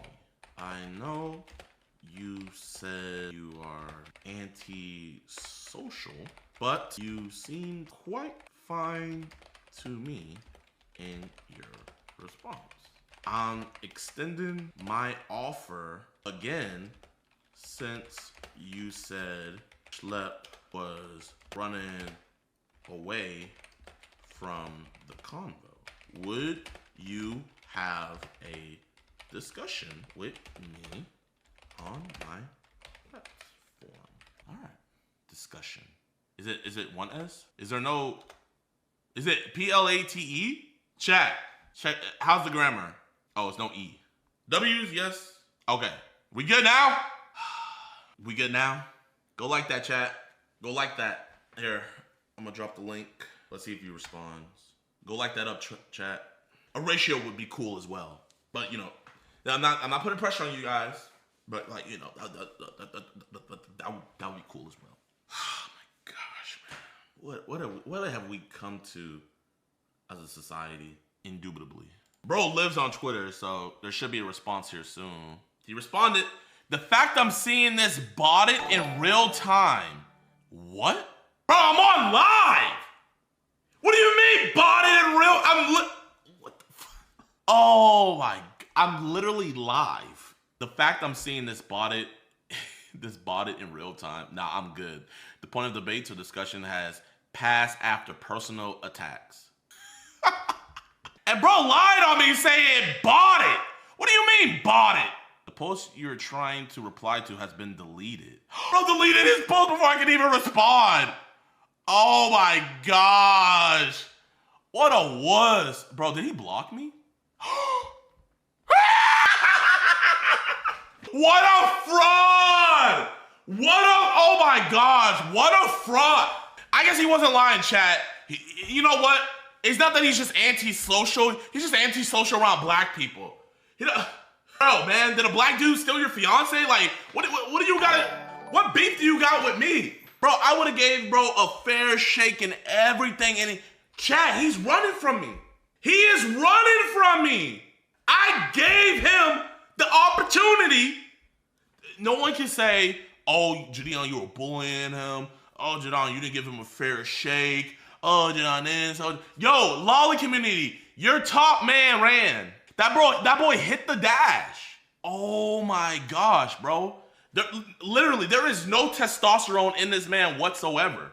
I am going to fight for the freedom of expression. What happened to that dog? And you know the crazy, bro, he must just be scared of me. He can respond to Schlep. Bro, what? Bro, man, I ain't gonna pull up on you, gang. I ain't gonna pull up. Is he blocking you guys too? Oh my gosh, bro, man. This is like that fraud Andrew Tate freaking blocking me on my other Twitter. Andrew Tate even blocked me, bro. That's so chat, insane. man. Let him know let him know. Hey, I'm still here. I'm still down with it. Let him know I'm still down to run it. Yeah, I mean, I am too, man. I am too. I'm more than down to hop on. You know, no problem at all talking with him about it. If he wants to debate this stuff, I can come on stream. I will go on his stream. I'm here. You know, I got nothing to hide. So, bro, I just want to see what the lolly community would have to say about their top defender. Hold up. You know what? Let me call the dude I talked to yesterday. Let me see if he'll answer. Hold up. I'm not gonna even debate the dude I talked to yesterday. I'm gonna just call him. I'm gonna just call the dude I talked to yesterday. And I want to see what he has to say about this. I'm calling Neo right now. Like, so far, Neo is the only person in the lolly community that has balls. The only person. Bro, you guys are calling him out like crazy. A platform you're preaching a serious issue to the community notes you can false claims involving it. Is it just me or using the word child erotica effing weird? CSAM is child abuse and child rape, not erotica. Don't protect real children onto fiction. Don't project real children onto fiction. You aren't helping any. Oh my gosh. Oh. This fraud freaking blocked me, man.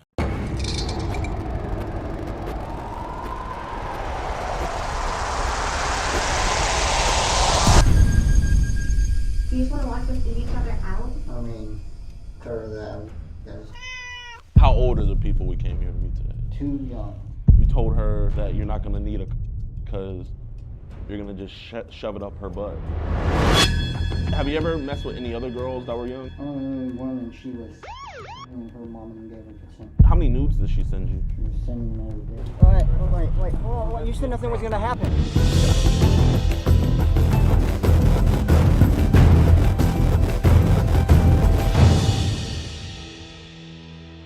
All right, what's good, YouTube, man? Welcome back to a brand new episode of EDP Watch. And today we are back in Marion, Indiana. If you guys remember, we were here all the way back in April. Well, we got a great arrest. That dude is actually going to be getting sentenced and convicted here soon. So we're double dipping right now. The dude we got coming over right now, his name is Joshua Ellington. He is 26 years old, and he is coming to meet two sisters, but they are 13 and 12 years old, and this dude is absolutely disgusting. And he straight up let the decoy know that he's not bringing any condoms or any protection, because where he's trying to do the stuff he's trying to do, you can't get pregnant. I don't even want to go that much in detail, man. If you guys want to see like the uncensored stuff and all that, go on our website, edpwatch.com. But this dude is absolutely vile and disgusting. And he's also telling the decoy that he's quote unquote affiliated. So I don't know if he runs with the EDP gang, but you know, I don't think they're gonna take too likely knowing that he's breaking ranks right now. So he's literally 7 minutes away. He's in an Uber. We're gonna get set up. He's here. How are you? It's cold out here. Did you have a good ride? It was decent. Yeah. She's still in the shower right now. She's taking forever. I just watched a movie. Cat figures. Yeah. How's your night? It's okay. I've been excited. I haven't really slept very much. Did you not go to sleep at all? Why? I'm a night owl. Really? So you're just gonna sleep all day long? Yeah. You vape? Yeah. That's pretty cool. Car ride sucked. Why? Because he had the sign that said no smoking prohibited. I was like, Oh no. You seem nervous. No. no. Are you excited? Yeah. Really? What are you most excited for? Lots of things. Like what? One of the things I can think of is watching YouTube eat each other. You're watching YouTube? Watching YouTube eat. Oh. Yeah. So y'all used to date. We've kissed before. You just want to watch us eat each other out? How was that? I mean, things I'm gonna do. Like what? I mean, eat your. Yeah. She knows multiple things. What do you mean? I mean, it'd be easier if I had fun. What do you mean? I could show you everything I told her. Really? I mean, what else would you tell her? I didn't know you all were talking like that. Yeah. I mean, part of that. I mean, you guys. Yeah. So you had a girlfriend that was before? Yeah. Yeah, what happened? Well, she ended up moving to Florida. Oh, really? So you had to stop seeing her? Yeah. I gotcha. But she really sent you those crazy pictures? Like, what kind of pictures? It was like pics of her completely nude, all spread out on the bed. But Really? That's crazy. So me and Mara are the youngest? Is that okay? Okay. I'm gonna go check on her. She's taking forever. hopefully she's okay. She might have drowned in there. Are you okay? Hey, Joshua, man. What's this? What the f is this? Do you want to watch EDP Watch episodes early and completely uncensored? Do you want to listen in on these disturbing one-on-one calls we have with these monsters? Do you usually like rub your or do you And do you want to support our mission to protect those who cannot protect themselves? Then why not join EDPWatch.com? It's showtime! Get extended, early, uncut, and exclusive never-before-seen episodes, full uncensored chat logs, audio calls, access to the exclusive Discord, and the chance to be flown out and do an EDP catch with yours truly, DeMarcus Handsome. All for the low, low price of $4.45. So what are you waiting for? Pull a Marquise Brownie and speed on over to EDPWatch.com. Warning, the following content may cause extreme disgust, secondhand embarrassment. We're not cops or nothing. No clue what's going on. No, you're good, man. Is it cool if he just pats you down just to see if you don't have no weapons? I have no weapons, sir. Appreciate that, man. He's just gonna pat you down. That's all. And if you want, man, you're more than free to go. But I just want to have a. Listen, I have no ride, man. Like, Hey, if I have a good conversation with you about this, man, I'm willing to give you a ride. I mean, You're good, man. You're good. You had told her that you're affiliated, man, so that's why I was a little worried. yeah, my brother, as I was in prison, my brother Matt, Uh-huh. he got the West Side Nap. Oh, so are you with them as well? Yeah, I'm just like, they consider me one of theirs. Okay, nice. Little brother. Yeah. So listen, man. Who did we come here to meet today? Or better yet, how old are the people we came here to meet today? Too young. Too young. How old is too young? I'm thinking. Okay, hey man, you're being honest with me, bro. You're being honest. I don't even want to be here now. Yeah, I mean, I bet so, you know. And if you want to leave, man, you're more than free to. But Just relax. Like here, I want you to know, man, you're not gonna get hurt. We're not gonna put our hands on you. You're more than free to walk out that door. You know, actually get out of his way. So like, I want you to know you got a clear exit, okay? But I mean, if you want to have this conversation, man, because you know this is kind of like an alarming thing. You know what I mean? And I think you need help. Do you want help? No, I just need to better myself and. You don't want help with this? Like, I mean, I'd rather just take it back home. You took it back home? Okay. But what are some of the special things you told them?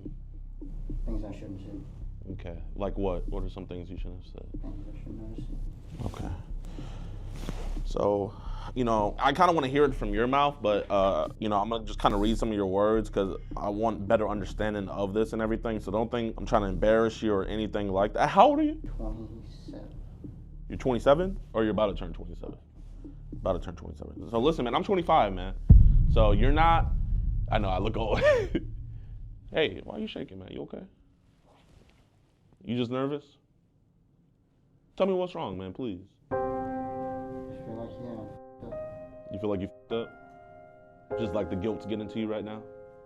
Well, listen, man. Do you think a monster would feel guilt right now about doing something like this? Yeah. You think a monster would feel guilt? Just depends. I don't think a monster would feel guilt. What type of person do you think comes to meet a 13-year-old? Not the right type of person. Not the right type of person? Person that wasn't in his right type of mind. Okay. Hey, man, it's like a keyboard, you know? There's a delete button on the keyboard for a reason. Why? Because we make mistakes. I made a mistake. You made a mistake, man. I wasn't even planning on coming. Yeah. I would have felt bad if I didn't come. Okay. Hey, that's an admirable thing, man. That means you're a man of your word. I want you to say 4 words, man. I want you to say, I'm not a monster. I'm not a monster. And I want you to mean that. Say it. I am not a monster. You're not a monster, man. I'm not a monster. You're not a monster. You just made a mistake. So, you got your own place, or who you staying with? Stay with my uncle. You stay with your uncle? How old? His nephew. And his nephew, okay. How old's your uncle? He's in his 40s. He's in his 40s, okay. You said something in the messages that was pretty concerning, and you know, I want to ask you about it. You told her that you're not gonna need a because you're gonna just shove it up her butt. You remember saying that? Yeah. You do? Okay. Well. You shouldn't have said nothing. You just block them. Yeah. No, yeah, you should have, man. And, you know, it's okay, because we're going to get this figured out. Did you send them any pictures of your... No, they don't know. My Facebook and shit, and like my whole account's got hacked. Like my Gmail and all that's got hacked. But when you were talking to her, I mean, obviously you wouldn't be here unless you were the one talking to her, you know? Yeah, since like last night. Shit got hacked. I just got back to it this morning. Okay. I'm gonna ask you, you know, one more time, and I appreciate you being honest with me. Did you send her any pictures of your... No. Yeah. No. You didn't? No.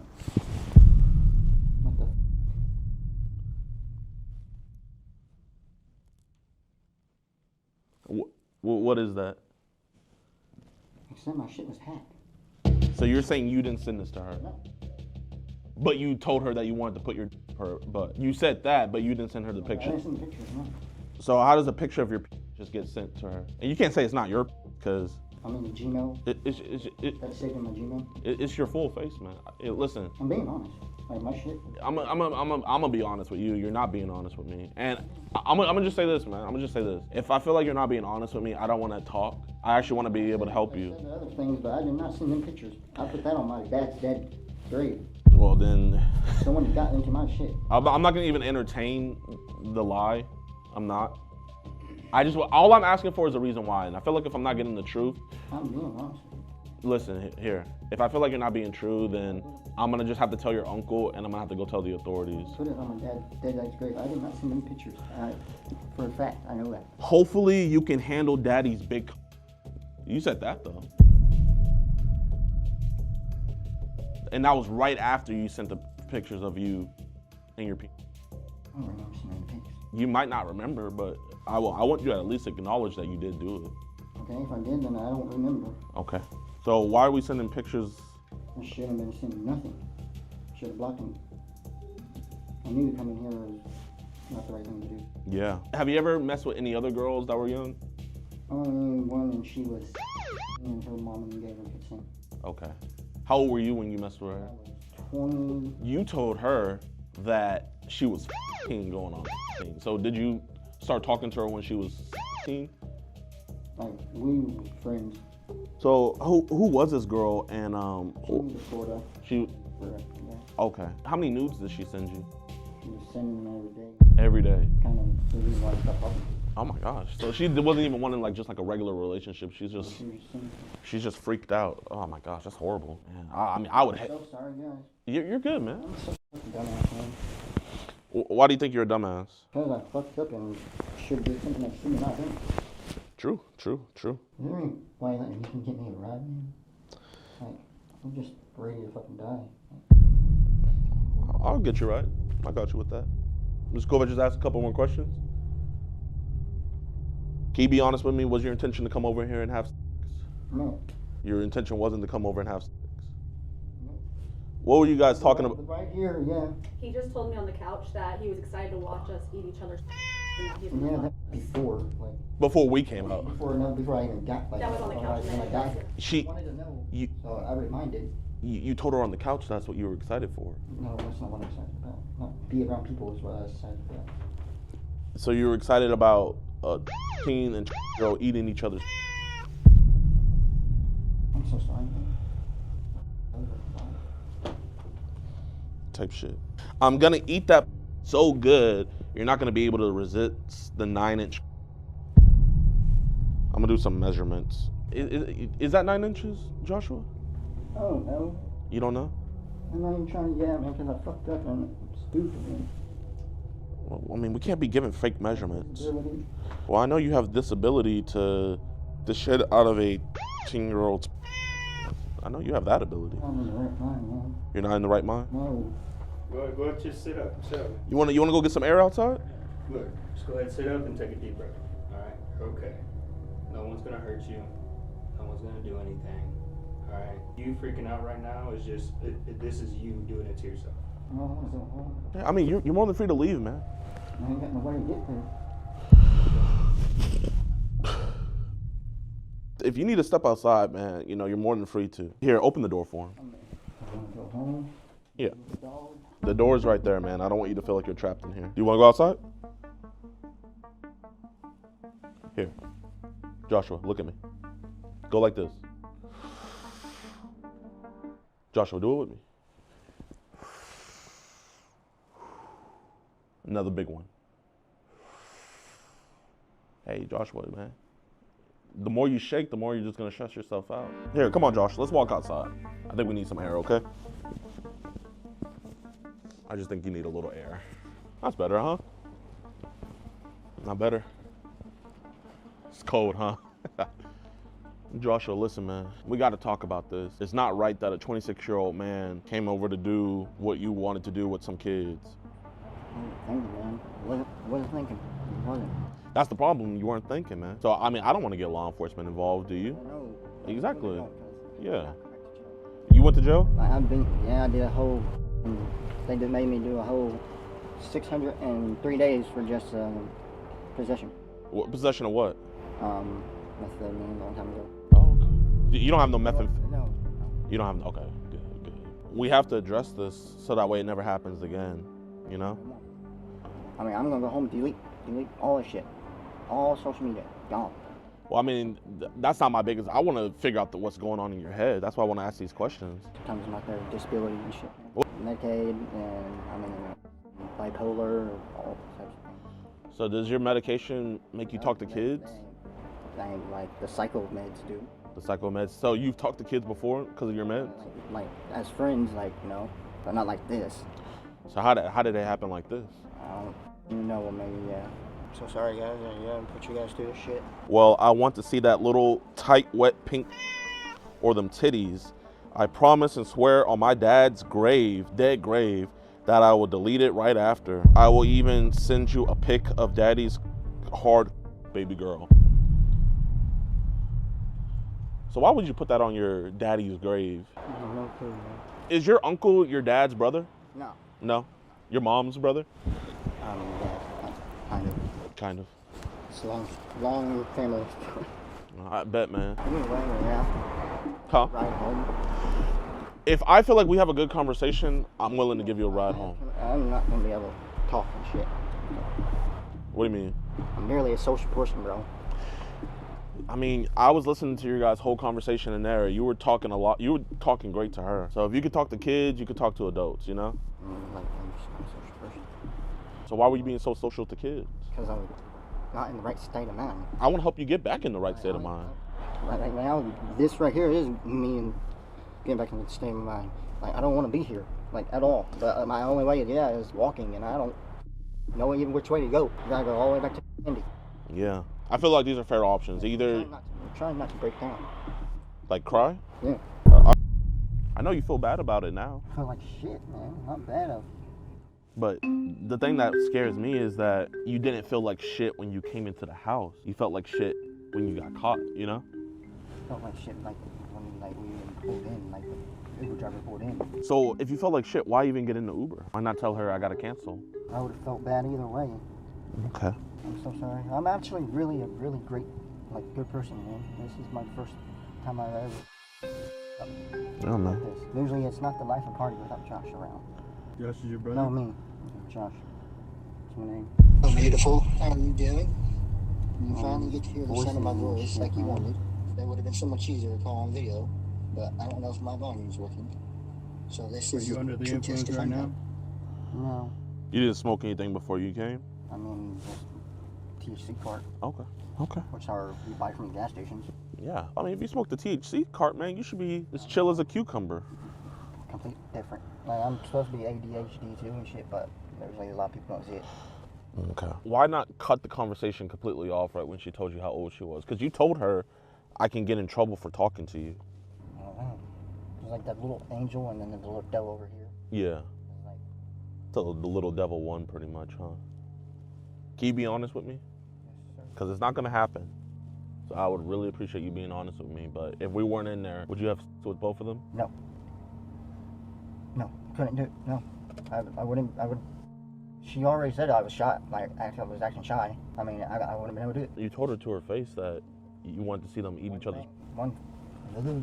Just because you say something doesn't mean. Let's say you never got caught. I still wouldn't, yeah. You still wouldn't have. You know, because of my nerves and everything else. So. Like, I'm really shy. Like, I'm the type of person, if you don't make the first move, I'm not going to do nothing. Okay, here, let me ask this, okay? Would you have forced it on them, or would it have been consensual? I wouldn't have forced it. So you wouldn't. I wouldn't have done shit. I would have just sit there. So what I'm saying is, would you have forced it on them? No. Or so it would have been consensual, like, hey, if they're okay with it, then you would have been okay with it. Yeah. Okay, so if they were okay with it, you would have been? Yeah. But I mean, listen, man, are you a virgin? No. No. So listen, you're more experienced than them. So you do a lot more positions. I mean, you know, they never had sex before. So would it have just been basics, or would you have done like crazy stuff? As soon as I would like got inside the house, like something would have struck me like, no, you can't do this. But nothing struck you when you came inside the house. I felt something. I mean, that's why I barely was talking. But I would have to tell them like, I'm sorry, I gotta leave. So why didn't you tell them that when they? You didn't even think about it, did you? Exactly. So you're not gay. There's no straight guy in the world that they have two girls in the house by themselves that's not gonna have sex with them. I mean, there can be some people that. And I'm gonna be honest, you're not one of them. Nobody in this car is one of them, you know? Anybody in this car would have been doing with the stuff that you said in those chat logs, especially you. So I don't want you to think we're on some moral high ground and everything. All I want to know is, would it have been crazy stuff, or would it have just been basics? Basics, so just missionary? Okay, so would you have pulled out, or would it have just been, you would have pulled out? Okay. Would you have had sex with a 12-year-old or just a 15-year-old? Just a 15-year-old? Okay. Fair. But now, like, I regret it. Yeah, now I understand you now. I just want to know before. So you would have had with the 15-year-old and what, maybe just do oral with the 12-year-old? I would have just probably had to see if she could have left or something. Oh, you would have just had to leave. Okay, that's fair. Bro, at least you have standards. Yeah, but it's not right, man. That's the thing. I know you knew it wasn't right, because right when she told you her age, you told her, hey, I can get in trouble for this. So you knew the whole time you can get in trouble for this. The reason I have a lot more lenience with you is because you're 26, you know? You're not a 50-year-old ice cream truck driver like him. You know what he would have done. You have a life ahead of you, you know? I've been trying my ass off, man, too. Are you employed? Applications in everywhere. How long have you been unemployed? For like 6, 7 months. 6, 7 months? 6, 7. I got out of jail. My uncle said he's gonna help me see like if there's anything with like we can help with my resume. Yeah. See, you know, make it look better. Make you look better. I mean, what do you have experience with? Construction, factory work. EDPing? You do EDPing as well? Like trees, shit. No, like coming over to kids' houses. Oh. We know it was wrong to send these pictures to her, right? You sent these to her, didn't you? You did. About how many pictures did you send to her? 3? I think it was 4, but let me see. Wait, 1, 2. Yeah, no, it was actually 3. You sent 3 penis pictures, yeah? Is your uncle married? No, he's gay. Uncle's gay. Oh, he's gay. Shout out gay uncle. Like, his dog is technically, like, I consider it my dog now, but he does not like anybody. Really? It's kind of cute, but I mean, it's not cute. Does he like you? Yeah, I mean, it took him a minute to, like, turn, only, like, 2 or 3 treats and boom, he was hooked. He was hooked. Oh, you. Nice. If you got a dog that like you, then you must not be a bad guy. Man, every animal I've ever owned has always liked me. Nice. I was homeless for a whole 3 years in Cloverdale. What'd you do? My mom chose her boyfriend over her own kids. Bitch. No offense. Thank you. Wait, hold up 1 second. I got my psychology expert. He's not a psychiatrist, but he, studies. This is my friend Skeeter. Joshua, just be kind of honest with him so he can kind of know the rundown on what's happening. I fucked and was talking to some kids, King on road, and oh man, and really, yeah. How old are you? 26, gonna be 27. So what was the thing? She's cute. Let me go ahead and slide in the DMs. Yeah. How old would you say she looked in the picture? She looked like she's about 18, maybe 18. So you talked to 15-year-old, like purposely? Not purposely, like to be like. Well, friends. Well, tell him about your ex that sends you all those Yeah, nudes. my ex, when I was 23, she was only turning 15, but she was sending me videos and pictures every day, and I wasn't even asking for them. Okay, so you were just getting them on the fly. Okay. Like he sent like full body pictures of him naked. You tell him about the stuff you said about no. I didn't need that pull-up game was good. Oh, you're a professional raw dogger. Because that's how you want to describe it, yes. I mean, that's pretty much what it is, what you're saying. But hey, you know, 15 years old, you know, those girls are going to be fertile. Well, he wasn't wanting to put it in the womb. Can you tell him where you were wanting to put it? Oh, that's why. Okay. Also, that's terrible. I mean, that's to a 15-year-old girl. That's just. I know, and I just don't know what made. His name's Josh. I don't know why you call him Austin. I know, sometimes I Dude, feel that was like the last Predator I'm sorry. Sometimes I feel like that. Like the other day. My bad. Yeah, that was yesterday's guy. You're today's guy. Yeah, You're in, you know, good hands with DeMarcus here. I think he's gonna put you on the right track so you can get past this. Peace.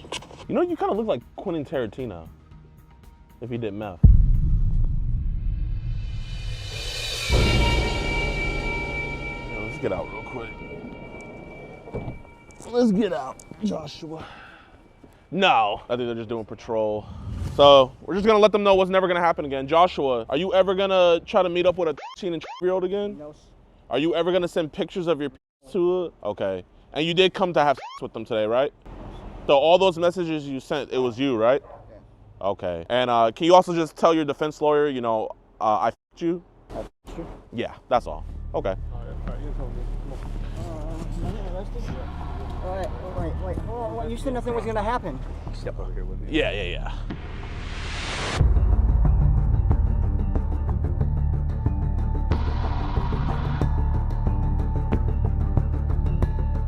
Yo, what's good, YouTube, man? I hope you guys enjoyed this episode. If you did, be sure to hit that like button, subscribe, and share.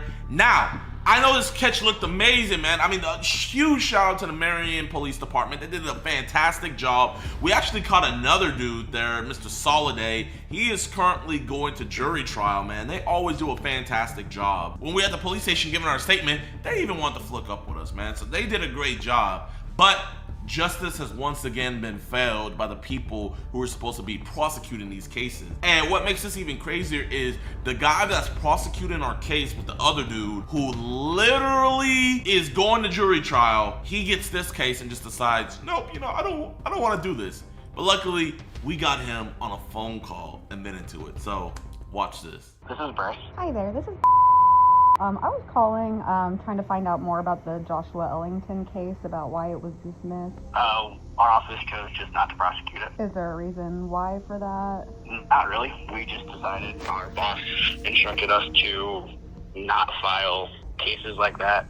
And so in this case, we dismissed it. I'm just a little confused because, I mean, I've had other cases in Grant County that have gone through and have been prosecuted, so I'm not sure why it wasn't taken. Because in this case, our boss instructed us, based on what IPAC has said, to no longer prosecute cases like this. So you guys are part of ICAC now? We aren't a part of ICAC. We are a part of IPAC, the Indiana Prosecuting Attorneys Council. Okay, and who's the boss that's in charge of all of this? The executive director of the IPAC organization is Christopher Naylor. All I can tell you is that in this specific case, the elected prosecutor, Mr. Hunt, told us to dismiss the case and that we were not filing it. Okay. All right. Thank you. Yep, that's right. That is Mr. Scott Hunt, Scott J. Hunt, not wanting to prosecute a predator, even though he has one of our other cases and is soon going to get a conviction on his record. So that's his Facebook page right there. That's his office number and everything right there. That is his email address where he's trying to run again for prosecutor. So, you know, hey, if you want your prosecutor to not hunt down predators and let them go, vote for Hunt. And you know what? Just for the fun of it, man, there's his LinkedIn. We need to let these prosecutors and these elected officials know we don't work for you.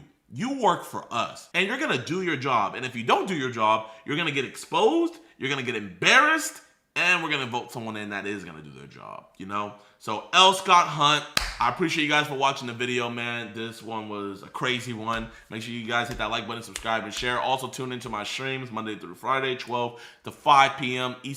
Central Standard Time on Kick, Twitch, and on this YouTube page. Without any further ado, I'm out. Peace. Today is day 5 of texting minors every day until I meet JiDion. If he meets me, he's going to jail. If he meets a real minor, he's going to jail. There is no win out of this. I'm going to be meeting up with minors. Whoa! So not only are you going to be texting minors, you're going to be meeting up with them? When I woke up to go let my dog go pee, I just saw this randomly on my IG. This is ridiculous, man. This is ridiculous, bro. Look at this chat. Is YouTube recommending me, bro? Was it worth the 700 views, bro? DMing 100 minors until I meet JiDion, chat. The stuff I'm seeing people do for clout is like actually getting crazy, right? Like it's getting ridiculous. So here's his YouTube channel. It's even worse than this video. Look at this, yo. I make EDP 445 look like an angel. I got my twin sister pregnant without her knowing. JiDion needs to expose me. My first time seeing my mother get cracked. I'ma just watch the ones where he's talking about me. So let's just see what this is about, man. What's good, YouTube, bro? I'm gonna jump straight into it. I hope y'all having a good day. How do you beat around, bro? Free Diddy. I heart Diddy, and I'm sure, bro, rocks like some type of Christianity. I get it's a joke, but this is weird. It's Provision. Appreciate you for the 10 gifted, my man. Thank you. Is it just me? Do y'all find this funny or is this weird? Clout is a drug. Facts. I'm gonna jump straight into it. I hope y'all having a good day, but I'm gonna jump straight into it, bro. JiDion. As y'all can see by the title, DMing 100 minors until I meet JiDion. Yes, bro. That will I be doing.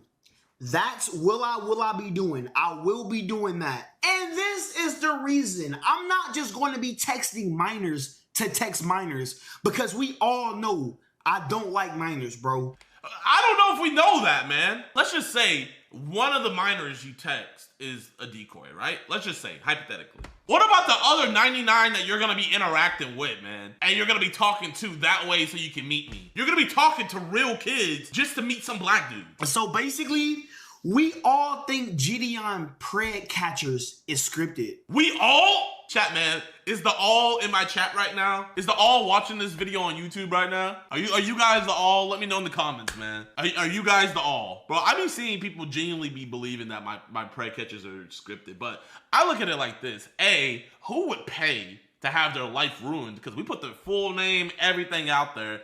And B, you can literally, like, I don't know if any of you guys have, but let me know. Have any of you guys wanted to just look up any of the dudes I've caught just to see for yourself? Like, oh no, this is 100% legit. Y'all do realize that, right? The reason we give the full name is for you guys to go and look it up yourself. So I know the we is not in the room with us. So what I'm going to be doing for the community, I'm going to be texting a whole bunch of minors. But listen. I'm doing this to be a leader. Everybody want to know, is the Pred Catchers fake? Well, I'm going to be the one that step up to the plate. I'm going to be the one that text a whole bunch of minors. I'm going to be meeting up with minors. Whoa! So not only are you going to be texting minors, you're going to be meeting up with them? Oh my God, this dude hooked on the clout drug. Just to see if catching a predator is real. Has bro never heard of Chris Hansen? If you want to find out if it's real or not, fly out to these prisons where some of the dudes I've caught are at. Go talk to them through the cell block door. I promise you, they'll tell you it's real. JiDion has been doing these catching of predators for over some years now, and I truly, not to sound weird or nothing, but I think some of these people, some of these suspects that he's catching are innocent, bro. You know what I'm saying? Not to sound weird. You know what I'm saying? Not to sound weird. Now, when I DM these 100 minors, I'm not going to take it nowhere. So, if they're innocent, wouldn't that insinuate that I still did the real thing? So if they're innocent, I still really caught them, but you're saying they're innocent. Yet you still need to test out the theory and see, oh no, I want to make sure. Are you sure this isn't for you? Because I promise you're not doing this for me, man. You're not doing this for me. You're not doing this for your community. Are you sure you're not just doing this for yourself? Are you positive about that, my guy? I'm not going to be weird and really trying to talk to these minors. I'm going to do this to see who do I meet up with. If I meet up with one of these minors and JiDion's there, okay, I take my charge, I go to jail, I get a bond, and I get out. But if I meet up with one of these minors and JiDion is not there, what? It's fake. Does he think I have like a monopoly on every minor account on the internet? So if a real child pulls up, all of the work I've done is just null and void. It's fake. Oh my. But if I meet up with one of these minors and JiDion is not there,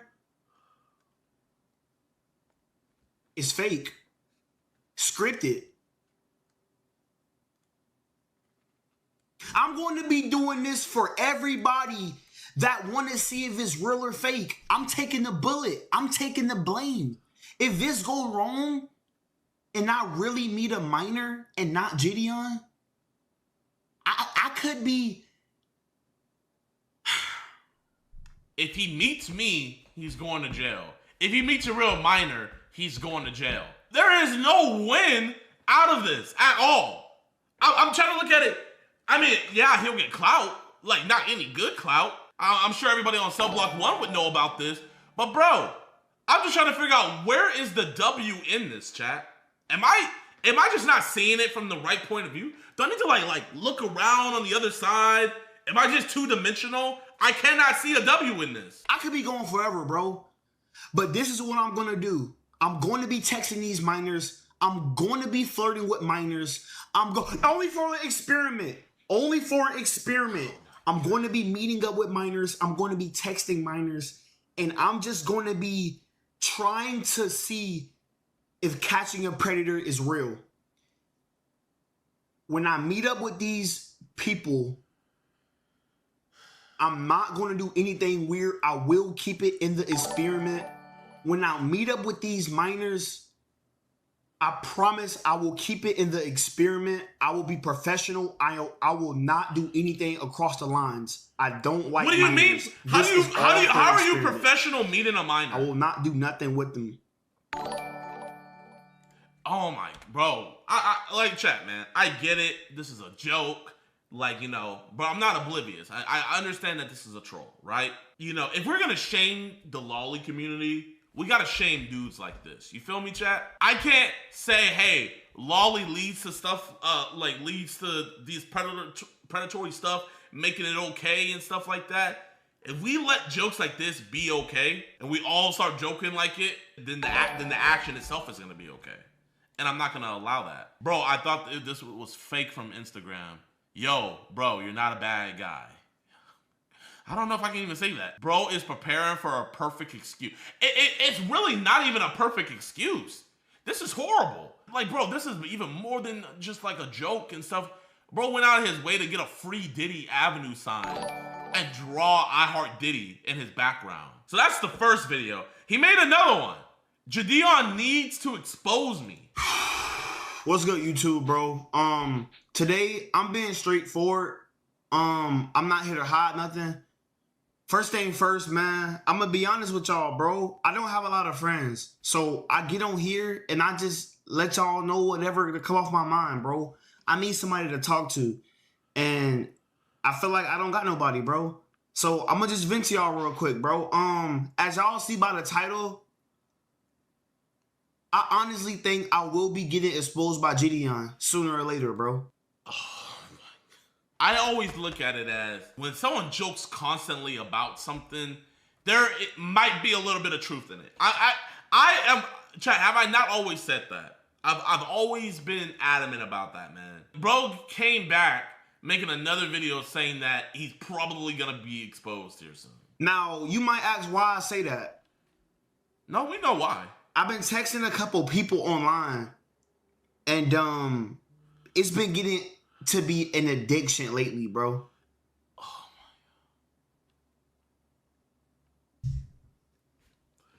The more and more I text these people online, the more I do weirder and weirder shit. I've downloaded every app, Foot Finder, every app. I'm addicted to texting people online. What kind of people? What? I'll admit it, bro. I'm a creep. I'm a weirdo. And I will be exposed by the end of 2026. Remember me telling you this. This is not a call out for help. I just want to come to the front and tell the truth. Tell the truth what I do.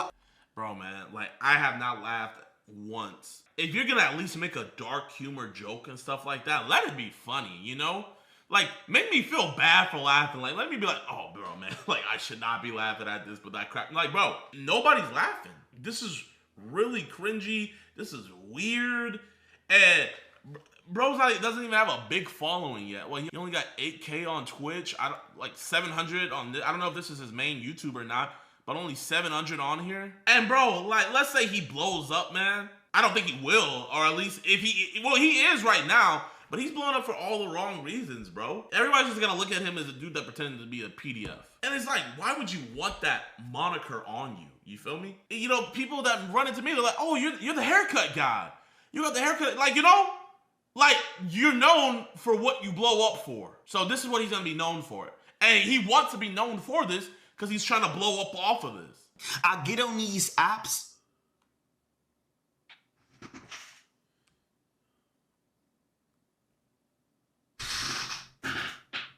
and I show my meat.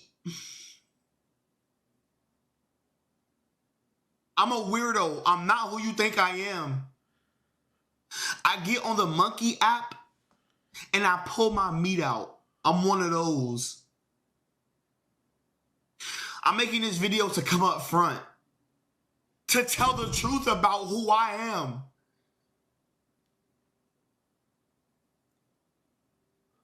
I'm not a good human being. I am a weirdo. Last night, I was on an app, and I got the girl number. How old's the girl? And when we FaceTime,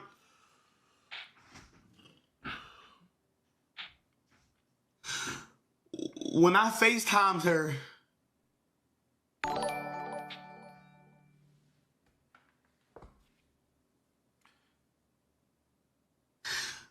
appreciate you, Kay. She was 12. Oh my gosh.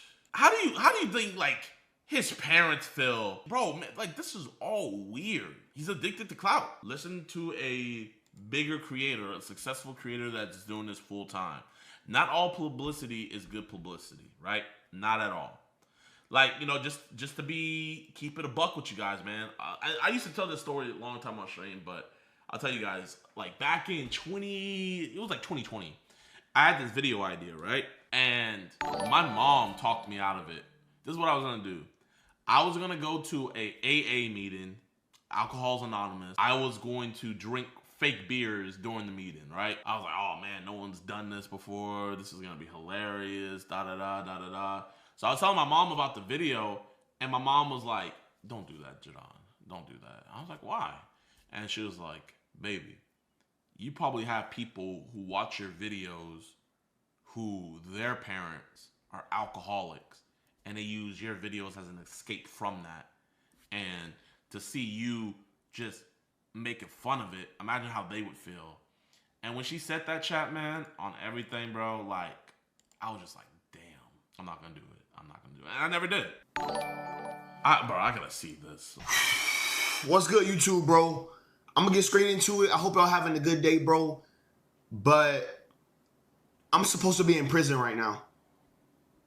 I should not be walking these streets. Today is day 5 of texting minors every day until I meet JiDion. Yes, you heard it right. My #1 goal is to meet JiDion, bro. My #1 goal is to meet JiDion. I'm doing this because I need to be off of these streets. If you can read the title, it says, I make EDP 445 look like an angel. That's true, bro. When I watched EDP get exposed, he looked at innocent. He looked at like he didn't really know what was going on. But today I'm here to tell y'all that I know what's going on. And I should be locked up right now. I should be in prison and they should throw the key. I'm gonna be honest, bro. I made this video because I wanted to let y'all know what happened last night, man. And it was the worst thing of my life. So boom, I'm gonna get straight into it, bro. You see that window? Well, my next door neighbor lived right there.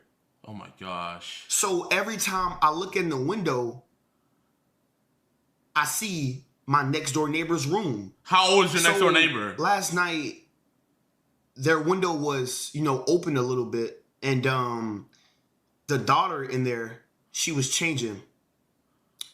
I have a direct view to the daughter's window next door. Last night she was changing and I seen it all. She started taking off her shirt. Bro, this dude is so weird. He's doing all of this chat for okay, now he's at 800. He was just at, okay, he's blowing up now, I guess. He was just at 700, now he's at 800 subscribers. Doing this for 800 subscribers. I seen her nipples. She got butt naked. And I was watching the whole time. And I'm not too afraid to admit, I don't know how old the next door neighbor daughter is, but however old she is, I bust a fat nut to her. Brother! We need to bring back shame, bro. We genuinely need to bring back shame. I pray he's joking, man. There's an 85% chance he just be joking with a lot of these, bro. This thing is at 10,000 views now? Am I tripping? Was it not like at 4,000 or something earlier? He just baiting for views. He is baiting for views, bro. But like, you know the crazy thing about it is like the fact he thinks he's gonna get monetized off of this when he hits the needed views to monetize his channel. It's just hilarious. Why I feel like David was framed. I still think he's innocent. The information that I heard just didn't make sense. Are you trying out to try to be his lawyer? In what world would anybody, somebody, and leave the body in their car in front of their house? Who would do that if they was guilty? I'm fleeing the scene. I'm going to Mexico or somewhere. It's Tyler, the Creator, is a murderer too. I guess Billie Eilish is a murderer too, because all of these people have dark, twisted songs. If we could make a time machine send it back to slavery, he would get a first ride trip. I want to whip this nigga!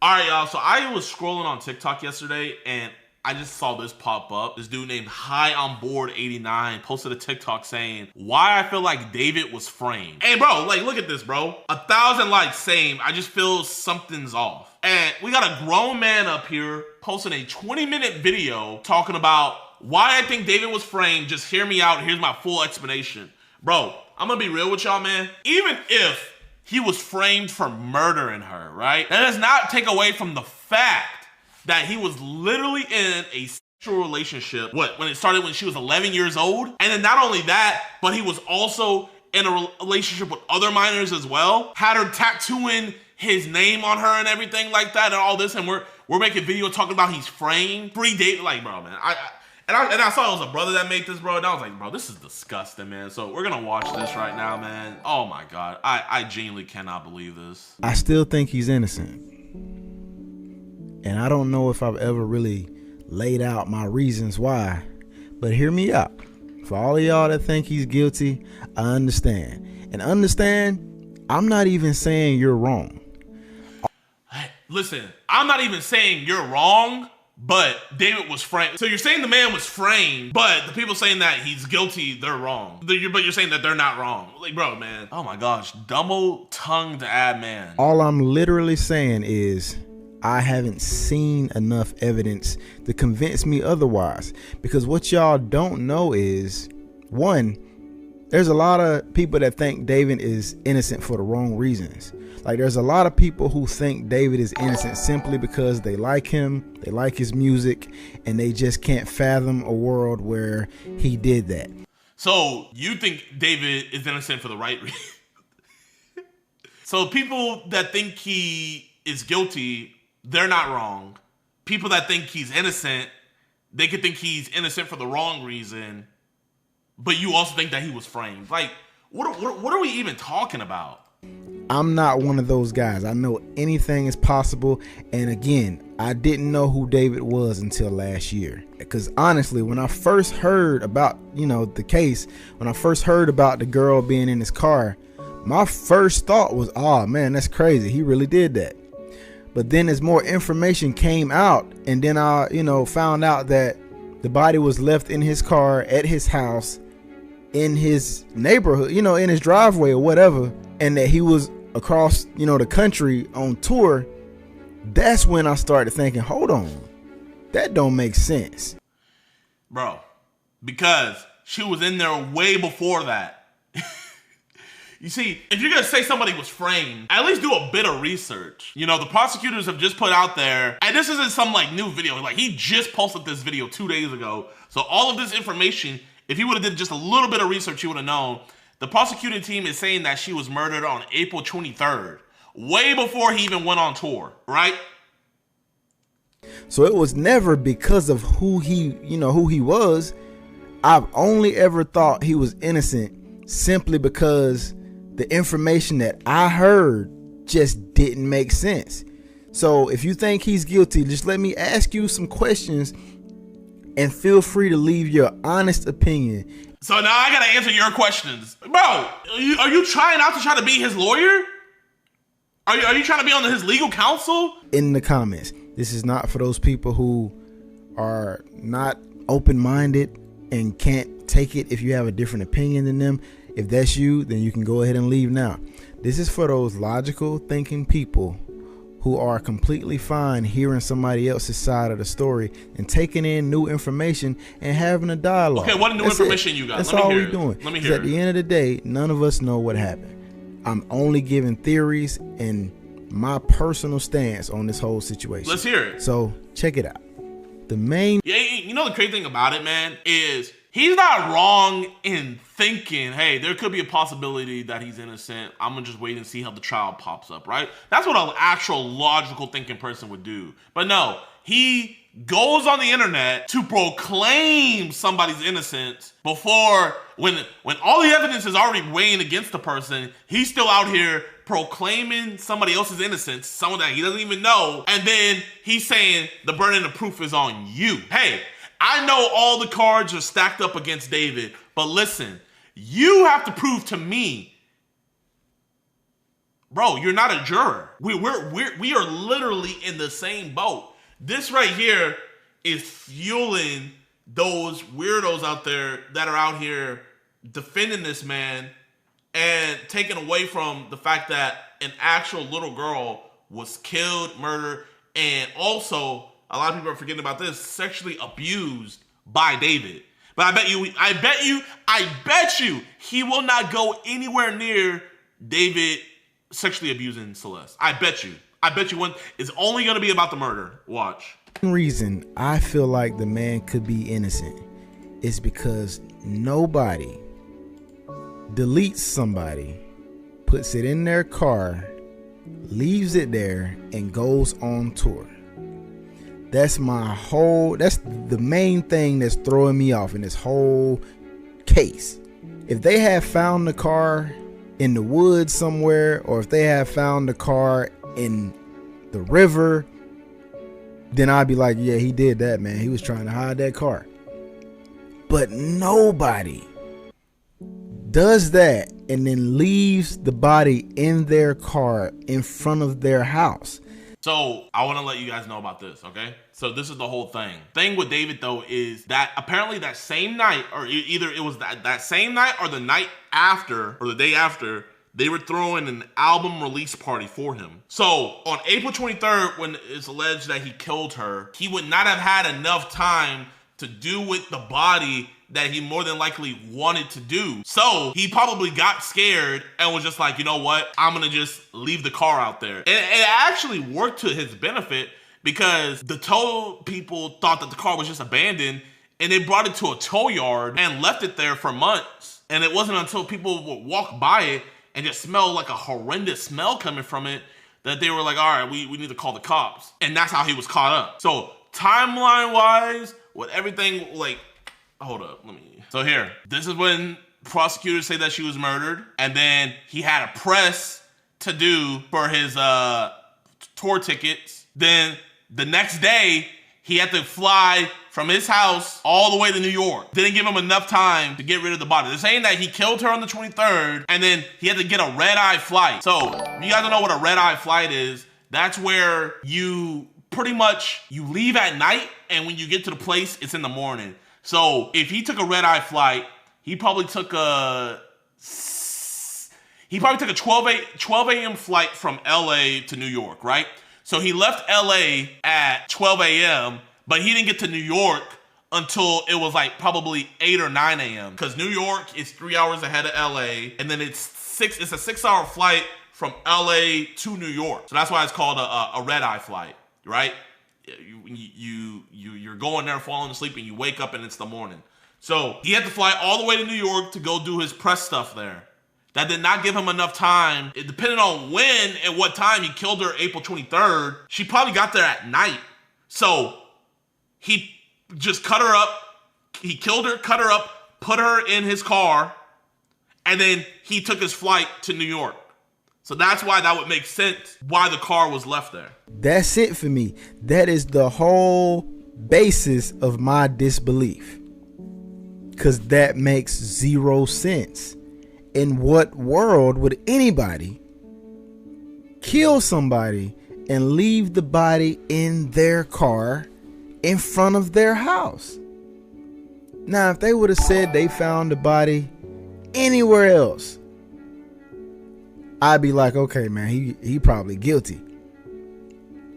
But to leave it in your own car at your residence and then go on tour, that makes no sense, man. He didn't go on tour. If you are somebody who feels like he's guilty, how do you explain that?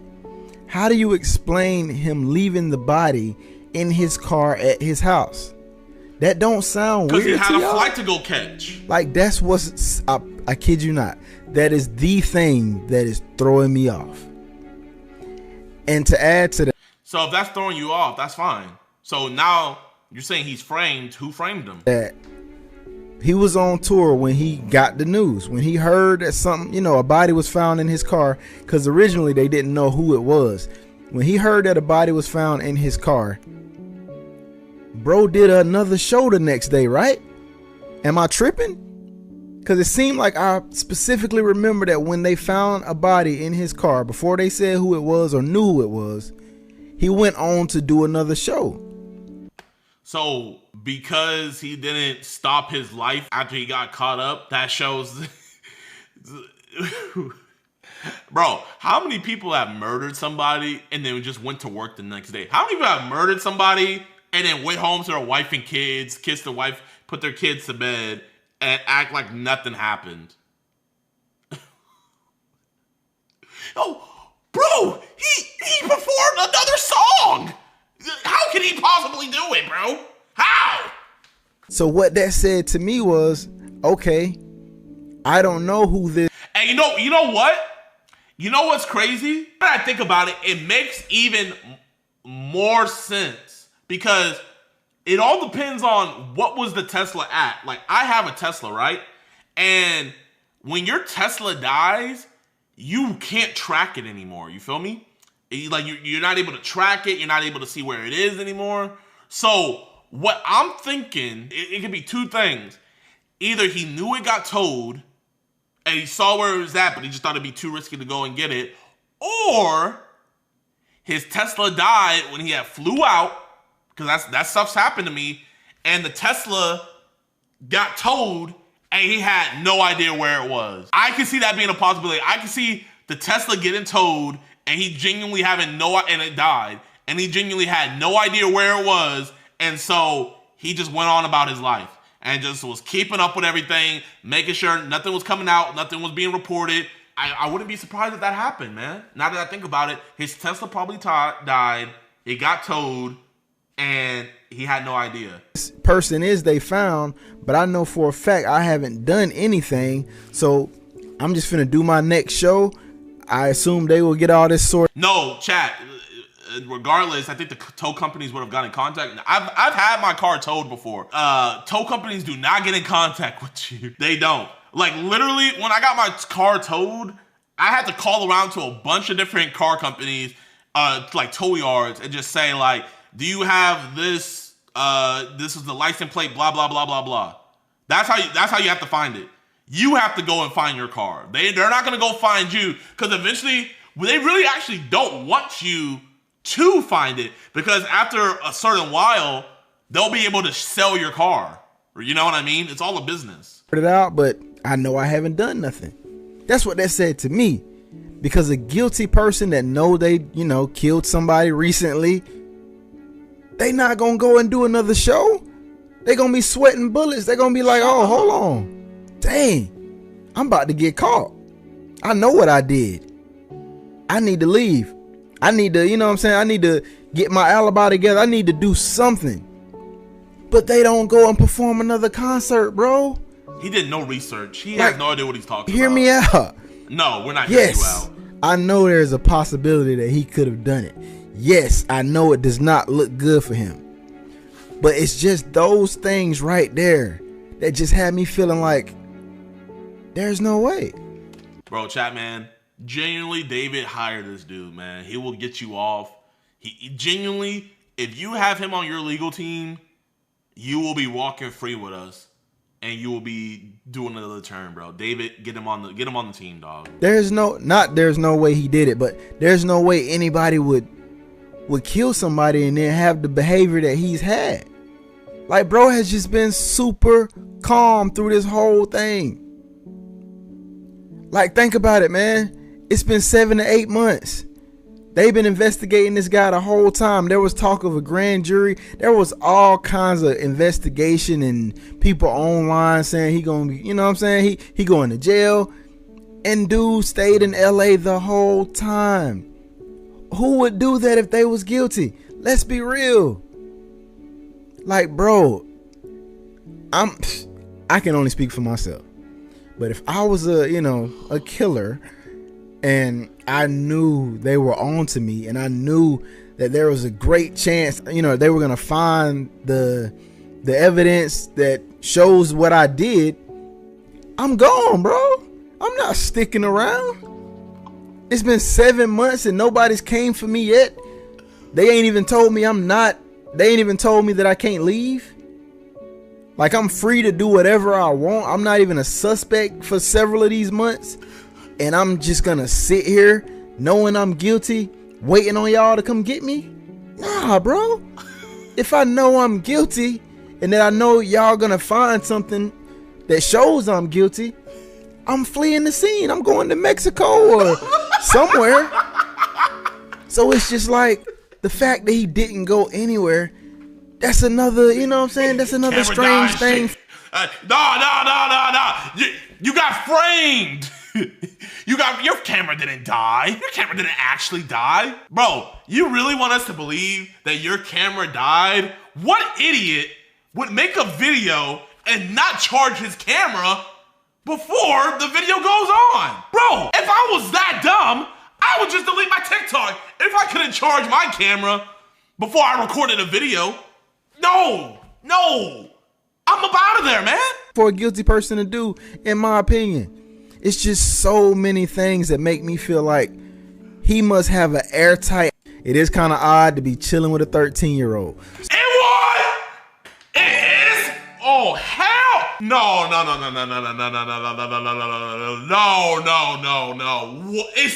It's kinda? Oh my, I wish I could see this man's face. That don't necessarily mean he was sleeping with her, but of the relationship is something else I want to talk about. Now that part, as you can see, I haven't spoke a whole lot on that because I don't know. Wow, you know so much about the murder, but the thing that we actually know the most about is about their relationship and about them knowing each other and about them actually having a sexual relationship, the one thing we do know, all of a sudden, I can't speak on that, man.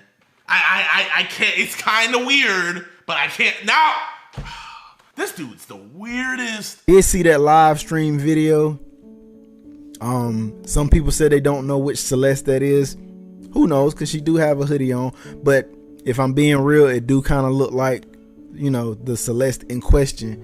That don't necessarily mean he was sleeping with her, but I don't know, bro. It is kind of odd to be chilling with a 13-year-old. So my theory on that is, what's your theory? And I could be wrong, I'm just throwing out a theory.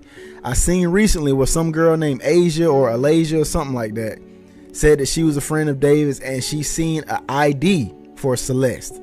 So you can't get an ID if you're not a certain age. Shut up! This man is gonna... Oh, I can already see what he's getting at, yo. He is gonna say that Celeste lied to him about her age. Bro, I am done with this. This man is... Bro, you are genuinely a weirdo. You are retarded and you are a weirdo. So my theory, just hear me out. My theory is maybe she told him she was of age. Maybe she had a fake ID to support that story. Maybe he thought she was older than she was. I do not know. Don't come for me in the comments. This is just a theory. I'm coming for you! You're blaming the victim! So, not only is he getting framed for her murder, but it's not his fault that he was sleeping with an underage girl. Just say you want to be on David's payroll. Just say that. But at the end of the day, if he knew how old she was and he still was hanging out with her, that ain't something I can defend, bro. I'm not saying you can't be friends with somebody, you know, younger than you, but I would not have them at my house. Especially... I'm not... Why would you be friends?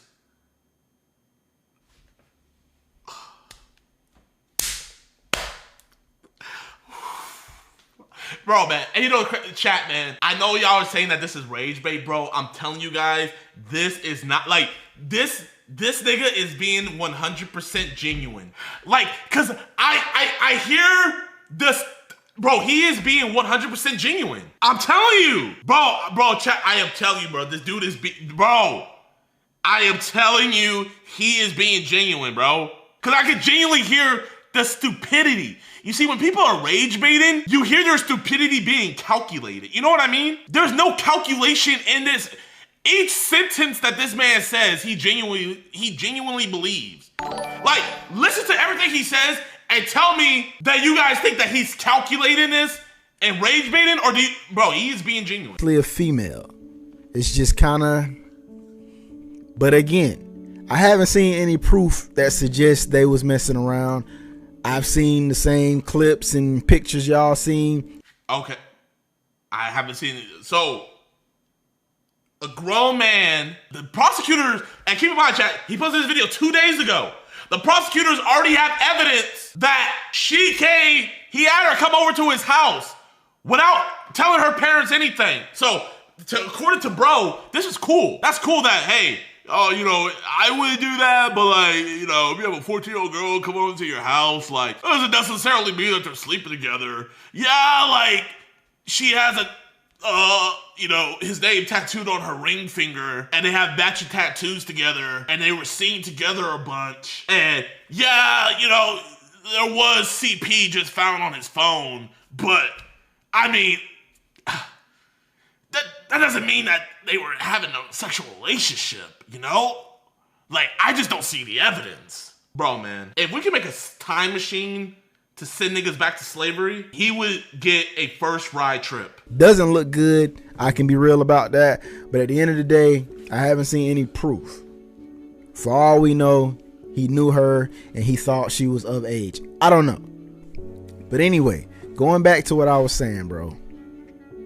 A lot of y'all confusing me with some of the delusional fans. I'm not one of those delusional fans who's just like, nope, I like David, I like his music, he didn't do it. I'm not one of those delusional fans. Everything I'm saying. Oh gosh, no. Bro, I am actually so mad. Bro, I am pissed. I am genuinely pissed. That's not what I'm saying. Matter of fact, if you go to the very first video I posted on this whole situation, in my first video, I said, listen, I'm not saying the dude is innocent, but I'm also not saying he's guilty.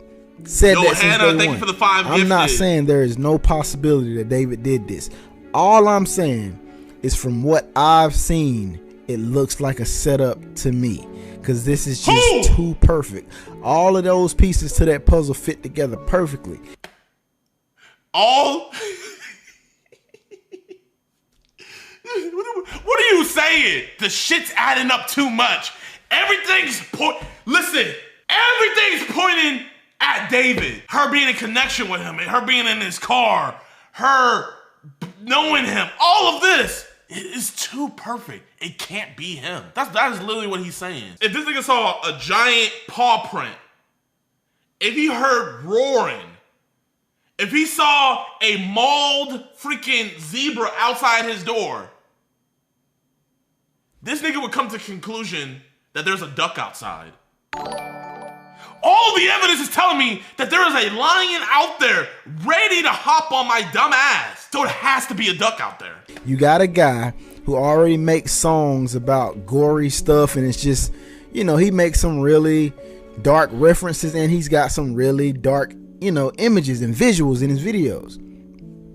Then you got the fact that it was in his car, the car is registered to him, it's at his house. It just seems to me like somebody said, you know what, I can pin this on David and the whole world would definitely believe it. I can make the whole world believe that David was sleeping with an underage girl. I can make the whole world believe that David killed this girl. Nigga,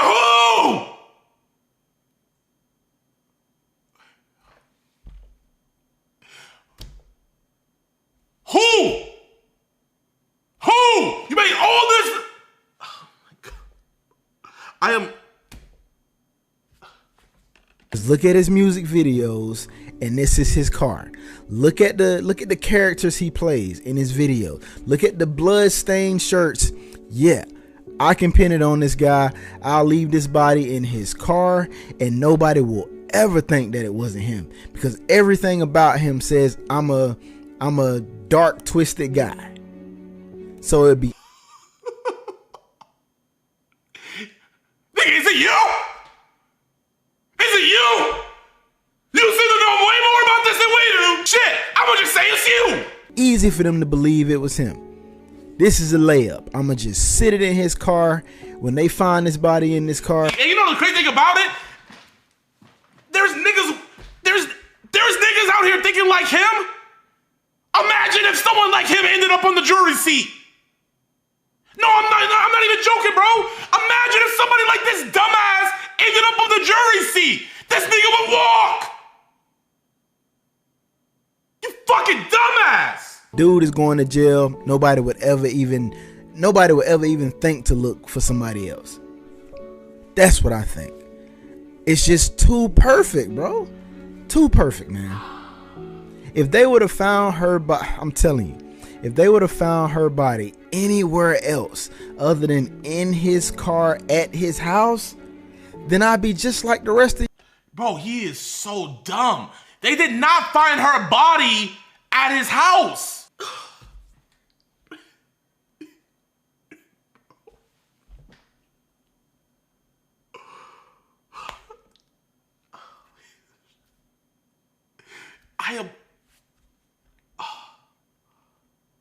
Bro, not only is he trying to disprove a child murderer, but he's also trying to disprove that he is also a child molester.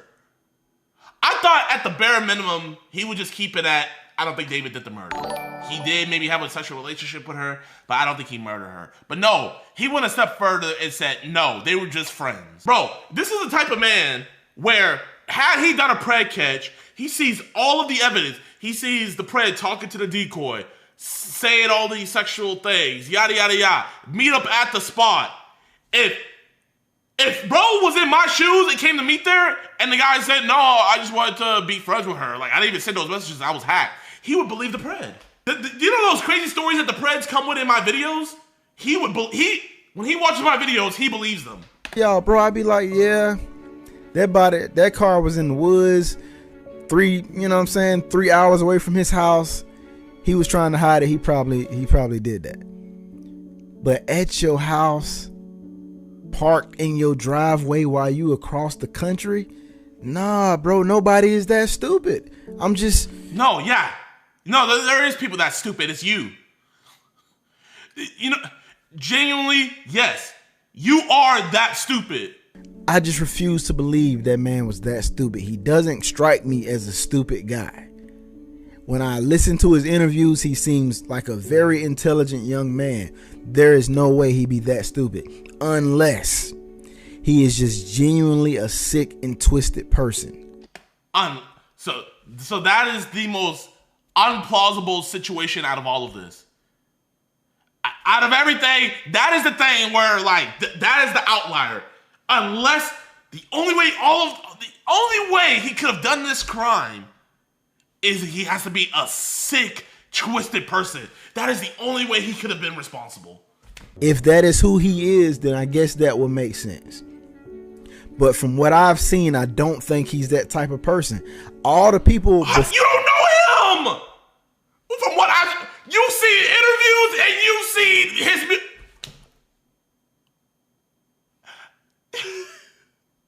Oh my gosh. Bro, I want to whip this nigga. Before this case came out, all the people I've seen speak on this guy had nothing but good things to say about him. I'm not saying nice guys can't be twisted, but it just seems like every interaction this man had up until this case seems like everybody thought he was a very likable guy. He was a very nice guy. I don't see where that guy would have done this. Usually when somebody is a murderer, they show some signs. And usually when somebody's a murderer, they show some... usually there's signs that let us know that somebody's like this, you know? It's not like David had full-blown music videos of him killing people and him wanting to make a manga where he's trying to solve a murder, but he's actually... There would have been clues to all of this. There would have been clues. He would have told us in his music. There was no clues. He was a nice, genuine guy. Yeah, he had bloody imagery and stuff like that. Yeah, he talked about killing people in his songs.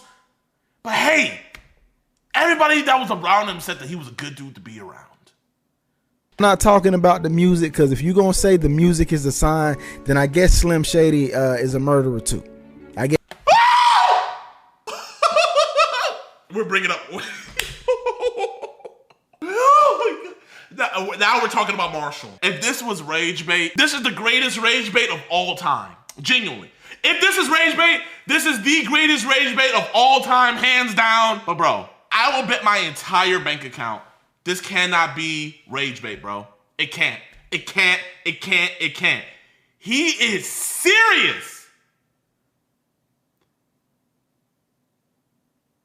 And I know you guys hear it now.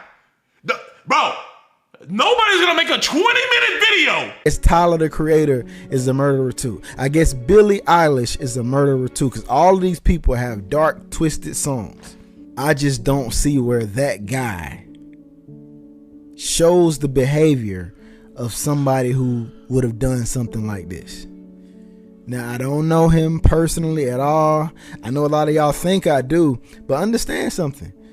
If he goes to prison, it literally means nothing to me. I will not lose any sleep if the dude is guilty. I'm not a diehard fan or any of that. I just found the guy's music last year. I think he's very talented, which is why I'm like, bro, I really... A grown man listening to David This is a 30-year-old man listening to David. Like I said, I just found the guy's music last year. I think he's very talented, which is why I'm like, bro, I really hate to see you go out like this if you didn't do it. If you didn't do it, man, this is terrible, bro. But if he did it, by all means, lock that man up, throw away the key. And there's one last thing I want to touch on. The DA said something like he was interfering with an investigation. Now, they said they got strong evidence and forensics and digital evidence that's going to prove that he did it, right? So here's what I'm saying. Everybody's like there was a prior investigation going on and he interfered with that investigation. But that don't make sense either. Because if there was an investigation already going on with him, you know. Negro.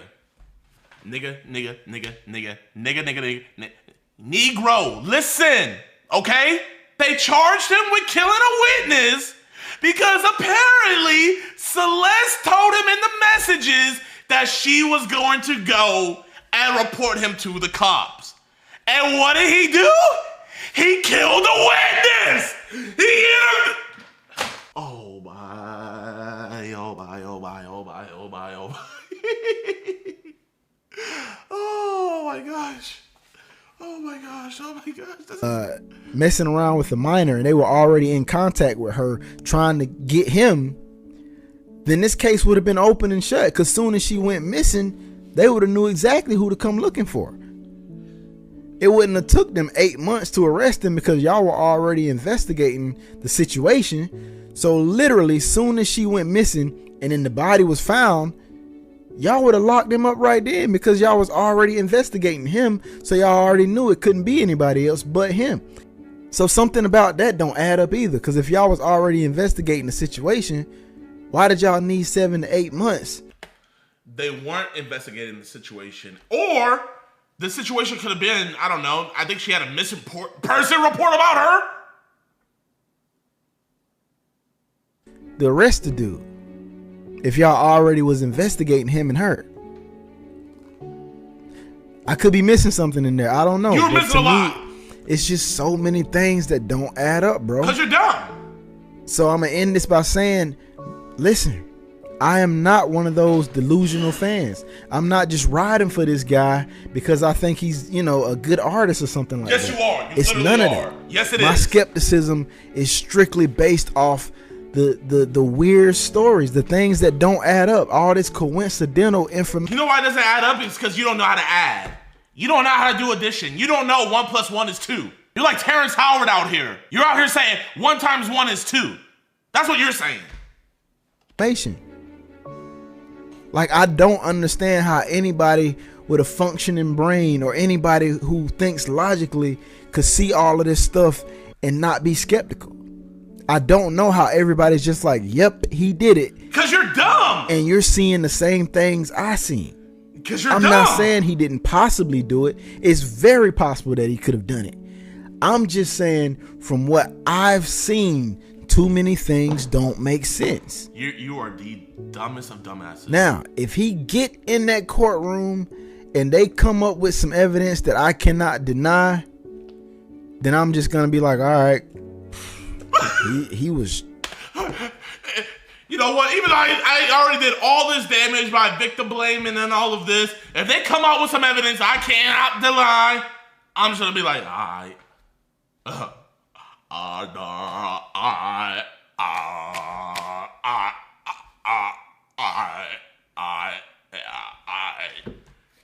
Wow, he was really disturbed. I can't believe he did that. So for all of y'all that's like, oh, you feel like a fool and all this, you're gonna look stupid. No.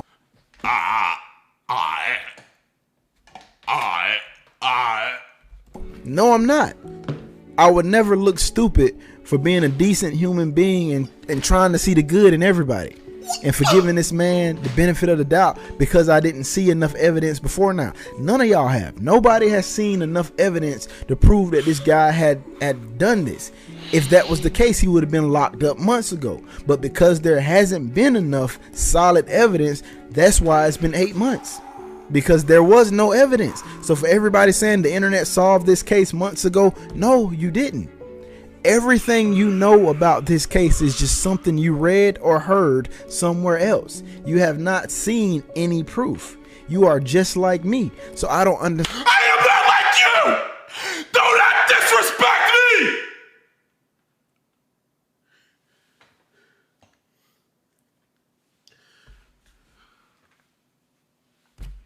Chat, bro. I actually feel like I am going crazy, bro. I actually feel like I am going crazy. Is there genuinely people this stupid walking among us? Understand how y'all are not skeptical.